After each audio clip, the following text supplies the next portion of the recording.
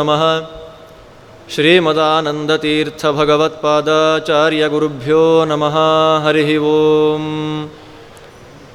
ಪ್ರಾಣಾದೇರೀಶಿತಾರಂ ಪರಮಸುಖನಿಧಿಂ ಸರ್ವದೋಷಂ ವ್ಯಪೇತಂ ಸರ್ವಾಂತಸ್ಥಂ ಸುಪೂರ್ಣಂ ಪ್ರಕೃತಿಪತಿಮಜಂ ಸರ್ವಬಾಹ್ಯಂ ಸುನಿತ್ಯಂ ಸರ್ವಜ್ಞಂ ಸರ್ವಶಕ್ತಿಂ ಸುರಮುನಿಮನುಜಾದ್ಯೈಃ ಸದಾ ಸೇವ್ಯಮಾನಂ ವಿಷ್ಣುಂ ವಂದೇ ಸದಾಹಂ ಸಕಲಜಗದನಾದ್ಯಂತಮಾನಂದದಂ ತಂ.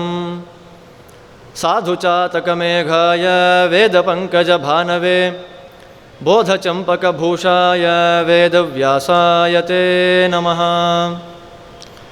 ಸತ್ಸಂಗಮಾನಸಸರೋವರಮಧ್ಯವರ್ತಿ ಕೃಷ್ಣಾಂಘ್ರಿಚಾರುಕಮಲಾರ್ಪಿತಚಿತ್ತವೃತ್ತಿಃ ಶಾಸ್ತ್ರಾತಿಮಂಜುಪದರಂಜಿತರಮ್ಯ ಸಂಸದಾಸ್ಮಾಕಹೃತ್ಸರಸಿಜೇಸ್ತು ಸಮಧ್ವಹಂಸಃ. ಭವತಿ ಯದನುಭಾವಾದೇಡಮೂಕೋऽಪಿ ವಾಗ್ಮೀ ಜಡಮತಿರಪಿ ಜಂತುರ್ಜಾಯತೆ ಪ್ರಾಜ್ಞಮೌಲಿಃ. ಸಕಲವಚನಚೇತೋ ದೇವತಾ ಭಾರತೀ ಸಾ ಮಮ ವಚಸಿ ನಿಧತ್ತಾಂ ಸನ್ನಿಧಿಂ ಮಾನಸೇ ಚ. ಮಿಥ್ಯಾಸಿದ್ಧಾಂತದುರ್ಧ್ವಾಂತವಿಧ್ವಂಸನ ವಿಚಕ್ಷಣಃ ಜಯತೀರ್ಥಾಖ್ಯತರಣಿರ್ಭಾಸತಾನ್ನೋ ಹೃದಂಬರೇ. ಅರ್ಥಿಕಲ್ಪಿತಕಲ್ಪೋऽಯಂ ಪ್ರತ್ಯರ್ಥಿಗಜಕೇಸರಿ ವ್ಯಾಸತೀರ್ಥಗುರುರ್ಭೂಯಾತ್ ಅಸ್ಮದಿಷ್ಟಾರ್ಥಸಿದ್ಧಯೇ. ಯನ್ನಾಮಸ್ಮರಣಂ ಲೋಕೆ ಪ್ರತಿವಾದೀಭಕೇಸರಿ ತನ್ನೌಮಿ ರಾಮಚಂದ್ರಾಖ್ಯಂ ಭಿಕ್ಷುಮಕ್ಷೋಭ್ಯವೈಷ್ಣವಂ. ಶ್ರೀಮತ್ಕೃಷ್ಣಪದಾಂಭೋಜಮಾನಸೋ ಯತಿಸತ್ತಮಃ ಶ್ರೀಮದ್ವಿದ್ಯಾವಾರಿಧಿರ್ಮೇ ಗುರುರ್ಭೂಯಾದಭೀಷ್ಟದಃ.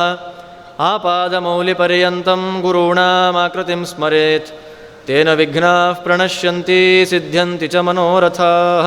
ಶ್ರೀ ಗುರುಭ್ಯೋ ನಮಃ. ಹರಿ ಓಂ. ಒಂದು ಉದಾತ್ತವಾದಂತಹ ಅಷ್ಟೇ ಭಗವತ್ಪ್ರೀತಿಕರವಾದಂಥ ಒಂದು ಧ್ಯೇಯವನ್ನು ಇಟ್ಟುಕೊಂಡು ನಾವು ಈ ಒಂದು ವರ್ಕ್ಶಾಪನ್ನು ಮಾಡಬೇಕು ಅಂತ ಮೊದಲನೆಯ ಪ್ರಯತ್ನವನ್ನು ಮಾಡ್ತಾ ಇದ್ದೇವೆ. ಇದರ ಉದ್ದೇಶ ಒಂದೇ, ತಿಳಿಯಬೇಕು, ಸರಿಯಾಗಿ ತಿಳ್ಕೊಳ್ಬೇಕು. ಅರ್ಧಂಬರ್ಧ ಯಾವತ್ತಿಗೂ ತಿಳ್ಕೊಳ್ಬಾರ್ದು. ಶ್ರೀಮದ್ ಆಚಾರ್ಯರು ನಮಗೆ ಕೊಡತಕ್ಕಂತಹ ದೊಡ್ಡ ಉಪದೇಶ ಅದೇ. ಸ್ವಯೋಗ್ಯಂತು ಪರಿಜ್ಞಾನಂ ಯತ್ತಸ್ಯ ಉಪನಿಷತ್ ಸ್ಮೃತಂ ಅಂತ ಛಾಂದೋಗ್ಯದಲ್ಲಿ ಹೇಳಬೇಕಾದ್ರೆ, ನಿನಗೆ ಯೋಗ್ಯವಾದಂತಹ ತಿಳುವಳಿಕೆಯನ್ನು ಯಥಾರ್ಥವಾಗಿ ತಿಳ್ಕೋ ಗುರುಗಳ ಮೂಲಕ ಅಂತ ಆಚಾರ್ಯರು ಉಪದೇಶ ಮಾಡ್ತಾರೆ ನಮಗೆ.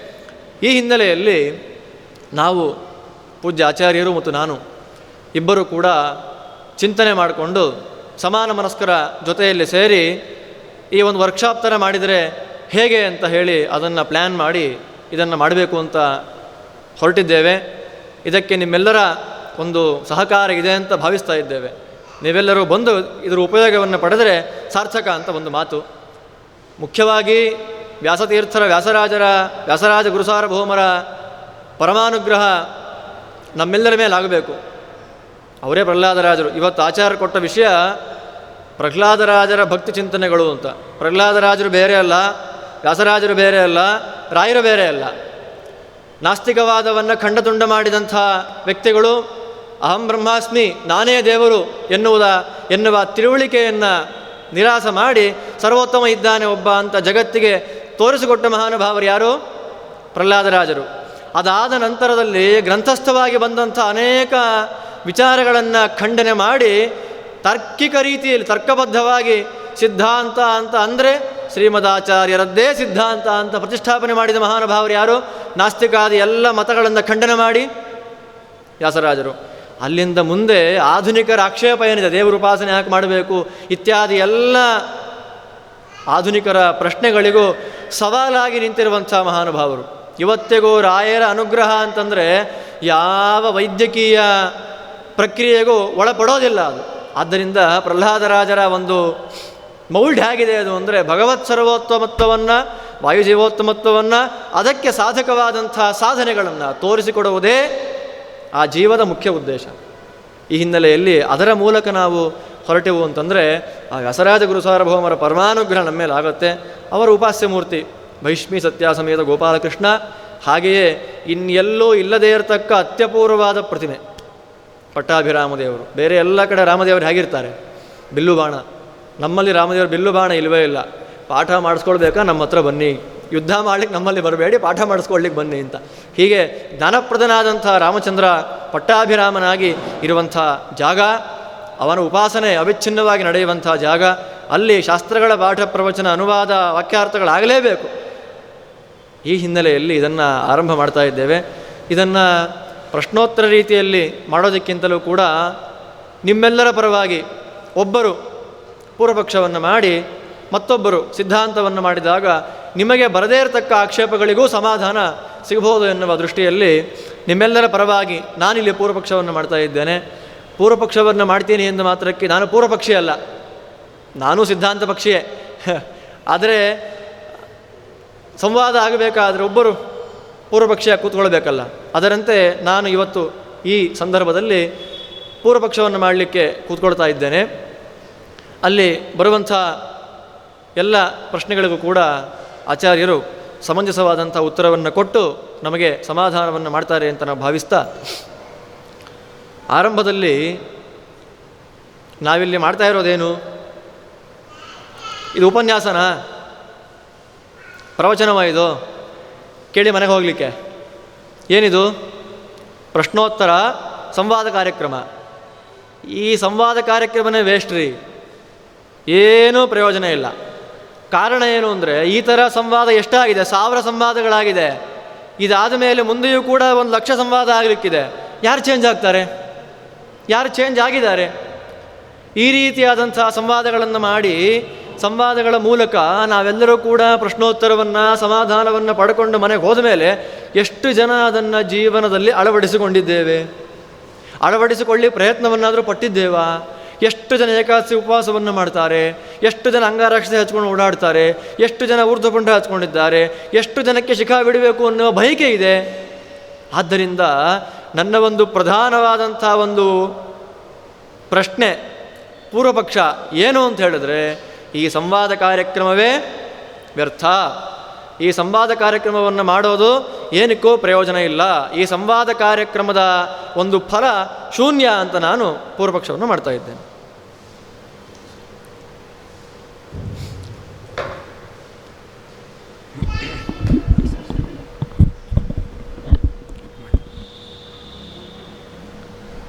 ಅಪಾದಮೌಳಿಪರ್ಯಂತಂ ಗುರುಣಾಂ ಆಕೃತಿಂ ಸ್ಮರೇತ್ ತೇನ ವಿಘ್ನಾಃ ಪ್ರಣಶ್ಯಂತಿ ಸಿದ್ಧ್ಯಂತಿ ಚ ಮನೋರಥಾಃ.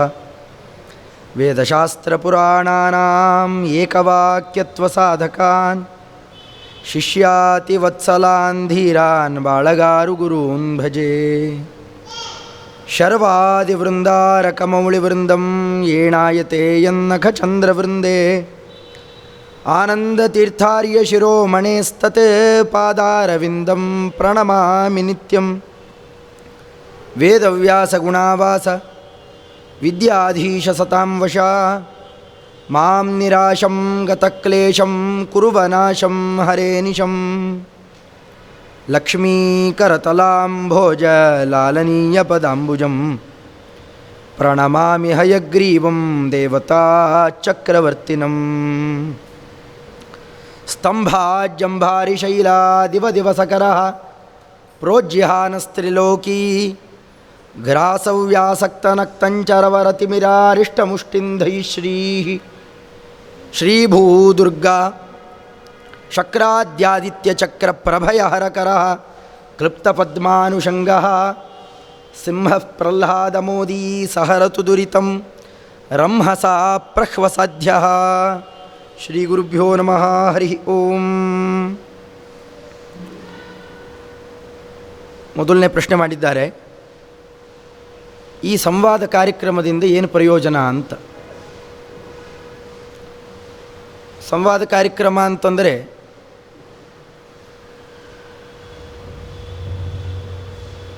ಒಬ್ಬರೇ ಒಂದು ವಿಚಾರವನ್ನು ತಾವೇ ನಿರೂಪಣೆ ಮಾಡ್ತಾ ಹೊರಟಾಗ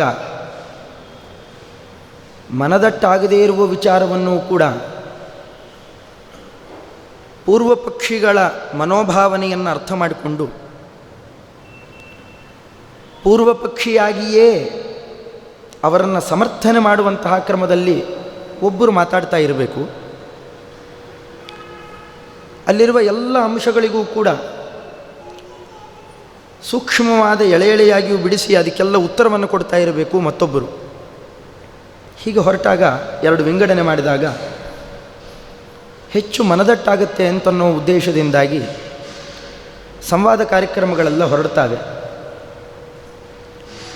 ಇಂತಹ ಸಂವಾದ ಕಾರ್ಯಕ್ರಮದಿಂದ ಏನಾರು ಬದಲಾಗಿದೆಯೇ ಅನ್ನೋದು ನಮ್ಮ ಪೂರ್ವಪಕ್ಷಿಗಳಲ್ಲ, ಅವರೇ ಹೇಳಿದಂತೆ ಪೂರ್ವಪಕ್ಷಿಗಳಂತೆ ಪೂರ್ವಪಕ್ಷಿ ಆಭಾಸರು ಮರುದಾಚಾರ್ಯ ಪ್ರಶ್ನೆ ಮಾಡಿದ್ದು. ಯಾವುದೋ ಒಂದು ಸಂವಾದದಿಂದ ಯಾರೂ ಬದಲಾಗೋಲ್ಲ. ಎಲ್ಲರನ್ನೂ ಬದಲು ಮಾಡಬೇಕು ಅಂತನ್ನುವ ಉದ್ದೇಶವೂ ನಮಗಿಲ್ಲ. ವೇದವ್ಯಾಸದೇವರ ಸಿದ್ಧಾಂತ ಜೀವತ್ರೈವಿಧ್ಯವಾದದ ಮೇಲೆ ಹೊರಟಿದೆ. ಈಗ ನಾವೇನು ಪ್ರಹ್ಲಾದರಾಜರ ಉಪದೇಶಗಳು ಅಂತ ತಗೊಂಡಿದ್ದೇವೆ, ಭಾಗವತ ಸಪ್ತಮ ಸ್ಕಂಧ, ಅಲ್ಲಿ ಆರಂಭ ಆಗೋದೇ ಹಾಗೆ. ಸಮಃ ಪ್ರಿಯ ಸುಹೃದ್ ಬ್ರಹ್ಮನ್ ಭೂತಾನಾಂ ಭೂತಭಾವನಃ ಇಂದ್ರಸ್ಯಾರ್ಥೇ ಕಥಂ ದೈತ್ಯಾನ್ ಅವಧೀದ್ ವಿಷಮೋ ಯಥಾ. ಅಲ್ಲಿ ಪ್ರಶ್ನೆ ಮಾಡುವಾಗಲೇ ಪರಮಾತ್ಮ ಒಬ್ಬರಿಗೊಂದು ಮಾಡ್ತಾನಲ್ಲ, ಹೀಗೆ ಪ್ರಶ್ನೆ ಮಾಡ್ತಾ ಹೊರಟಿದ್ದಾರೆ. ಅದಕ್ಕೆ ಉತ್ತರ ಕೊಡುವಾಗ ಸತ್ವಂ ರಜಸ್ತಮ ಇತಿ ಪ್ರಕೃತೇರ್ನಾತ್ಮನೋ ಗುಣಃ, ಶುಕಾಚಾರ್ಯರು ಉತ್ತರ ಕೊಡೋದು. ಸತ್ವಗುಣ, ರಜೋಗುಣ, ತಮೋಗುಣ ಇವುಗಳು ಜೀವನ ಸ್ವರೂಪದಲ್ಲೇ ಇರುವ, ಜೀವನ ಪ್ರಕೃತಿಯಲ್ಲೇ ಇರುವ ಗುಣಗಳು, ಅದನ್ನು ಬದಲಿ ಮಾಡಲಿಕ್ಕಾಗೋಲ್ಲ. ಅಂದರೆ ಸಾತ್ವಿಕರು, ರಾಜಸರು, ತಾಮಸರು ಅಂತನ್ನುವ ವಿಭಾಗ ಜೀವನ ಸ್ವರೂಪದಲ್ಲೇ ಇದೆ. ಇನ್ನೂ ಸ್ಪಷ್ಟ ಹೇಳೋದಾದರೆ, ಸಾವಿನ ಸುದ್ದಿಯನ್ನು ಕೇಳಿದ 2 ಪಾತ್ರಗಳು ಭಾಗವತದಲ್ಲಿ ಸ್ಪಷ್ಟವಾಗಿದ್ದಾವೆ. ಮೊದಲನೇದ್ದು ಪರೀಕ್ಷಿತ್ ರಾಜ.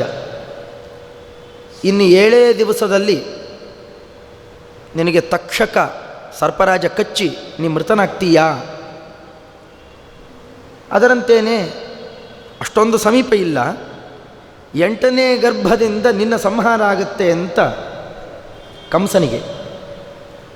ಅವರಿಬ್ಬರ ವರ್ತನೆಯನ್ನು ನೋಡಿದಾಗ ಜೀವನ ಸ್ವಭಾವ ಹೇಗಿದೆ ಅಂತನ್ನೋದು ಸ್ಪಷ್ಟ ಆಗುತ್ತೆ.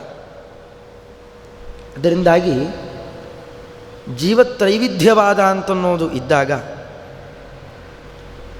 ಎಲ್ಲರನ್ನೂ ತಿದ್ದುತ್ತೇವೆ ಅಂತನ್ನುವ ಮಾತೇ ಅದು ಮೂರ್ಖತನದ ಮಾತಾಗುತ್ತೆ.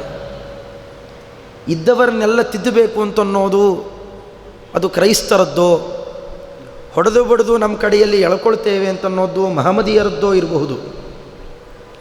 ಆದರೆ ಮಧ್ವ ಸಿದ್ಧಾಂತದ ಗುರಿಯೇ ಅದಲ್ಲ. ಕೃಷ್ಣ ಪರಮಾತ್ಮ ಗೀತೆಯನ್ನು ಉಪದೇಶ ಮಾಡ್ತಾ, ಇತಿ ಗುಹ್ಯತಮಂ ಶಾಸ್ತ್ರಂ ಇದಮುಕ್ತಂ ಮಯಾನಘ ಏತದ್ ಬುದ್ಧ್ವಾ ಬುದ್ಧಿಮಾನ್ ಸ್ಯಾತ್ ಕೃತಕೃತ್ಯಶ್ಚ ಭಾರತ, ಇವುಗಳನ್ನು ಹೇಳ್ತಾ ಕಡೆಗಂತಾನೆ, ಶಠರಿಗೋ, ಅನ್ರುಜುಗಳಿಗೋ, ಅಯೋಗ್ಯರಿಗೋ ಈ ವಿಚಾರವನ್ನು ತಲುಪಿಸಬೇಡ. ಅಂದರೆ ಎಲ್ಲರಿಗೂ ಈ ವಿಚಾರವನ್ನು ತಿಳಿಸಿ ಎಲ್ಲರನ್ನೂ ಕೂಡ ಬದಲಾಯಿಸಿ, ಇವತ್ತೇನು ಕನ್ವರ್ಷನ್ ಅಂತ ನಡೀತಾ ಇದೆ, ಅದು ನಮ್ಮ ಗುರಿ ಅಲ್ಲ. ಆದರೆ ಈ ಸಂವಾದದ ಗುರಿ ಏನಾಗಿದೆ? ಕಾರಣ ಪ್ರಹ್ಲಾದರಾಜರು ಅವತ್ತು ಹೀಗೆ ಮಾಡಿ ಸುಮ್ಮನೆ ಬಿಟ್ಬಿಡಬಹುದಾಗಿತ್ತು. ದೈತ್ಯ ಬಾಲಕರಿಗೂ ಅವ್ರಿಗೂ ಸಂವಾದ ನಡೆಯುತ್ತಲ್ಲ, ವರುಣಪಾಶದಲ್ಲಿ ಕಟ್ಟಿ ಪ್ರಹ್ಲಾದರಾಜರನ್ನು ಒಂದು ಕಡೆಯಲ್ಲಿ ತಂದು ಬಿಸಾಡಿದ್ದಾರೆ. ಅಲ್ಲಿ ತ್ರೈವರ್ಗಿಕಿ ವಿದ್ಯೆಯನ್ನು ದುರಾಗ್ರಹದಿಂದಾಗಿ, ಅಂದರೆ ಅವತ್ತಿನ ಸಿಲೆಬಸ್ ಇದ್ದಿದ್ದು ಧರ್ಮ, ಅರ್ಥ, ಕಾಮ ಅಷ್ಟೇ. ಅಂದರೆ ಒಳ್ಳೆ ರೀತಿಯಲ್ಲಿ ಬದುಕೋದು. ಧರ್ಮ ಅಂತಂದರೆ ಹರಿಪ್ರೀತಿ ಏನಿಲ್ಲ ಇಲ್ಲಿ. ಎಲ್ಲರಿಗೂ ಅನುಕೂಲ ಆಗುವಂತೆ ಒಂದು ಚೌಕಟ್ಟಿನಲ್ಲಿ ಬದುಕುವ ರೀತಿ ಅದು ಧರ್ಮ. ಅದಕ್ಕೆ ತಕ್ಕಂತೆ ಅರ್ಥವನ್ನು, ದುಡ್ಡನ್ನು ಸಂಪಾದನೆ ಮಾಡೋ ಕ್ರಮ ಏನಿದೆ ಅರ್ಥಶಾಸ್ತ್ರ, ಅದು ಅರ್ಥ. ಇದಕ್ಕೆ ತಕ್ಕಂತೆ ಬಯಕೆಗಳಿರಬೇಕು, ಇಷ್ಟೇ. 4ನೇದ್ದಿಲ್ಲ. ಮೋಕ್ಷ ದೇವರು ಕೊಡೋದಲ್ಲ, ನಾನೇ ಕೊಡೋದು ಅಂತಿದ್ದ ಹಿರಣ್ಯಕಶಿಪು. ಹೀಗಾಗಿ ತ್ರೈವರ್ಗಿಕಿ ವಿದ್ಯೆ, ಈ 3 ವರ್ಗದ ವಿದ್ಯೆ ಇದ್ದಿದ್ದು. ಆ ಹೊತ್ತಿಗೆ ಇದಕ್ಕೆ ವಿರುದ್ಧವಾಗಿ ನಿಂತವರು ಪ್ರಹ್ಲಾದರಾಜರು.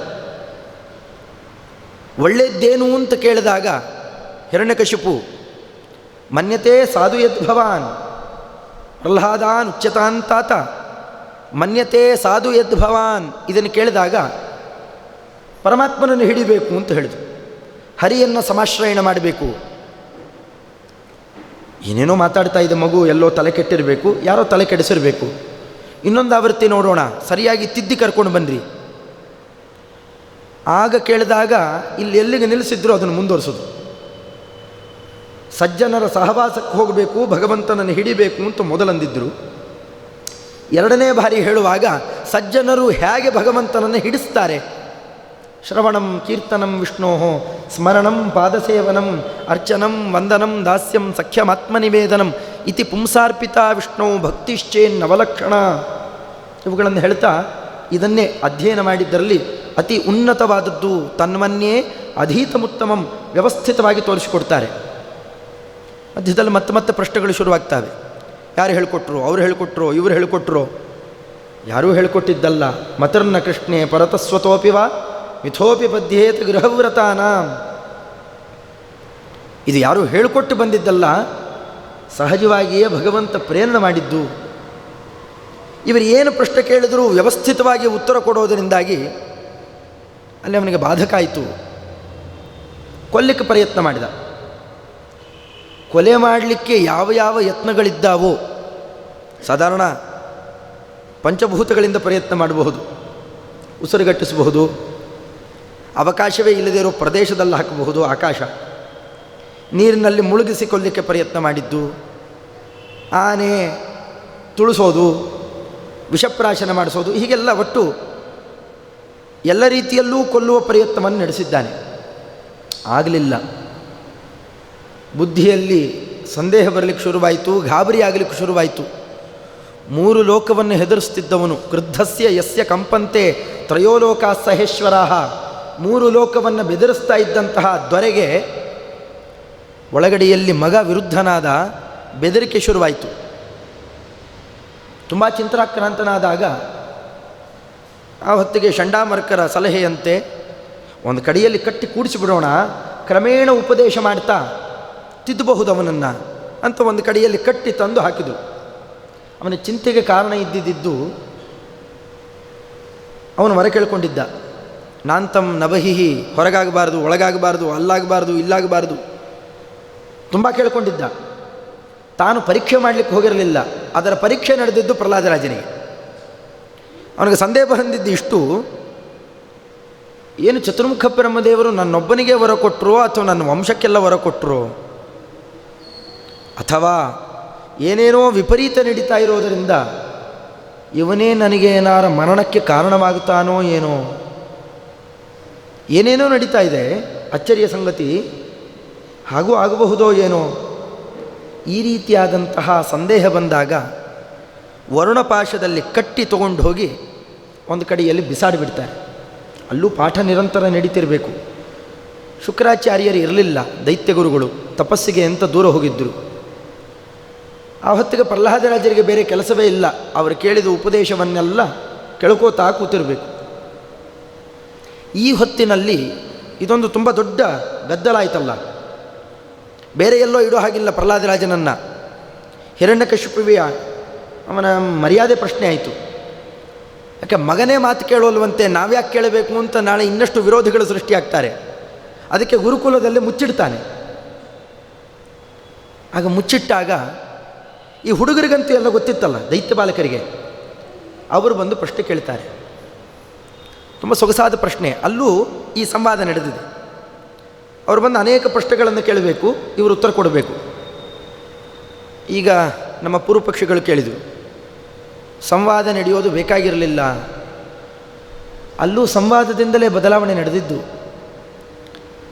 ಪ್ರಹ್ಲಾದರಾಜರು ಹೀಗೆ ವಿಚಾರ ಮಾಡಬಹುದಾಗಿತ್ತು, ನೀವು ಏನೇನೋ ಕಲಿತು ಬುದ್ಧಿ ಕೆಟ್ಟವರು, ದೈತ್ಯರ ಹಿಂಸಕರ ವಾತಾವರಣದಲ್ಲಿ ಬೆಳೆದವರು, ನಿಮಗೆ ಏನು ಹೇಳಿದರೂ ಪ್ರಯೋಜನ ಇಲ್ಲ, ಅದರಿಂದಾಗಿ ಸಂವಾದ ಬೇಡವೇ ಬೇಡ, ನಿಮ್ಮ ಜೊತೆ ನಾ ಮಾತಾಡೋಲ್ಲ ಅಂತ ಮುನಿಸಿಕೊಂಡು ಕೂತಿದ್ದಿದ್ರೆ ಮುಂದೆ ಇಡೀ ಪ್ರಹ್ಲಾದರಾಜರು ಆ ಎಲ್ಲ ಬಾಲಕರನ್ನು ಉದ್ಧಾರ ಮಾಡ್ತಾರೆ.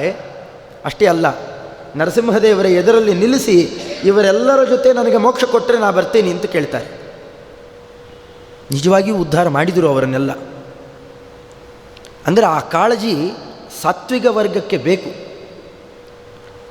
ಆ ಕಾಳಜಿಯೇ ಇರಲಿಲ್ಲ, ಅದರಿಂದ ಫಲಿತಾಂಶ ಎಷ್ಟಾಗುತ್ತೋ ಬಿಡುತ್ತೋ, ಆದರೆ ಆ ಕಾಳಜಿ ಅತ್ಯಂತ ಅವಶ್ಯಕ. ಮತ್ತು ಈ ಸಂವಾದಗಳ ಉದ್ದೇಶ ಇಷ್ಟಿರುತ್ತೆ, ಸಾತ್ವಿಕರಾದವರು ಯಾವ್ಯಾವ ಮೂಲೆಯಲ್ಲಿ ಎಲ್ಲೆಲ್ಲಿ ಸೇರಿರ್ತಾರೋ ನಿಜವಾದ ತಾತ್ವಿಕ ವಿಚಾರದ ಹಂಬಲಿಕೆ ಇದ್ದಂತಹ ವ್ಯಕ್ತಿಗಳಿಗೆ ಇವತ್ತು ಸ್ವಲ್ಪ ತೊಂದರೆ ಇದೆ. ಲೌಕಿಕದಲ್ಲಿರ್ತಾರೆ, ಒಳ್ಳೊಳ್ಳೆ ವಿಚಾರಗಳನ್ನು ತಿಳಿಬೇಕು ಅಂತಿದೆ. ಈಗ ನಮ್ಮ ನಿರೂಪಣೆ ಮಾಡುವವರು ಹೇಳಿದಂತೆ ಸಾಮಾನ್ಯ ಲೌಕಿಕದಲ್ಲಿದ್ದಾರೆ, ಆದರೂ ದೇವರು ಅಂದರೇನು, ಸ್ವರ್ಗ ಅಂದರೇನು, ನರಕ ಅಂದರೇನು, ಇದೆಯೇ, ಇದಕ್ಕೆಲ್ಲ ಪ್ರಮಾಣ ಏನು, ನಾನಾ ವರ್ಗದವರು ನಾನಾ ರೀತಿಯಲ್ಲಿ ಹೇಳ್ತಾರಲ್ಲ, ಯಾವುದು ಸರಿ ಯಾವುದು ತಪ್ಪು. ಒಂದು ಚಿಕ್ಕ ವಿಚಾರದಿಂದ, ಒಂದು ಸಂಧ್ಯಾವಂದನೆಯಲ್ಲೇನೆ ಆಚಮನಾದಿಗಳಿಂದ ಏನು ಪ್ರಯೋಜನ, ಪ್ರಾಣಾಯಾಮಾದಿಗಳನ್ನು ಮಾಡ್ತಾನೆ ಇದ್ದಾರೆ, ಮಾಡುವವರಿಗೂ ಮಾಡದೇ ಇದ್ದವರಿಗೂ ಏನು ವ್ಯತ್ಯಾಸ ಇದೆ, ಆಚರಣೆ ಮಾಡುವವರಿಗೂ ಮಾಡದೇ ಇದ್ದವರಿಗೂ ಏನು ವ್ಯತ್ಯಾಸ ಇದೆ, ಇತ್ಯಾದಿ ಅನೇಕ ತರಹದ ಗೊಂದಲಗಳಿದ್ದಾವೆ ಪ್ರತಿ ಆಚರಣೆಯಿಂದ ಹಿಡಿದು. ಅಂತಹ ಗೊಂದಲಗಳನ್ನು ಬಗೆಹರಿಸಿದಾಗ ಕ್ರಮೇಣ ಬದಲಾಗುವಂತಹ ಅವಕಾಶ ಇದೆ. ಆದರೆ ಯಾರಲ್ಲಿ ಬದಲಾವಣೆ ಮಾಡಿಕೊಳ್ಬೇಕು, ಯಾರಲ್ಲಿ ಈ ಗೊಂದಲಗಳನ್ನು ಬಗೆಹರಿಸ್ಕೊಳ್ಬೇಕು? ಮನೆಗೇನೋ ಪೌರೋಹಿತ್ಯ ಮಾಡಿಸುವ ಆಚಾರ್ಯರನ್ನು ಹೋಗಿ ಕೇಳಿದರೆ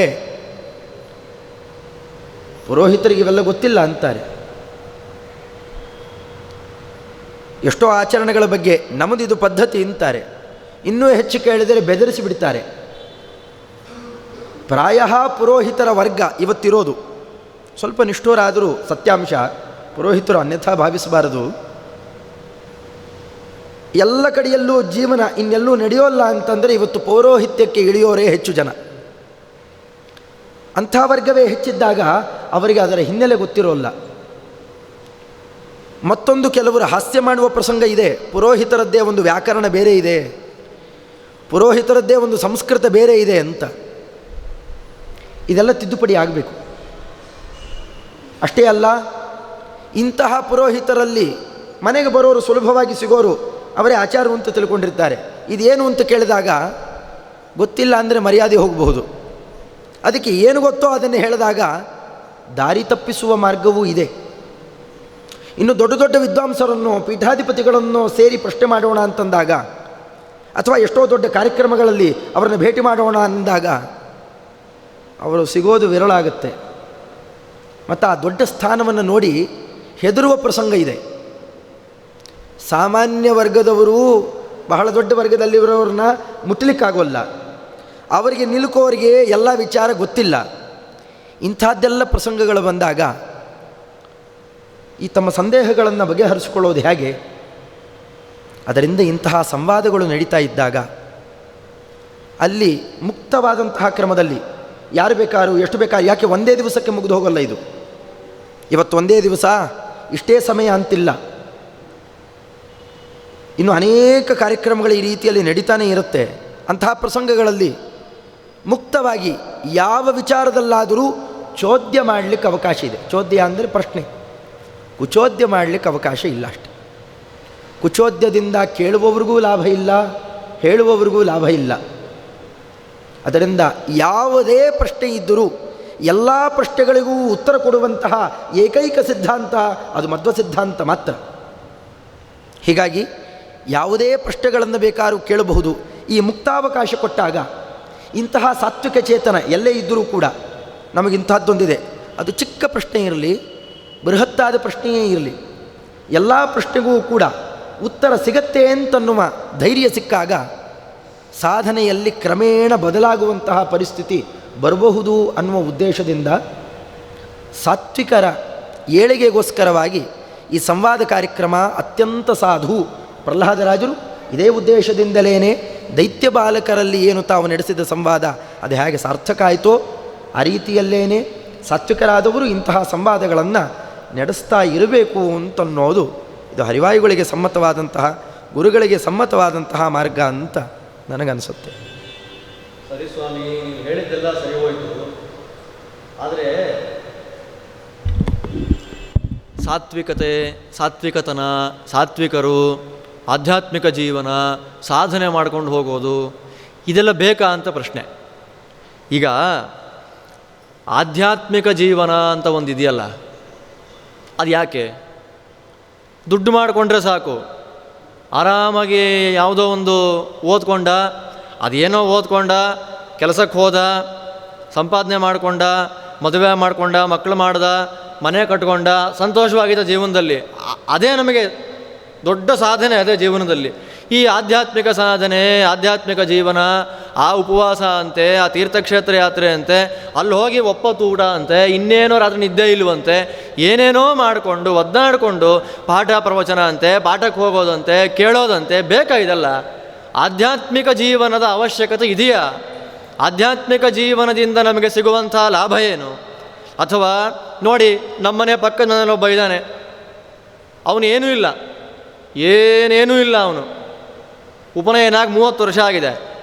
ಜನಿವಾರ ಅಂದರೆ ಏನು ಅಂತ ಗೊತ್ತಿಲ್ಲ, ಸಂಧ್ಯಾ ವಂದನೆ ಏನು ಅಂತ ಗೊತ್ತಿಲ್ಲ, ಉಪವಾಸ ಅಂದರೆ ಗೊತ್ತಿಲ್ಲ, ತೀರ್ಥ ಮಂತ್ರಾಕ್ಷತೆ ಗಂಧ ಏನೂ ಗೊತ್ತಿಲ್ಲ ಅವನಿಗೆ. ಸಂತೋಷವಾಗಿದ್ದಾನೆ. ನಾನು ಆಧ್ಯಾತ್ಮಿಕ ಜೀವನ, ಸಾಧನೆ ಜೀವನ, ಪಾಠ ಪ್ರವಚನ ಅಂತ ಹೋಗಿ ಒದ್ದಾಡ್ತಾ ಇದ್ದೀನಿ. ನನಗೆ ಬೇಕಾ? ಆರ್ಥಿಕವಾಗಿಯೂ, ಸಾಮಾಜಿಕವಾಗಿಯೂ, ಲೌಕಿಕವಾಗಿಯೂ ಎಲ್ಲ ರೀತಿಯಿಂದಲೂ ಆಧ್ಯಾತ್ಮಿಕ ಜೀವನವನ್ನು ಮಾಡುವಂಥ ವ್ಯಕ್ತಿಗೆ ಏನೂ ಬೆಲೆ ಇಲ್ಲ ಸಮಾಜದಲ್ಲಿ ಇವತ್ತು. ಆದ್ದರಿಂದ ಆಧ್ಯಾತ್ಮಿಕ ಜೀವನ ಮಾಡೋದು ವ್ಯರ್ಥವೇ ಸರಿ. ಅಷ್ಟೇ ಅಲ್ಲ, ಅದರಿಂದ ಯಾವುದೇ ವಿಧವಾದಂಥ ಫಲವನ್ನು ಅಪೇಕ್ಷೆ ಮಾಡೋ ಹಾಗಿಲ್ಲ ಅಂತ ಪ್ರಶ್ನೆ. ಆಧ್ಯಾತ್ಮಿಕ ಜೀವನ ವ್ಯರ್ಥ ಮತ್ತು ಅನರ್ಥ ಅಂತ ಪ್ರಶ್ನೆ ಮಾಡಿದ್ದಾರೆ. ಇದೇ ತರಹದ ಪ್ರಶ್ನೆ ಅಲ್ಲೂ ಬಂದದ್ದು. ಆಧ್ಯಾತ್ಮಿಕವೋ ಅನಾಧ್ಯಾತ್ಮಿಕವೋ ಏನಾರು ಇರಲಿ, ಪ್ರಹ್ಲಾದರಾಜರಲ್ಲಿ ಮೊದಲು ಪ್ರಶ್ನೆ ಮಾಡುತ್ತಾರೆ ಬಾಲಕರು. ಅವರು ಕೇಳಿದ್ದಿದ್ದನ್ನೇ, ಪ್ರಹ್ಲಾದ, ನೋಡಲಿಕ್ಕೆ ಎಷ್ಟು ಸುಂದರವಾಗಿದ್ದೀಯಾ, ಮುದ್ದಾಗಿದ್ದೀಯಾ, ನಿನ್ನಲ್ಲಿ ಆಕರ್ಷಣೆ ಮೂಡುತ್ತೆ. ಸುಮ್ಮನೆ ಅಪ್ಪ ಹೇಳಿದ್ದು ಕೇಳ್ಕೊಂಡು ಹೋದರೆ ಎಷ್ಟು ಚೆನ್ನಾಗಿರುತ್ತೆ. ನಮ್ಮ ಮನೆಯಲ್ಲಿ ನಮ್ಮ ಅಪ್ಪ ಅಮ್ಮ ಹೇಗೆ ಹಾಕ್ತಾರೋ ಹಾಗಿದ್ದರೆ ಎಷ್ಟು ಚೆನ್ನಾಗಿರ್ತಿತ್ತು. ಅಷ್ಟೇ ಅಲ್ಲ, ಗುರುಗಳು ಹೇಳ್ಕೊಟ್ಟಿಲ್ವಾ? ಮಾತೃದೇವೋ ಭವ, ಪಿತೃದೇವೋ ಭವ. ತಂದೆ ತಾಯಿಗಳನ್ನೇ ದೇವರು ಅಂತ ತಿಳ್ಕೊಳ್ಬೇಕು. ಸ್ವಲ್ಪ ಈಗಿಂದು ಎಲ್ಲ ಯೋಜನೆ ಮಾಡಿಕೊಂಡ್ರೆ ಕಾಯಕವೇ ಕೈಲಾಸ, ನಾವು ನಮ್ಮ ದುಡಿಮೆಯ ದೇವರು. ಇವೆಲ್ಲ ಇದ್ದಾಗ ನಮ್ಮ ಪಾಲಿಗೆ ಏನು ಬಂದಿದೆಯೋ ಅದನ್ನು ಮಾಡಿಕೊಂಡಿದ್ದು ಬಿಟ್ಟರೆ ಸಾಕಲ್ಲ. ಅಷ್ಟೇ ಅಲ್ಲ, ನೀನು ಈ ರೀತಿ ಮಾಡ್ತಾ ಇರೋದರಿಂದ ನಿಮ್ಮ ಅಪ್ಪ ಅಮ್ಮನಿಗೆ ದ್ರೋಹ ಮಾಡಿದ ಹಾಗಾಗೋಲ್ವಾ? ಅದು ಧರ್ಮ ಮಾರ್ಗವೂ ಅಲ್ಲ. ಈ ರೀತಿಯಲ್ಲಿ ಮಾಡ್ತಾ ಇರೋದು ಹೇಗೆ ಯೋಗ್ಯ ಅಂತ ಈ ರೀತಿಯಲ್ಲಿ ಅವರನ್ನೂ ಪ್ರಶ್ನೆ ಮಾಡಿದಾಗ ಪ್ರಹ್ಲಾದರಾಜರು ಕೊಟ್ಟಂತಹ ಉತ್ತರ ಮೊದಲನೇದ್ದು, ಗುರುಕ್ತಮಪಿ ನಗ್ರಾಹ್ಯಂ ಯದನರ್ಥೇರ್ಥ ಕಲ್ಪನಂ ಯದುಕ್ತ್ಯಾ ನ ಪ್ರಬುದ್ಧೇತ ಸುಪ್ತಃ ಅಜ್ಞಾನ ನಿದ್ರೆಯ. ಈ ಉತ್ತರವನ್ನು ಕೊಡ್ತಾರೆ. ಅದರ ಜೊತೆಯಲ್ಲಿ ಬೇರೆ ಉತ್ತರಗಳನ್ನೆಲ್ಲ ಅಲ್ಲಿಂದ ಆರಂಭ ಮಾಡ್ತಾ ಹೋಗ್ತಾರೆ. ಸಂವಾದ ಶುರುವಾಗಿದ್ದು ಈ ಕ್ರಮದಲ್ಲಿ. ಈಗ ಸ್ವಲ್ಪ ವಿಚಾರ ಮಾಡೋಣ. ಈಗ ನಾವೆಲ್ಲ ವ್ಯಾಪಾರ ಮಾಡ್ತಾ ಇದ್ದೀವಿ, ತಿನ್ನೋದು, ಉಣ್ಣೋದು, ಅದಕ್ಕೋಸ್ಕರವಾಗಿ ದುಡಿಯೋದು, ನಾನಾ ಕ್ರಮದಲ್ಲಿ ವ್ಯಾಪಾರಗಳು ನಡೀತಾ ಇದ್ದಾವೆ. ಯಾವಾಗ ಸಾರ್ಥಕ ಆಗುತ್ತೆ ಇದು? ನಮಗೆ ಸಾರ್ಥಕ ಬೇಡ್ರಿ, ನಾವು ತಿನ್ಕೊಂಡು ಉಣ್ಕೊಂಡು ಹೀಗೆ ಇರ್ತೇವೆ, ನೀವು ಹೇಳಿದ್ರು ಅಷ್ಟೇ, ಹೇಳದೇ ಇದ್ದರೂ ಅಷ್ಟೇ. ಅಂಥವ್ರಿಗೆ ಈ ಉತ್ತರ, ಸಂವಾದ, ಈ ಕಾರ್ಯಕ್ರಮ ಅಲ್ಲೇ ಅಲ್ಲ. ನಾನು ಮೊದಲೇ ಹೇಳಿದಂತೆ, ವಿವೇಕಿಯಾದಂತಹ ವ್ಯಕ್ತಿ ನಾನೂ ಸ್ವಲ್ಪ ಏನಾರು ಬದಲಾವಣೆ ಮಾಡಿಕೊಳ್ಬೇಕು, ನನಗೆ ಒಳ್ಳೆ ಸುಖ ಬೇಕು, ಈ ನಾನಾ ತರಹದ ದುಃಖದ ಗೋಜಲನ್ನು ಕಳ್ಕೊಳ್ಬೇಕು ಅಂತ ಯಾರಿಗಿದೆ ಅಂಥ ವ್ಯಕ್ತಿ ಇಲ್ಲೇ ಬಿದ್ದಿರ್ತೇನೆ, ನಾನು ಹೀಗೆ ಇರ್ತೇನೆ ಅನ್ನುವವರಿಗೆ ಒಂದೇ ಮಾತು, ಅವರಿಗೂ ಪ್ರಾಣಿಗಳಿಗೂ ಏನೂ ವ್ಯತ್ಯಾಸ ಇಲ್ಲ. ತೇ ನರ ಪಶವೋ ಲೋಕೆ ಕಿಂ ತೇಷಾಂ ಜೀವನೇ ಫಲಂ. ಅವರು ಮನುಷ್ಯರಲ್ಲ, ಮನುಷ್ಯ ರೂಪದಿಂದ ಸಂಚರಿಸುವಂತಹ ಮೃಗಗಳಷ್ಟೇ. ಆಹಾರ, ನಿದ್ರಾ, ಭಯ, ಮೈಥುನ ಇವೆಲ್ಲ ಅವಕ್ಕೂ ಇದ್ದಾವೆ, ಪ್ರಾಣಿಗಳಿಗೂ ನಮಗೂ ಇದೆ. ವ್ಯತ್ಯಾಸ ಏನು? ಆದರೆ ಮನುಷ್ಯನ ಶರೀರದ ರಚನೆಗೂ ಪ್ರಾಣಿಗಳ ಶರೀರದ ರಚನೆಗೂ ತುಂಬ ವ್ಯತ್ಯಾಸ ಇದೆ. ಒಂದು ಆನೆ, ಅದರ ಬುರುಡೆ ಎಷ್ಟು ಗಾತ್ರ ಇರುತ್ತೆ, ಅದರಲ್ಲಿ ಮೆದುಳು ಪುಟ್ಟ ಗಾತ್ರದ್ದು. ಎಷ್ಟಿಟ್ಟಿದ್ದಾನೆ? ಅದರಲ್ಲಿ ಭಗವಂತ ಅದು ತನ್ನ ಕುಟುಂಬ ನಿರ್ವಹಣೆಗೆ ಎಷ್ಟು ಬೇಕೋ ಅಷ್ಟೇ, ಹಸಿವಾದಾಗ ತಿನ್ನಬೇಕು ಅಂತ ಗೊತ್ತಾಗುತ್ತೆ. ಇಂಥ ಕಡೆ ಓಡಾಡಬೇಕು, ಮಲಗಬೇಕು, ನಿಲ್ಲಬೇಕು, ಇಷ್ಟು ಮಾತ್ರ ಪರಿಚಯ ಇದೆ, ಹೆಚ್ಚಿನ ಬುದ್ಧಿ ಇಲ್ಲ. ಆದರೆ ಮನುಷ್ಯನ ಶರೀರದ ನಿರ್ಮಾಣ ಹೇಗಿದೆ, ಒಂದು ತೆಂಗಿನ ಬುರುಡೆಯಷ್ಟೇ ಶರೀರದಲ್ಲಿ, ಆ ತಲೆಯಲ್ಲಿ ಇಡೀ ಮೆದುಳಿಟ್ಟು ಏನನ್ನು ಬೇಕಾದ್ರೂ ಇವತ್ತೊಂದೇ ಅಲ್ಲ, ಹಿಂದೆ ಮುಂದಿನ ವಿಚಾರಗಳನ್ನು ತಿಳಿದು ಬೇಕಷ್ಟು ಪ್ರಯೋಜನ ಪಡೆಯುವಂತಹ ಅವಕಾಶ ಇದೆ. ಇದನ್ನೇ ಭಾಗವತದಲ್ಲಿ ಅಂತಾರೆ, ಪುರುಷಂ ವಿಧಾಯ ಬ್ರಹ್ಮಾವಬೋಧದೇಶಣಂ ಮುದಮಾಪದೇವ. ಇನ್ನೆಲ್ಲ ಬೇರೆ ಬೇರೆ ಶರೀರಗಳನ್ನು ಸೃಷ್ಟಿ ಮಾಡಿ ಸೃಷ್ಟಿಯಲ್ಲಿ ನಿಜವಾಗಲೂ ಗತಿಯನ್ನು ಪಡೀಲಿಕ್ಕಿರುವಂತಹ ಶರೀರ ಅಂತಂದರೆ ಅವೆಲ್ಲ ಭೋಗ. ನಾವು ಮಾಡಿದಂತಹ ಪಾಪನೋ ಪುಣ್ಯನೋ ಇವುಗಳನ್ನು ಅನುಭವಿಸಲಿಕ್ಕೆ ಬೇರೆ ಬೇರೆ ಶರೀರಗಳಾದರೆ, ಪರಮಾತ್ಮನನ್ನು ತಿಳಿದು ಸಾರ್ಥಕಪಡಿಸಿಕೊಳ್ಳಿಕ್ಕಿರತಕ್ಕಂತಹ ಒಂದೇ ಒಂದು, ಯಾವುದೇ ಇರಲಿ, ಭಗವಂತನನ್ನು ತಿಳಿಯೋದು ಅಂತ ಅಷ್ಟೇ ಅಲ್ಲ, ಯಾವುದೇ ಗುರಿಯನ್ನು ತಲುಪಬೇಕಾಗಿದ್ದರೂ ಅದಕ್ಕೆ ಮಾನುಷ ಶರೀರ ಬೇಕೇ ಬೇಕು, ಬೇರೆ ಶರೀರದಿಂದ ಆಗೋಲ್ಲ. ಅಂಥ ಉತ್ಕೃಷ್ಟ ಶರೀರ ಇದೆ. ಪ್ರಾಣಿ ಶರೀರಕ್ಕೂ ಮನುಷ್ಯನ ಶರೀರಕ್ಕೂ ವ್ಯತ್ಯಾಸ ಇದೆ. ಆದರೆ ಫಲಿತಾಂಶ ಒಂದೇ. ಆದರೆ ಅವನನ್ನು ಪಶು ಅಂತ ಬೈತಾರಷ್ಟೆ. ನಮಗಿಂತ ಹೆಚ್ಚು ಶಿಸ್ತಾಗಿ ಬದುಕ್ತಾವೆ ಪಶು ಪಕ್ಷಿ ಪ್ರಾಣಿಗಳು. ಪಕ್ಷಿಗಳು ಬೆಳಗ್ಗೆ ಆಗ್ತಿರಲಿಕ್ಕೆ ಸೂರ್ಯೋದಯಕ್ಕೆ ಮುಂಚೆ ಏಳ್ತಾವೆ, ಹೊರಡ್ತಾವೆ, ಮೊಟ್ಟೆಗಿಟ್ಟು ಇಡ್ತಾವೆ, ಅವು ಚೆನ್ನಾಗಿ ಬದುಕ್ತಾವೆ. ಸಂಜೆ ಆಯಿತು ಅಂದರೆ ಮನೆ ಸೇರ್ಕೊಂಡ್ಬಿಡ್ತಾವೆ. ಈ ಮನುಷ್ಯನಿಗೆ ಅದೂ ಇಲ್ಲ. ಯಾವಾಗ ತಿಂತಾನೋ, ಯಾವಾಗ ಹೇಳ್ತಾನೋ, ಯಾವಾಗ ಬೀಳ್ತಾನೋ, ಒಂದು ವ್ಯವಸ್ಥೆಯೇ ಇಲ್ಲದೆ ಬದುಕ್ತಾ ಇದ್ದಾನೆ. ಒಂದು ರೀತಿಯಲ್ಲಿ ಪಶು ಸಮಾನ ಅಲ್ಲ, ಪಶುಗಿಂತ ನೀಚ. ಅಂಥದ್ದು ಇಂಥ ಉತ್ತಮ ಶರೀರ ಸಿಕ್ಕಾಗ ಯಾವ ರೀತಿಯಲ್ಲಿ ಬದುಕಿದರೆ ಈ ಜೀವನ ಸಾರ್ಥಕ ಆಗುತ್ತೆ. ಜೀವನ ಅಂದ್ರೇನು? ಶರೀರ ಪೋಷಣೆ ನಡೀತಾ ಇದೆ. ಈ ಶರೀರ ಪೋಷಣ ಯಾವಾಗ ಸಾರ್ಥಕ ಆಗುತ್ತೆ? ವಿವೇಕಿಗಳು ವಿಚಾರ ಮಾಡಿ ನೋಡೋಣ. ಹೇಳಿದ ಮಾತ್ರಕ್ಕೆ ಒಪ್ಪಬೇಕಾಗಿಲ್ಲ ಯಾರು, ವಿಚಾರ ಮಾಡಿ ನೋಡ್ರಿ. ಇದಕ್ಕೆ ಏನು ಪ್ರಯೋಜನ ಇದೆ? ಯಾಕೆ ಬಂದಿದ್ದೇವೆ? ಇಲ್ಲೇ ಯಾಕೆ ಬಂದ್ವಿ? ನಮ್ಮ ಎದುರುಗಡೆಯೇ ಪಶು ಪಕ್ಷಿ ಪ್ರಾಣಿಗಳಿದ್ದಾವೆ, ಗಿಡ ಮರಗಳಿದ್ದಾವೆ. ನಾವು ಬೇಕಷ್ಟು ಕಷ್ಟಪಟ್ಟು ಅವರಿವರು ತಲೆ ಒಡೆದು ಏನೇನೋ ಮಾಡಿ ಮನುಷ್ಯ ಬದುಕ್ತಾನೆ. ಮರಗಳಿದ್ದಾವಲ್ಲ, ಮರಗಳಲ್ಲಿ ಜೀವ ಇದೆ ಅಂತ ಎಲ್ಲರೂ ಒಪ್ಪಿದ್ದಾರೆ. ಮರಗಳು ನಿಂತಲ್ಲೇ ನಿಂತು ಕಾಲಲ್ಲಿ ನೀರು ಎಳೀತಾ, ಪಾದಪ ಅಂತ ಕೂಗ್ತಾರೆ ಮರಗಳಿಗೆ, ಕಾಲಲ್ಲೇ ನೀರನ್ನು ಎಳಿತಾ ಸಾವಿರಾರು ವರ್ಷ ಬದುಕ್ತಾವೆ. ಕಾಗೆ 1,000 ವರ್ಷ ಅಂದರೆ ಮನುಷ್ಯನ ಪ್ರಾಯ 10 ತಲೆಯನ್ನು ನೋಡುತ್ತೆ. ಸಹಜವಾಗಿ ಕಾಗೆ ಸತ್ತಿದ್ದು ತುಂಬ ವಿರಳ. ರಾಮಾಯಣ ಹೇಳುವಂತೆ ಯಮದೇವರ ಅನುಗ್ರಹದಿಂದ 1,000 ವರ್ಷ ಅದಕ್ಕೆ ಆಯುರ್ಮಾನ. ಕಾಗೆಯನ್ನು ಕರೆದು 1000 ವರ್ಷದ ಶಾಂತಿ ಅಂತ ಯಾರೂ ಮಾಡೋಲ್ಲ, ಅದಕ್ಕೆ ಯಾರೂ ಬೆಲೆ ಕೊಡೋಲ್ಲ.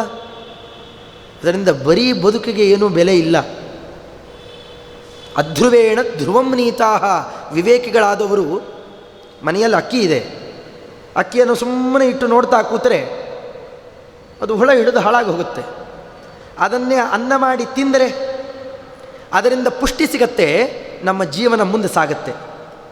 ಹಾಗೇನೇ ಈ ಶರೀರವೂ ಕೂಡ ಅಧ್ರುವವಾದದ್ದು, ಅದರಲ್ಲಿ ಯಾರಿಗೂ ವಿವಾದ ಇಲ್ಲ. ಕೆಲವು ಕಾಲ ಈಗ ಬಂದಿದ್ದು ಎಷ್ಟು ಅನಿರೀಕ್ಷಿತವೋ ಹೋಗೋದು ಅಷ್ಟೇ ಅನಿರೀಕ್ಷಿತ. ಈ ಹೊತ್ತಿಗೆ ಅಂತೇನಿಲ್ಲ, ಸಾವು ನಿರೀಕ್ಷಿತನೇ. ಮತ್ತೆ ಅಂದರೆ ಈ ಕ್ರಮದ ಮಧ್ಯದಲ್ಲಿ ನಾವು ಬಂದು ಹೋಗೋದ್ರೊಳಗೆ ಇಲ್ಲಿಂದ ಏನಾರ ಪ್ರಯೋಜನ ಗಳಿಸಬಹುದಾ ಅನ್ನುವ ವಿವೇಕಿ ಪ್ರಶ್ನೆ ಮಾಡಿದರೆ ಅದರಲ್ಲಿ ಕಡೇ ಹಂತದಲ್ಲಿ ಸಿಗುವ ಉತ್ತರ ಅಂತಂದರೆ, ನಮ್ಮನ್ನು ಯಾರಿಲ್ಲಿಗೆ ತಂದಿದ್ದಾನೆ? ಮಲಗಿದಾಗಲೂ ನಾವು ಎಚ್ಚರದಲ್ಲಿದ್ದೇವೆ, ಮಲಗಿದಾಗಲೂ ಕೂಡ ನಾವು ಬದುಕಿರ್ತೇವೆ, ಉಸಿರಾಟ ನಡೀತಾ ಇದೆ, ಒಳಗೆ ಜೀರ್ಣಾದಿ ಪ್ರಕ್ರಿಯೆ ನಡೀತಾ ಇದೆ, ನಮಗೆ ಗೊತ್ತಿಲ್ಲ, ನಮ್ಮ ಶರೀರ ಅಂತಂತೇವೆ ನಾವು. ಆದರೂ ಒಳಗಡೆಯಲ್ಲಿ ವ್ಯಾಪಾರ ನಡೀತಾನೆ ಇದೆ. ಇದನ್ನೆಲ್ಲ ಯಾರು ನಿರ್ವಹಣೆ ಮಾಡ್ತಾ ಇದ್ದಾನೋ, ಯಾರು ಇಲ್ಲಿ ತಂದು ಹಾಕಿದ್ದಾನೋ ಅವನನ್ನು ಒಲಿಸಿಕೊಂಡ್ರೆ ಇನ್ನೊಮ್ಮೆ ಈ ಸಂಸಾರ ಇರೋದೇ ಇಲ್ಲ. ಇತಿಹಾಸ ಪುರಾಣಾದಿಗಳಲ್ಲಿ ಇಂಥ ನಾನಾ ಕಥೆಗಳನ್ನು ಕೇಳಿದಂತಹ ವ್ಯಕ್ತಿ ಇವನ್ನೂ ಕೇಳಿರ್ತಾನೆ. ಲೋಕದಲ್ಲಿ ಈಗ ಆಚಾರ್ಯರು ಪ್ರಶ್ನೆ ಮಾಡಿದಂತೆ ಲೋಕದಲ್ಲಿ ಯಾವುದೂ ಬೇಡ, ಹಾಗೇ ಇರಬಹುದಲ್ಲ, ಏನೂ ಧರ್ಮಕರ್ಮ ಮಾಡದೇ ಇದ್ದವರು ಬೇಕಷ್ಟು ದುಡ್ಡು ದುಗಾಣಿ ಎಲ್ಲ ಪಡ್ಕೊಂಡು ಆರಾಮೇ ಇದ್ದಾರಲ್ಲ, ಅದು ಈಗ ಗಳಿಸಿದ್ದರ ಫಲ ಅಲ್ಲ, ಹಿಂದೆಂದೋ ಗಳಿಸಿರ್ತಾನೆ ಅದರ ಫಲ. ಹಿಂದೆ ಅಸಾಧ್ಯ ಪಾಪ ಮಾಡಿದ್ದರೆ ಈಗ ದರಿದ್ರ ಇರ್ತಾನೆ, ರೋಗಿಯಾಗಿರ್ತಾನೆ, ಹಿಂದೆಂದೋ ಪುಣ್ಯ ಮಾಡಿದ್ದರೆ ಈಗ ಅಪಚಾರ ಮಾಡ್ತಾ ಇದ್ದರೂ ಉನ್ನತ ಸ್ಥಾನದಲ್ಲಿರಬಹುದು. ಅದರಿಂದಾಗಿ ಆಧ್ಯಾತ್ಮಿಕ ಜೀವನ ಬೇಡವೇ ಬೇಡ ಅಂತಂದರೆ ಅವನು ಪಶುವೇ ಸಮಾನ, ಅವನು ಪಶುವೇ. ಆದ್ದರಿಂದಾಗಿ ಪಶುಗಳಾಗಬಾರದು. ಈ ಜೀವನ ಏನಾರು ಸ್ವಲ್ಪ ಸಾರ್ಥಕಪಡಿಸಿಕೊಳ್ಳಬೇಕು ಅಂತಿದ್ದರೆ ಅವಶ್ಯವಾಗಿ ಆಧ್ಯಾತ್ಮಿಕ ಜೀವನ ಬೇಕೇ ಬೇಕು, ವೈಚಾರಿಕತೆ ಬೇಕು. ವಿಚಾರ ಮಾಡ್ತಾ ಹೊರಟಾಗ ನಮ್ಮ ಮುಂದೆ ಬರೋದು ಕಡೆಯ ಉತ್ತರ ಅಂತಂದರೆ ಶ್ರೀಹರಿ ನಾರಾಯಣ ಅವನ ಪ್ರೀತಿಯನ್ನು ಸಂಪಾದನೆ ಮಾಡಿದರೆ ಅದು ಸಾರ್ಥಕ ಬದುಕು. ಅದಕ್ಕೆ ನಮ್ಮಲ್ಲಿ ದಾಸರಾಯರು ಎಲ್ಲ ವೇದಶಾಸ್ತ್ರಗಳ ರಹಸ್ಯವನ್ನು ಒಂದೇ ಮಾತಲ್ಲಂತಾರೆ, ಫಲವಿದು ಬಾಳುವುದಕ್ಕೆ ಸಿರಿ ನಿಲಯನ ಗುಣಗಳ ತಿಳಿದು ಭಜಿಸುವುದು. ಇನ್ನು ಬೇರೆ ಬೇರೆ ಮಾರ್ಗ ಇದೆಯಾ ಅಂತ ಬೇಕಾದ್ರೆ ವಿಚಾರ ಮಾಡಬಹುದು. ಬದುಕು ಯಾವಾಗ ಸಾರ್ಥಕ ಆಗುತ್ತೆ, ಏನದಕ್ಕೆ ಫಲ, ಇದರ ಪ್ರಶ್ನೆಯನ್ನು ಮಾಡ್ತಾ ನಾವು ವಿಚಾರ ಮಾಡ್ತಾ ಹೊರಟ್ರೆ ಇಡೀ ಜಗತ್ತನ್ನು ನಿಯಂತ್ರಣ ಮಾಡುವಂತಹ ಒಂದು ಉತ್ಕೃಷ್ಟ ಶಕ್ತಿ ಯಾರಿದ್ದಾನೋ ಅವನ ಪ್ರೀತಿಯನ್ನು ಗಳಿಸೋದೇ ಅವನನ್ನು ಸರಿಯಾಗಿ ಅರ್ಥ ಮಾಡಿಕೊಂಡು, ಆ ಅರ್ಥ ಮಾಡಿಕೊಳ್ಳೋದರಿಂದಾಗಿ ಏನು ಭಕ್ತಿ ಮೂಡುತ್ತೆ, ಭಕ್ತಿಯಿಂದ ಅವನನ್ನು ಒಲಿಸಿಕೊಳ್ಳೋದೇನಿದೆ ಅದೇನೇ ಈ ಜೀವನಕ್ಕೆ ಸಾರ್ಥಕತೆ. ಅದು ಬೇರೆ ಶರೀರದಲ್ಲಿ ಪಡೀಲಿಕ್ಕಾಗೋಲ್ಲ, ಮನುಷ್ಯ ಶರೀರದಲ್ಲಿ ಮಾತ್ರ ಅದನ್ನು ಪಡ್ಕೊಳ್ಬಹುದು. ಅಂತಹ ಮನುಷ್ಯ ಶರೀರ ಬಂದಾಗಲೂ ನಮಗೇನೂ ಬೇಡ ಅಂತಂದರೆ ಇನ್ನೊಮ್ಮೆ ಇಂತಹ ಶರೀರ ಕೊಡೋಲ್ಲ, ಇಂತಹ ಶರೀರ ಬರೋಲ್ಲ. ಭಾಗವತ ಇದನ್ನು ಪ್ರತಿಪಾದನೆ ಮಾಡಿಕೊಡುತ್ತೆ. ಪ್ರಾಪ್ತಾನ್ ರಿಜಾತಿನ್ ತ್ವಿಹಯೇಚ ಜಂತವಃ ಜ್ಞಾನಕ್ರಿಯಾ ದ್ರವ್ಯ ಕಲಾಪ ಸಂಭೃತಾ ನಚೇದ್ಯತೇರನ್ನ ಪುನರ ಅಪುನರ್ಭವಾಯ ಭೂಯೋ ವನೌಕಾ ಇವಯಾಂತಿ ಬಂಧನಂ. ಇಂಥ ಒಳ್ಳೆ ಮನುಷ್ಯ ಶರೀರ, ಅದರ ಉತ್ಕೃಷ್ಟತೆ ಎಲ್ಲ ಇದ್ದಾಗಲೂ ಅದನ್ನು ಸರಿಯಾದ ಕ್ರಮದಲ್ಲಿ ಬಳಕೆ ಮಾಡಿಕೊಳ್ಳಿಲ್ಲ ಅಂತಂದರೆ ಅವನೇನಾಗ್ತಾನೆ, ಮತ್ತೆ ಮತ್ತೆ ಬಂಧನಕ್ಕೆ ಒಳಗಾಗುತ್ತಾನೆ. ನಮ್ಮ ಎದುರುಗಡೆಯಲ್ಲೇನೆ ನಾಯಿ ನರಿಗಳು ಓಡಾಡ್ತಾ ಇದ್ದಾವೆ, ಜೊರಳೆ ಹಲ್ಲಿ ಮುಂತಾದ ಕ್ರಿಮಿಕೀಟಗಳಿದ್ದಾವೆ. ನಾವು ನಾಳೆ ಅದಾಗಬಾರ್ದು ಅಂತೇನಿದೆ, ಇದು ಯಾಕಾದ್ವಿ ಅಂತ ಗೊತ್ತಿಲ್ಲ, ಅದಾಗಬಾರ್ದು ಯಾಕೆ ಅಂತಲೂ ಗೊತ್ತಿಲ್ಲ. ಅಂಥ ಸ್ಥಿತಿಯಲ್ಲಿರುವವರು ವಿವೇಕಿಯಾಗಿ ಶರೀರ ಬೇರೆಯೋ ಜೀವ ಬೇರೆ ಇದ್ದಾನೋ, ಅಥವಾ ಶರೀರ ಜೀವ ಇಬ್ಬರು ಒಂದೇನೋ, ಅಧ್ಯಾತ್ಮ ಅಂತಂದರೆ ಏನು, ಆತ್ಮ ಜೀವನನ್ನು ಅಧಿಕರಿಸಿಕೊಂಡು ವಿಚಾರವನ್ನು ಏನು ಮಾಡ್ತೇವೆ ಅದೇ ಅಧ್ಯಾತ್ಮ ಚಿಂತನ. ಇದು ಬೇಡವೇ ಬೇಡ ಅಂತಂದರೆ ಅವನು ಪಶು ಆಗ್ತಾನೆ, ಪಶುವಿನಂತೆ ಬಂಧನಕ್ಕೊಳಗಾಗುತ್ತಾನೆ. ಅದರಿಂದಾಗಿ ಆಧ್ಯಾತ್ಮಿಕ ವಿಚಾರ ಅಂತನ್ನೋದು ಅತ್ಯಂತ ಅವಶ್ಯಕ ಅಂತನ್ನೋದು ಶಾಸ್ತ್ರಗಳಲ್ಲಿ ಕೊಟ್ಟಂತಹ ಉತ್ತರ ಇದು. ಸರಿ ಆಚಾರ್ಯರೇ, ಆಧ್ಯಾತ್ಮಿಕ ಜೀವನ ಮಾಡೋಣ ಬೇಡ ಅಂತ ಹೇಳ್ತಾ ಇಲ್ಲ, ಅದಕ್ಕೊಂದು ಟೈಮ್ ಬೇಕಲ್ವಾ, ಸಮಯ ಅಂತ ಒಂದು ಬೇಕಲ್ವಾ. ಅದಕ್ಕೆ ಚಿಕ್ಕ ಹುಡುಗರಿಗೆ ಆಧ್ಯಾತ್ಮ ಜೀವನದಲ್ಲಿ ಅವನು ತೊಡಗಿಸ್ಬಿಟ್ರೆ ಏನಾಗ್ತಾನೆ, ಅವನು ಒಂದು ಚೌಕಟ್ಟಿನಲ್ಲೇ ಬೆಳೀತಾ ಬರ್ತಾನೆ. ಅದರಿಂದ ಹೊರಗಡೆ ಅವನ ನಾಲೆಡ್ಜೇ ಬೆಳೆಯೋಲ್ಲ. ಏನಾಗತ್ತೆ ಅವನಿಗೆ ಅಂತಂದರೆ ಜನರಲ್ ನಾಲೆಡ್ಜ್ ಬೆಳೆಯೋದಿಲ್ಲ ಅವನಿಗೆ. ಸರಿ, ಆ ಹುಡುಗನ ನೀವೇನು ಮಾಡಿದ್ರಿ, ಈಗ ಬಹಳ ಚಿಕ್ಕ ಹುಡುಗನಿಗೆ ನೀವು ಶಿಖಾ ಬಿಡಿಸಿದ್ರಿ, ಅಧ್ಯಯನ ಮಾಡಿಸ್ತಾ ಬಂದ್ರಿ, ಅಲ್ಲಿ ಹೋಗಬೇಡ, ಇಲ್ಲಿ ಹೋಗಬೇಡ, ಅದು ಮಾಡಬೇಡ, ಇದು ತಿನ್ನಬೇಡ, ಇದು ಕುಡಿಬೇಡ ಅಂತೆಲ್ಲ ಚೌಕಟ್ಟು ಮಾಡಿ ಮಾಡಿ ಮಾಡಿ ಮಾಡಿ ಕೊನೆಗೆ ಏನಾಗ್ಬಿಡ್ತಾನೆ, ಸಂಕುಚಿತ ಮನೋಭಾವವುಳ್ಳ ವ್ಯಕ್ತಿ ಆಗಿಬಿಟ್ಟವನು ನಾಳೆ ಸಮಾಜಕ್ಕೆ ಬೇಡದೇ ಇರೋ ವ್ಯಕ್ತಿ ಆಗಿಬಿಟ್ರೆ, ಆಧ್ಯಾತ್ಮಿಕ ರೀತಿಯಿಂದ ಅಲ್ಲ ಸಾಮಾಜಿಕ ರೀತಿಯಿಂದ ನೋಡಿಕೊಂಡಾಗ ಅವನು ನಿಷ್ಪ್ರಯೋಜಕ ನಿರುಪಯುಕ್ತ ವ್ಯಕ್ತಿ ಅಂತ ಆಗಿಬಿಡ್ತಾನೆ.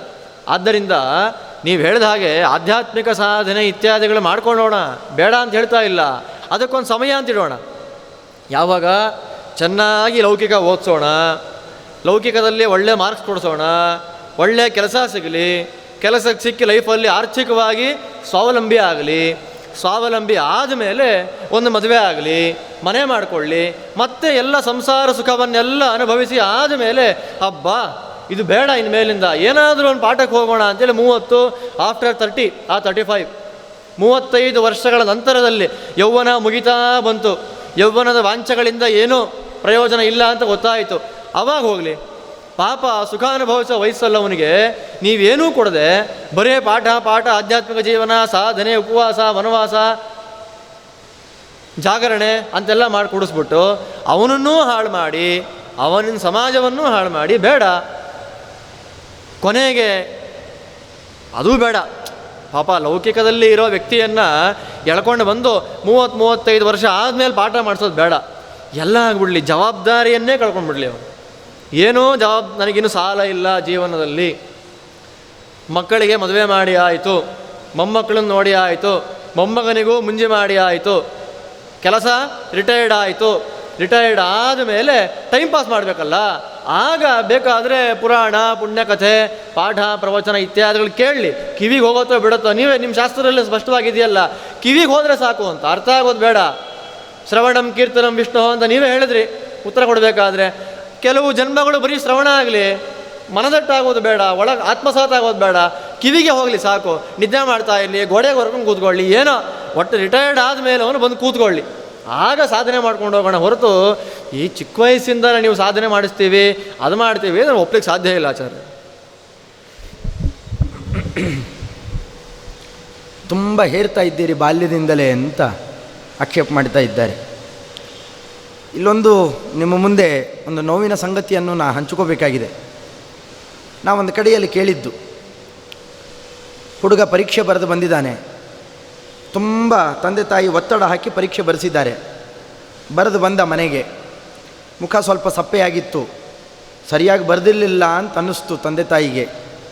ಅವರೇನಂದರು, ಸರಿಯಾಗಿ ಮಾರ್ಕ್ಸ್ ತೆಗಲಿಲ್ಲ ಅಂತಂದರೆ, ಫೇಲಾದಿ ಅಂತಂದರೆ ಈ ಸತಿ ವಿದ್ಯಾಪೀಠಕ್ಕೆ ಸೇರಿಸ್ಬಿಡ್ತೇನೆ. ಮೇಲ್ನೋಟಕ್ಕೆ ನಗು ಬರುತ್ತೆ, ಆದರೆ ತುಂಬ ನೋವಾಗುತ್ತೆ. ಯಾತಕ್ಕೂ ಬೇಡದೇ ಇರೋರನ್ನ ತಂದು ವಿದ್ಯಾಪೀಠಕ್ಕೆ ಹಾಕೋದಾ? ವೇದಶಾಸ್ತ್ರಗಳು ಆ ಮಟ್ಟದಲ್ಲಿದ್ದಾವ? ಅವುಗಳನ್ನು ಅಧ್ಯಯನ ಮಾಡಲಿಕ್ಕೆ ಎಷ್ಟು ಮೇಧಾವಿಯಾದರೂ ಸಾಲದು. ಇವತ್ತು ಅದರ ಬಗ್ಗೆ ಪರಿಚಯ ಕೊಡುವವರು ಕಮ್ಮಿ ಆಗಿದ್ದಾರೆ. ಅದಿರಲಿ, ಆಮೇಲೆ ವಿಚಾರ ಮಾಡೋಣ. ಈಗೇನಂದರು ಆಚಾರ್ಯರು, ಬಾಲ್ಯದಿಂದಲೇ ಶಿಖಾ ಬಿಡಿಸಿ ಬೇರೆಯವರಿಂದೆಲ್ಲ ಒಂದು ರೀತಿಯಲ್ಲಿ ಅವನು ವಿಲಕ್ಷಣ ಅಂತ ಮಾಡಿ, ಎಲ್ಲರೂ ಅವನು ಆಡ್ಕೋತಾ ಇರಬೇಕು ಆ ರೀತಿಯಲ್ಲಿ ಮಾಡಿ, ತುಂಬ ಅದು ಓದು ಇದು ಓದು ಅಂತ ಹೇಳಿ ಹೇರಿ ತುಂಬ ಹಿಂಸೆ ಮಾಡ್ತೇರಿ ಅಂತ. ಇವತ್ತಿನ ಲೌಕಿಕ ಜೀವನದಲ್ಲೂ ಕೂಡ, ಲೌಕಿಕ ಜೀವನ ಅಂದರೆ ಪಾಶ್ಚಾತ್ಯ ಸಂಸ್ಕೃತಿಯನ್ನು ಅನುಸರಣೆ ಮಾಡ್ತಾ ಇದ್ದಾರಲ್ಲ, ನಮ್ಮ ಭಾರತೀಯ ಸಂಸ್ಕೃತಿ ಅಲ್ಲ ಅದು, ಪಾಶ್ಚಾತ್ಯ ಸಂಸ್ಕೃತಿಯನ್ನು ಅನುಸರಣೆ ಮಾಡ್ತಾ ಇರೋರಲ್ಲಿ ಈ ಹೇರೋದು ಅಂತ ಅನ್ನೋದು ಇಲ್ಲವೇನು? ಬೆನ್ನಿನ ಮೂಳೆ ಮುರಿಯೋಷ್ಟು ಪುಸ್ತಕಗಳನ್ನು ಹೇರಿ ಕಳಿಸ್ಕೊಡ್ತಾರಲ್ಲ. ಅಷ್ಟೇ ಅಲ್ಲ, ಇವತ್ತಿನ ಅಧ್ಯಯನದ ವಿಚಾರವನ್ನು ಮಾಡಿದರೆ, ಅಧ್ಯಯನದ ವ್ಯವಸ್ಥೆಯನ್ನು ವಿಚಾರ ಮಾಡಿ ನೋಡಿದರೆ, ಹಿಂದಿನ ದಿವಸ ಹಗಲು ರಾತ್ರಿ ಕೂತು ತುರ್ಕೊಂಡು ಪರೀಕ್ಷೆ ದಿವಸ ವಾಂತಿ ಮಾಡಿಬಿಟ್ರೆ ಹುಡುಗನ ತಲೆ ವಾಶೌಟ್, ಮಾರನೇ ದಿವಸ ಅವನ ತಲೆಯಲ್ಲಿ ಏನೂ ಇರೋಲ್ಲ. ಹೀಗೆ ಅಧ್ಯಯನ ಮಾಡಿ ಬರೀ ಮಾರ್ಕ್ಸ್ ಮಿಷನ್ ಆಗ್ತಾ ಇರುವಂತಹ ಇವತ್ತಿನ ಜಗತ್ತಿನಲ್ಲಿ ಅಂಥ ಹುಡುಗರು, ಅವನು ನಾಳೆ ವೈದ್ಯನಾಗಿ ಬಂದರೆ, ಅವನೇ ದೊಡ್ಡ ಇಂಜಿನಿಯರ್ ಆಗಿ ಬಂದರೆ ಏನು ಕೊಡುಗೆ ಕೊಡ್ತಾನೆ? ಅಷ್ಟೇ ಅಲ್ಲ, ಹೊರೆ ಹೊರ್ತಾ ಇರೋದು ಅಲ್ಲೂ ಇದೆ. ಅಲ್ಲೂ ಹೀಗೆ ಇರು ಹೀಗೆ ಇರು. ಬೆಳಗ್ಗೆ ಎದ್ದು ಹುಡುಗರು ಹೊರಟ್ರೆ ಬಸ್ಸಲ್ಲಿ ತಿರುಗ್ತಾ ಇರಬೇಕು. ಅದಾದಮೇಲೆ ಸಂಜೆ ಮನೆಗೆ ಬಂದರೆ ಮತ್ತೆ ಟ್ಯೂಷನ್ಗೆ ಅಂತ ಓಡಿಸ್ತಾರೆ. ಅದು ಓದು ಇದು, ಈ ಹೊರೆ ಎಲ್ಲ ಕಡೆಯಲ್ಲೂ ಇದೆ. ಶಿಸ್ತಾಗಿರು ಅಂತ ಎಲ್ಲರೂ ಅಂತಾರೆ. ಅದರಿಂದಾಗಿ ಹೊರೆ ಇದೆ ಅಂತ ನಮ್ಮಲ್ಲಿ ಮಾತ್ರ ಆಕ್ಷೇಪ ಮಾಡೋದೇನಿಲ್ಲ. ಆದರೆ ವಾಸ್ತವಿಕವಾಗಿ ಅಧ್ಯಯನಾದಿಗಳಿಗೆ ಯಾವ ಕಾಲದಲ್ಲಿ ಅವಕಾಶ ಇದೆ? ನಾವೊಂದು ಶಿಸ್ತನ್ನು, ನಮ್ಮದೊಂದು ಗುರಿಯನ್ನು ನಾವು ಮೂಡಿಸಿಕೊಳ್ಳಲಿಕ್ಕೆ ಯಾವ ಕಾಲ ಸರಿಯಾದ ಕಾಲ? ಸ್ವಲ್ಪ ಸಾಟಿ ಹಾಕಿ ವಿಚಾರ ಮಾಡಿ ನೋಡೋಣ. ಇಡೀ ಜೀವನ ಒಂದು 100 ವರ್ಷ ಬದುಕದ ಅಂತಂದರೆ ಪ್ರಾಯ ಒಂದು 100 ವರ್ಷ ಅಂತ ಲೆಕ್ಕ ಹಿಡಿಬಹುದು. 100 ವರ್ಷದ ಆಯುರ್ಮಾನದಲ್ಲಿ ನಮಗೆ ಅಂತ ಸಿಗೋದು ಎಷ್ಟು? ಸ್ವಲ್ಪ ಸಾಟಿ ಹಾಕಿ ನೋಡೋಣ. ಪುಂಸೋ ವರ್ಷಶತಂ ಹ್ಯಾಯು, ಮನುಷ್ಯನಿಗೆ ಒಂದು 100 ವರ್ಷ. ಪ್ರಹ್ಲಾದರಾಜರು ಆಡಿದ ಮಾತೇ ಇದು. 100 ವರ್ಷ ಆಯುರ್ಮಾನ. ಅದರಲ್ಲಿ ನಿದ್ರೆಯ ಹ್ರಿಯತೆ ನಕ್ತಂ, ಇವನಿಗೆ ಬೇಕೋ ಬೇಡವೋ ನಿದ್ರೆ ಮಾಡಲಿಕ್ಕೇ ಬೇಕಾ? 50 ವರ್ಷ ಹೋಯಿತು. 100 ವರ್ಷದಲ್ಲಿ 50 ವರ್ಷ ನಿದ್ರೆಗೆ ಹಾಕಲಿಕ್ಕೇ ಬೇಕು. ಇದು ರಾತ್ರಿ ಮಾತ್ರ ನಿದ್ರೆ ಮಾಡಿದರೆ, ಮತ್ತೆ ಮಧ್ಯಾಹ್ನವೂ ಸ್ವಲ್ಪ ಸ್ವಲ್ಪ ನಿದ್ದೆ ಮಾಡ್ತಿದ್ರೆ ಅಲ್ಲಿ 75 ಇಳಿದು ಬಿಡುತ್ತೆ. ಅದು ಬೇಡ. 50 ವರ್ಷ ಮಾತ್ರ ಹೋಗಿದೆ ಅಂತಲೇ ಇಟ್ಕೊಳ್ಳೋಣ. ಇನ್ನು ಉಳಿದ 50 ವರ್ಷದಲ್ಲಿ ಹೇಳಿದಾಗೆ ಇನ್ನು ಬಾಲ್ಯ, ಚಿಕ್ಕವರು ಆಟಪಾಠ ಆಡಿಕೊಳ್ಳಿ ಅಂತಲೇ ಅಲ್ಲೊಂದಿಷ್ಟು ಕಳೆದು ಬಿಟ್ಟರೆ ಒಂದು 20 ವರ್ಷ ಅಲ್ಲಿ ಹೋಯಿತು. ಅದಾದಮೇಲೆ ವೃದ್ಧಾಪ್ಯದ್ದು ಪ್ರಸಕ್ತಿ ಮಾಡಿದರು.